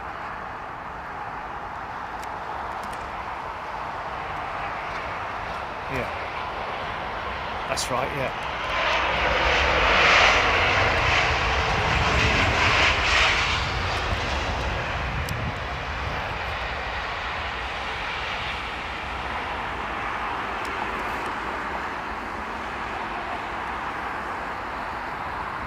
Autopilot selected.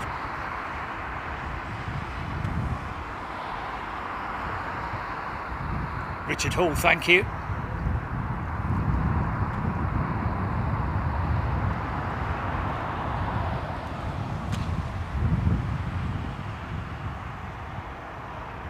Robert Hilton, French take all of August off for a summer.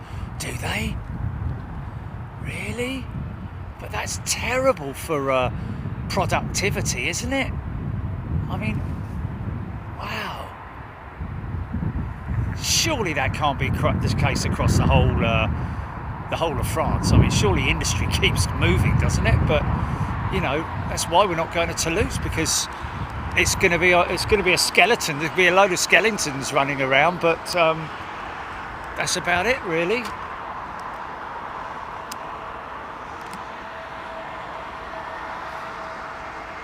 Blogham, good evening to you.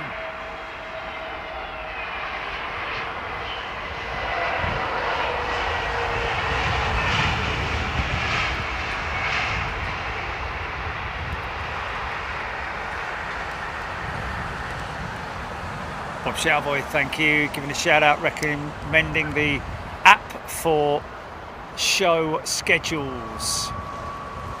DPD Media, go around, yeah, another one, look. Climb, maintain 2,000 feet, track the field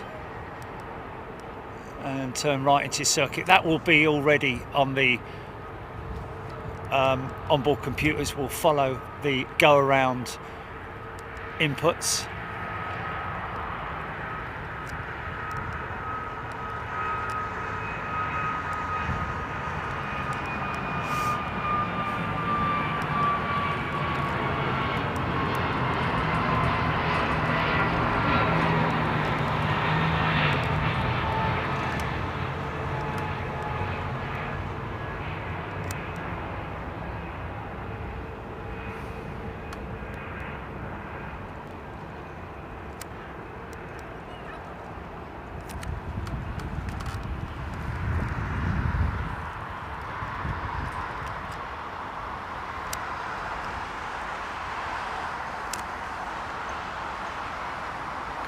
That must have been aircraft on the runway. 23 minutes for the 757 Raptor X. Unstable approach. Okay, there we go.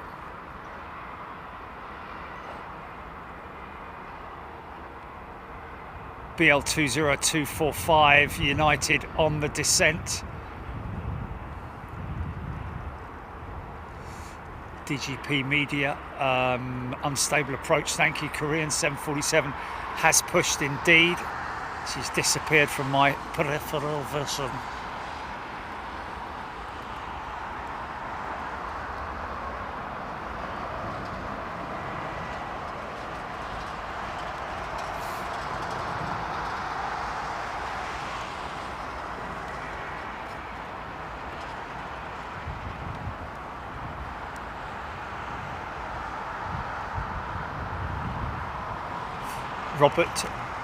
Robert Rushbrook, United 934 on the OTMET 1H star, the standard approach.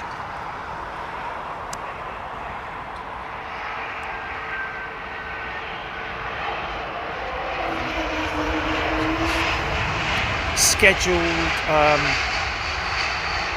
terminal arrival, isn't it? Star. Scheduled terminal arrival, so he'll be going via that. Must be listening to radar, must be listening to ATC, I'm guessing. Mark Abraham has sent a Big Jet TV membership. Thank you, Mark, very kind of you indeed.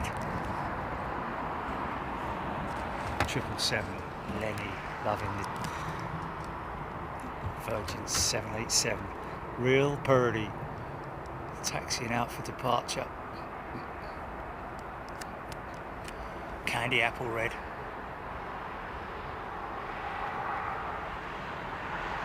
Look at that, Mike tuning in from the Netherlands, just as one of his aircraft touches down.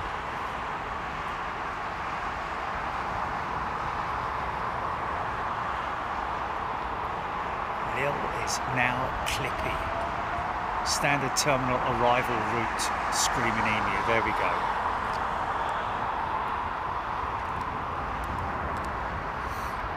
So it's something you input into the flight computer. Follow that path. Follow that path! Oh!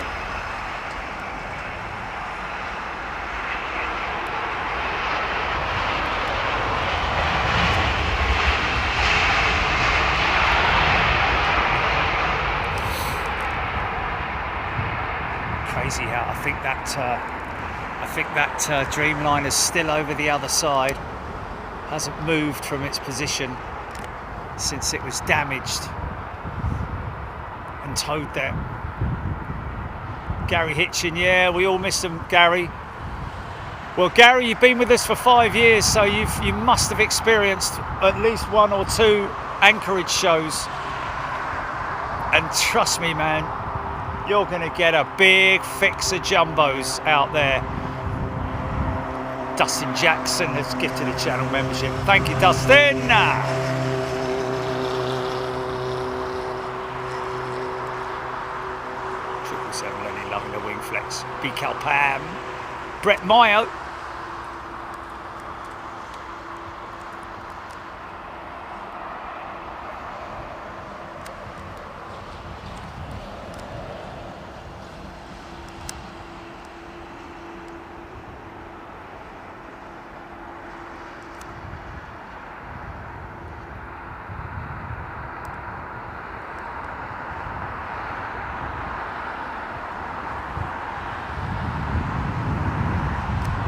Little bit of long-range funk going on there, hey? How do I know this is an Airbus, folks? How do I know this is an Airbus?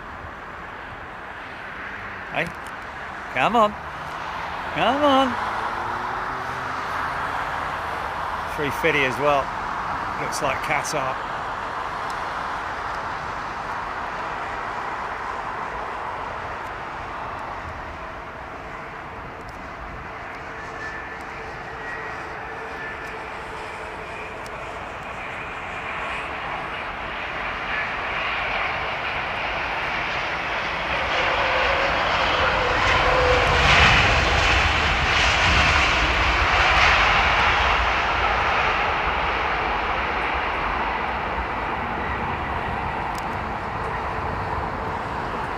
Armchair expert.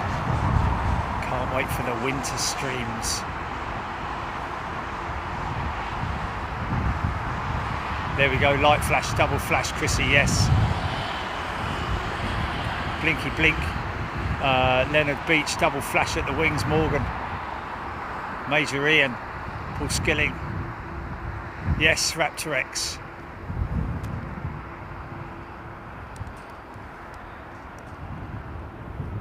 South of Bournemouth now, the 757. Double blinking strobes, Atlas Air 767. Yes, indeed. Carl Roller. Yes, Rab. It's good. Positive climb, gear up, double flash for the Airbus. Yes, indeedy. There we go, you guys. Claire Julland. Yeah, well, let's hope for some winter storms. Andy Fishlot, you got it.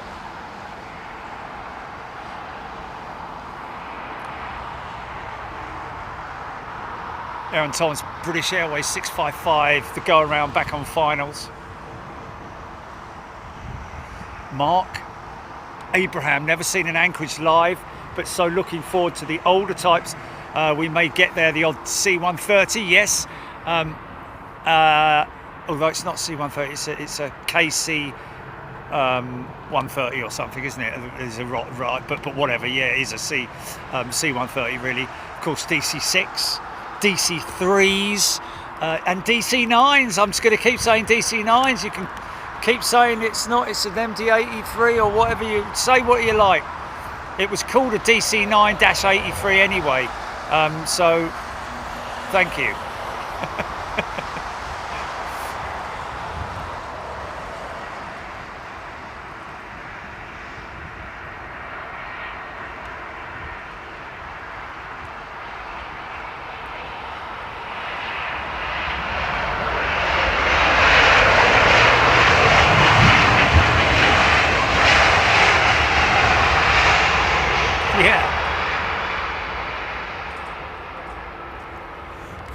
I think the most successful engine at this time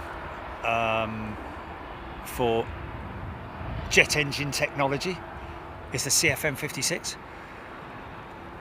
Certainly in terms of most units operating on aircraft around the world, and of course now replaced with the LEAP engine. Oh, hello, we're going to get a big start up from this big, long, ginormous 777 door. Here we go.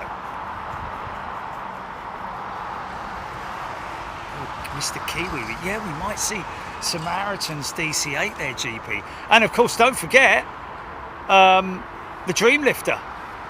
Possibly. Possibly. We were.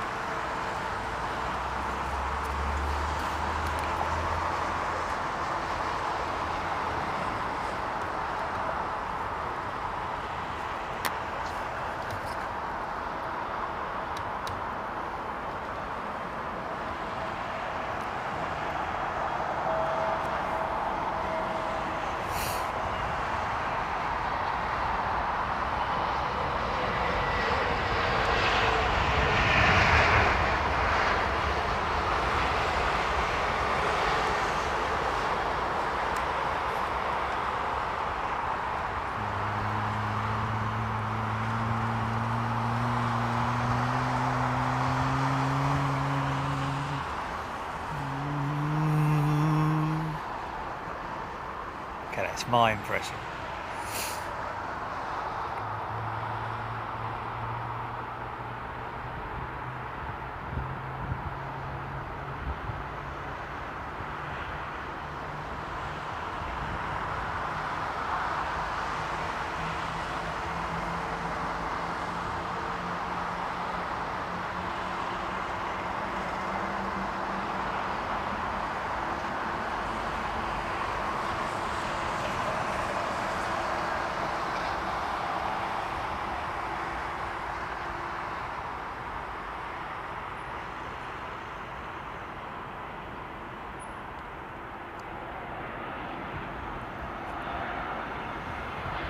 Just got a message from our Atlas Air contact, happy to help out with any Atlas Air info whilst we're out there. Yeah!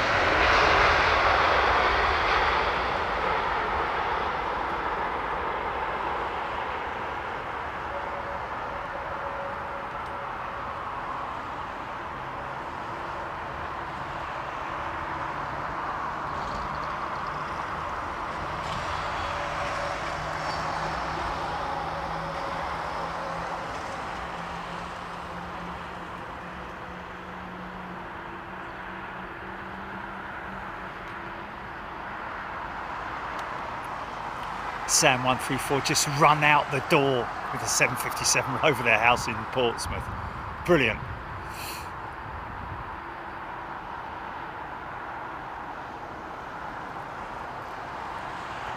Gordon Freeman, Everett's Air Mad Dog MD80. Well, I'm going to call it Mad. They call it the Mad Dog for MD, doesn't it? But yeah, it is still a DC9. But I like the Mad Dog saying. I like that.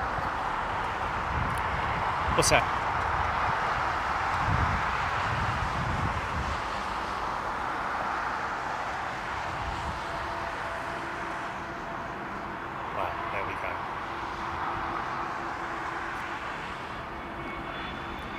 Andy 2950, yes indeed. There is an Air Force base close by.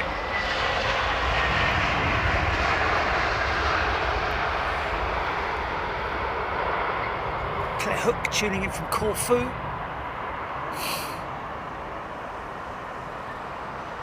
Raptor BA787 inbound from Barcelona in 30 minutes. Has a D on the call sign, so I'm guessing it's diverted. Well, it would have done from wherever it was coming from to Barcelona. What's it doing coming? Have a little look at it, Julie.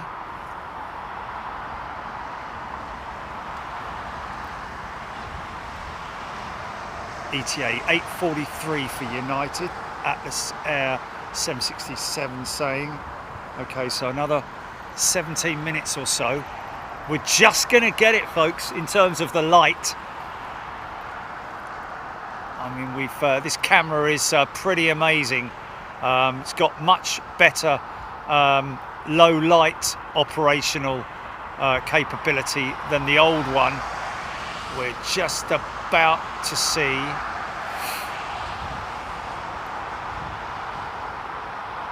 B Millington is a brand new premium member. Welcome, B Millington. And it's interesting. 747-8 about to zip through the gap any moment now.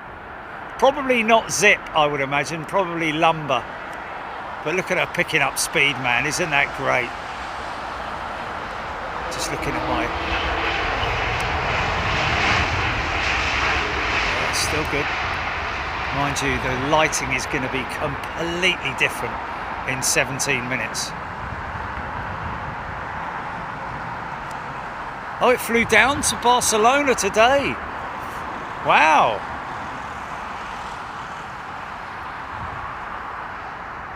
This morning. Oh, really?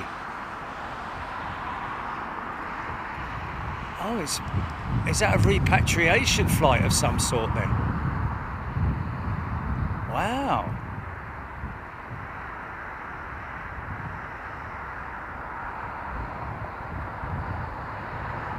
Left turn, Clyde.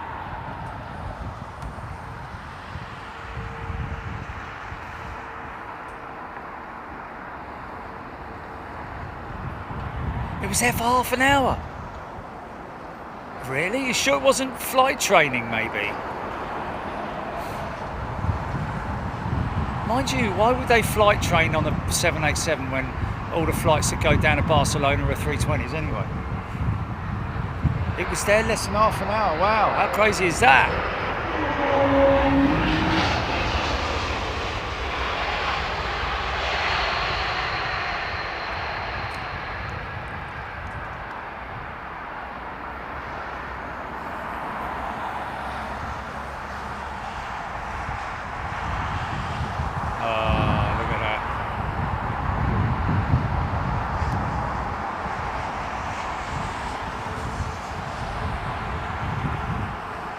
Dolly 2.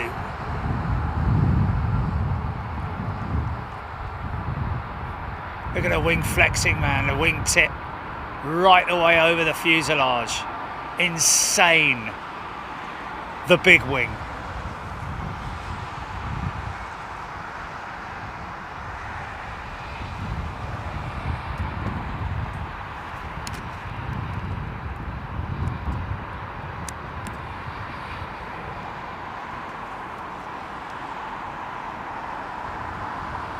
Number 4 on flight radar, Bob Chalvoy, United 934.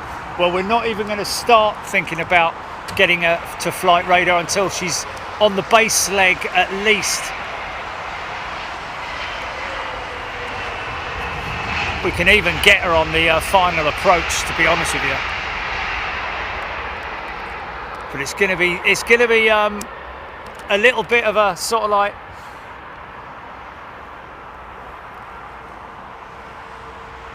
Martin United coming straight in from the Ockham hold. No delay. Right, there we go. And that's obviously been broadcast on ATC.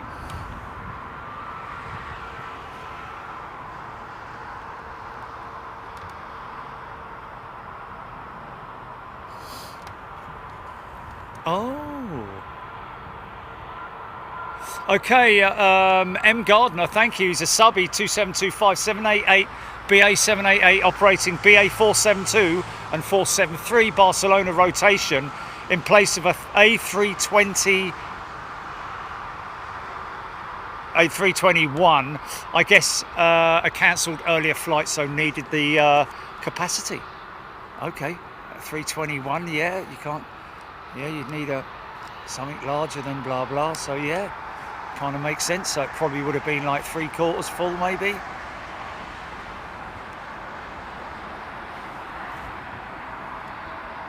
(757) over Guildford. I wonder if that's it there.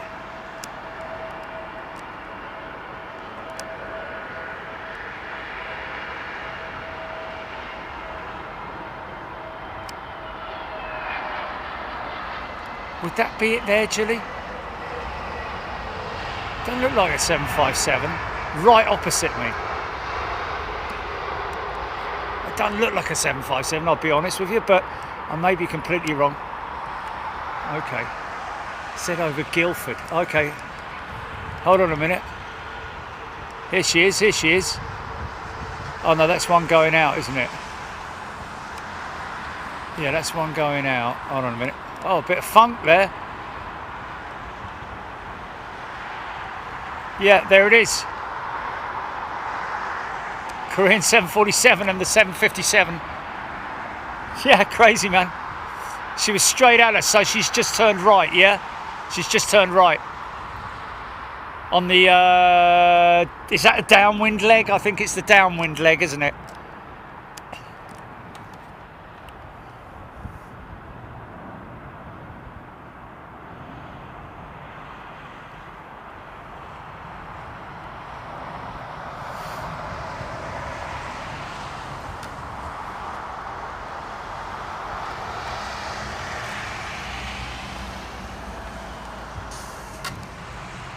Yeah, there's no, this 757 is not a diversion or anything like that, or an emergency.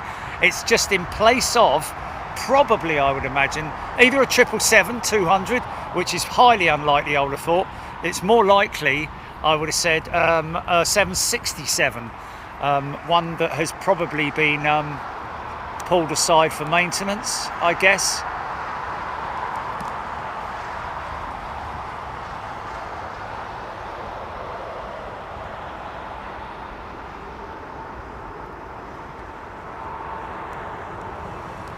Going loco down in Acapulco.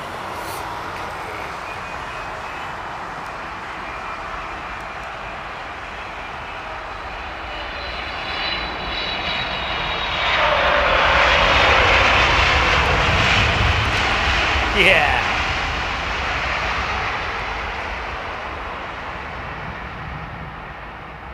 Icy Sam 757, 7,000 feet, 250 knots. Need to be scrubbing off that speed a little bit, don't you, mate? Not far off the base leg now. Okay, get ready to follow it on Flight Radar 24, folks. She's number 2. Right, okay.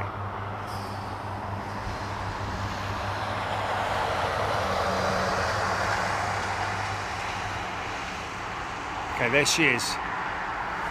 Okay. 6,300 feet, 246 knots.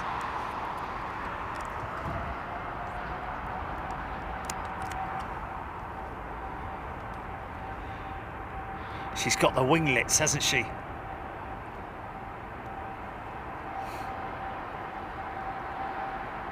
Yeah.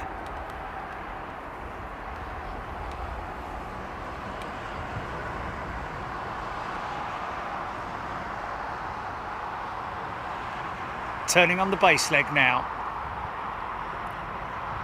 It's a 200 variant.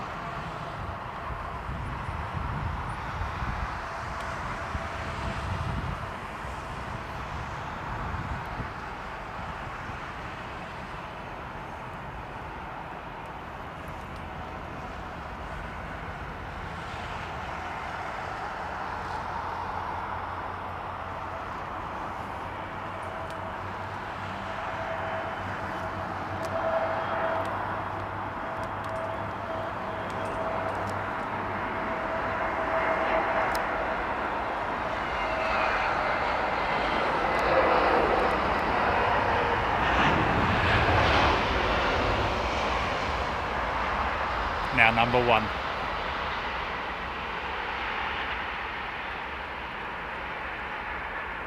Number 1 worldwide, man. How cool is that? By the power of Big Jet.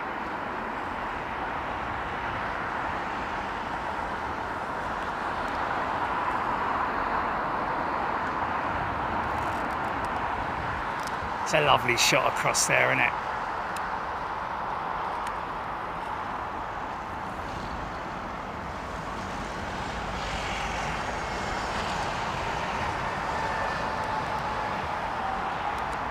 Right, let's have a look, see what we've got.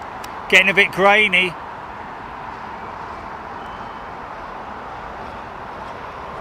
Oh, electronic failure on the 767. Okay, well, out there or here? Oh yeah, we're still seeing them.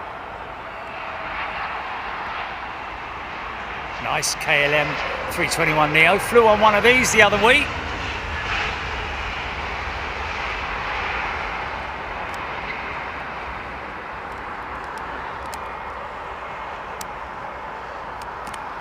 .757 over Battersea Park. So she is now just about there, I think. And there she is. I think that's possibly Battersea, that direction. What's that? No, that. Is that a helicopter? It's very low altitude. Very low altitude. Is this it about to join final approach now?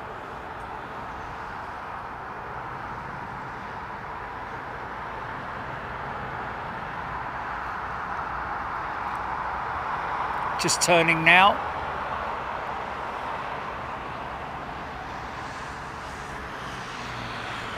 Oh, it's 2 out, is it? Oh, wow, okay. So that's the MAX, the Air Canada MAX behind it. Oh, this is the 787 from Barcelona.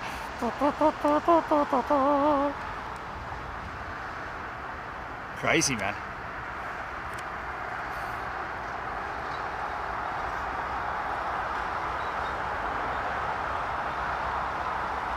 Sci-Fly, thank you. Kansas AV dude.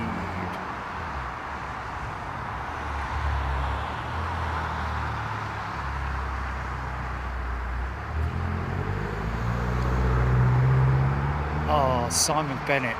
Yeah, that is a shame, isn't it? From a 321neo to a 737. But mind you, some people would prefer that. This is going to stop on a dime, this one.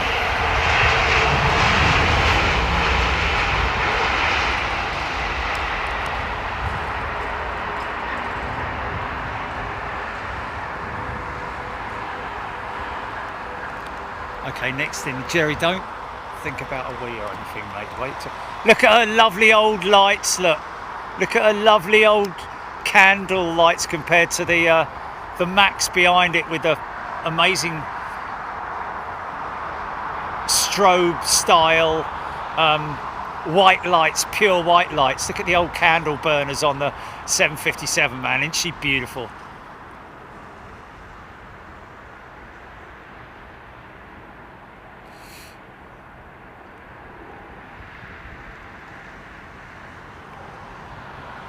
What's that?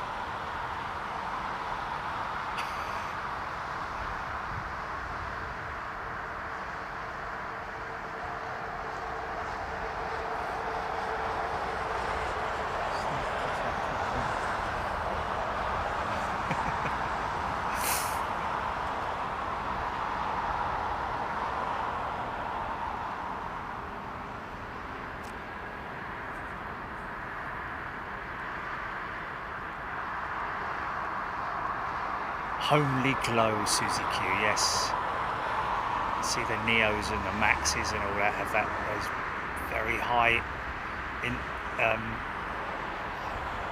intensity lights, isn't it? Kerosene lamps, Claire Challenge, yes. And of course this is shod with RB211, Rolls-Royce RB211 engines. So they alone are difficult to get spare parts for and all that kind of thing. Look at this beautiful aeroplane, folks.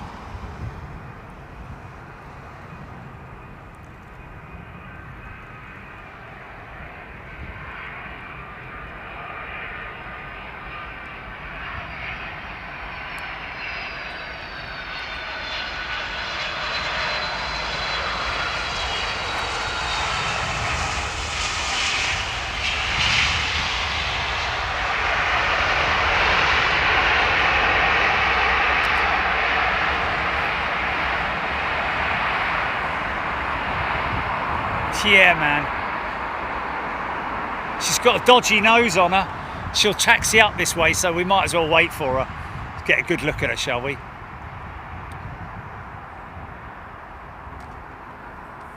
Aaron Thomas flown on an ex-first choice Thompson 757. Woody Glenn, thank you.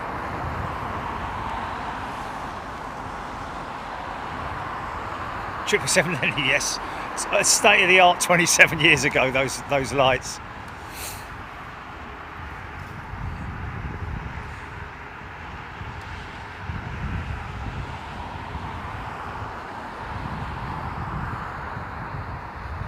Thanks everybody. Well, we'll get another look at her, I hope, I think. Oh yeah, look at her slim body. This is the 737 Max.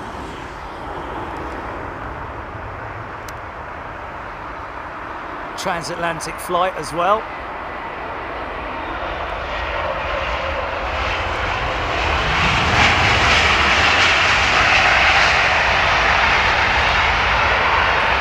Screaming leaps. Wow.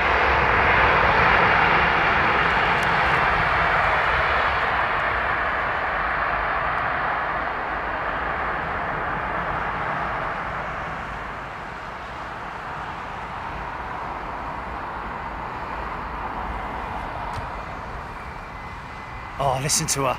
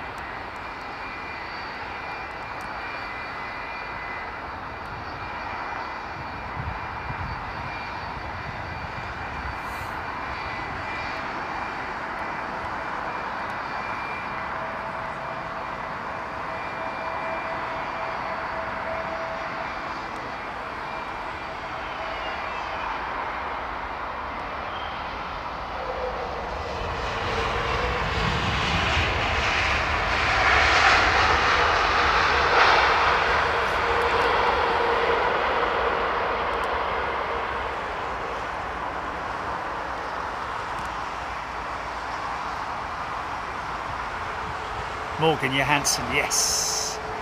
It is a lovely sound, isn't it?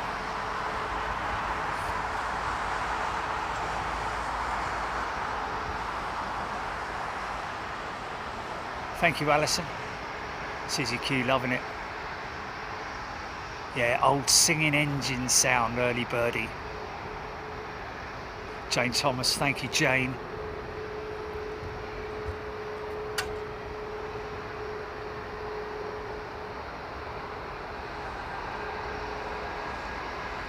Triple 7, the Ellis, yes. It's the only jet with those big, big tall undercarriage in it.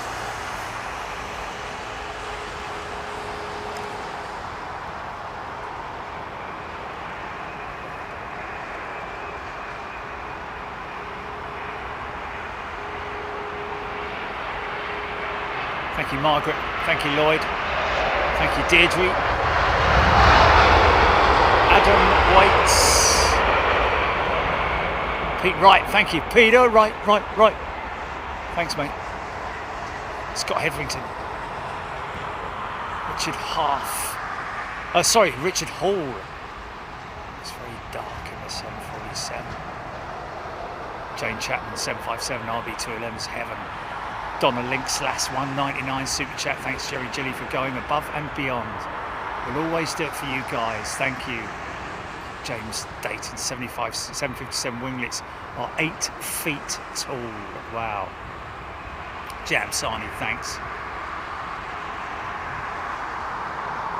LFC Ian, thank you for hanging on, bringing us this beautiful sight and sound.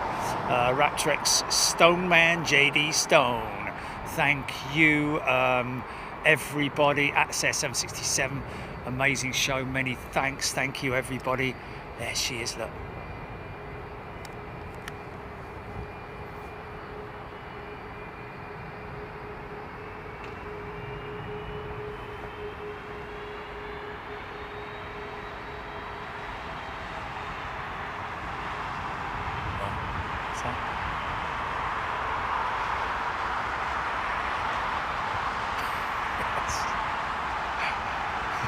I don't think he'll feel that way.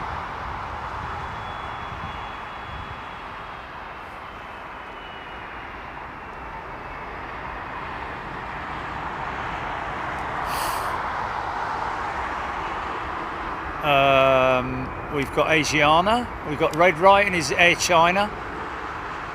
That's Air China, somebody wanting red writing on the tail. Oh look, JetBlue. Finish off the show with Screaming Emus mob.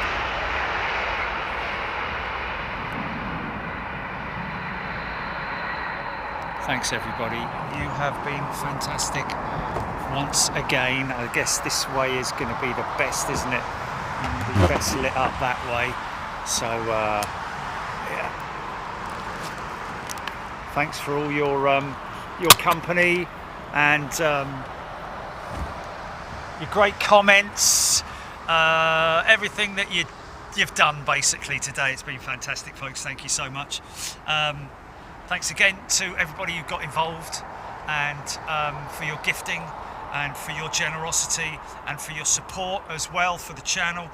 Welcome all new members, all new subscribers, and on the way out, just hit that like button if you fancy it. If you don't, then that's fine, I don't mind. But listen, thank you everybody once again for getting involved and being with us, and we will see you on Wednesday if we don't see you before. Take it easy. Oh yeah, of course, bank holiday tomorrow, isn't it?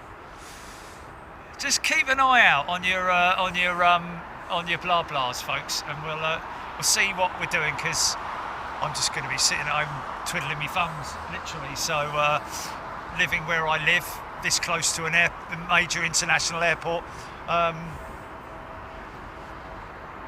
Yes, yeah, we might do that. We'll see. See you tomorrow. See you. Bye.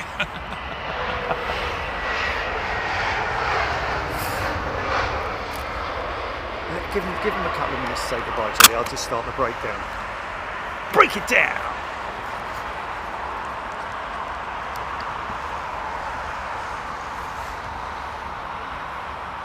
Dun, dun, dun, dun, dun, dun.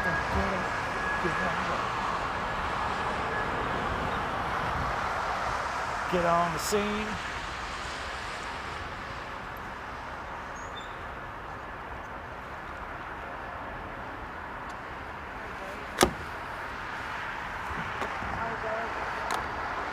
All right, mate. Oh, cool, man. If you hang around for a minute, I've got some stickers, mate. Awesome.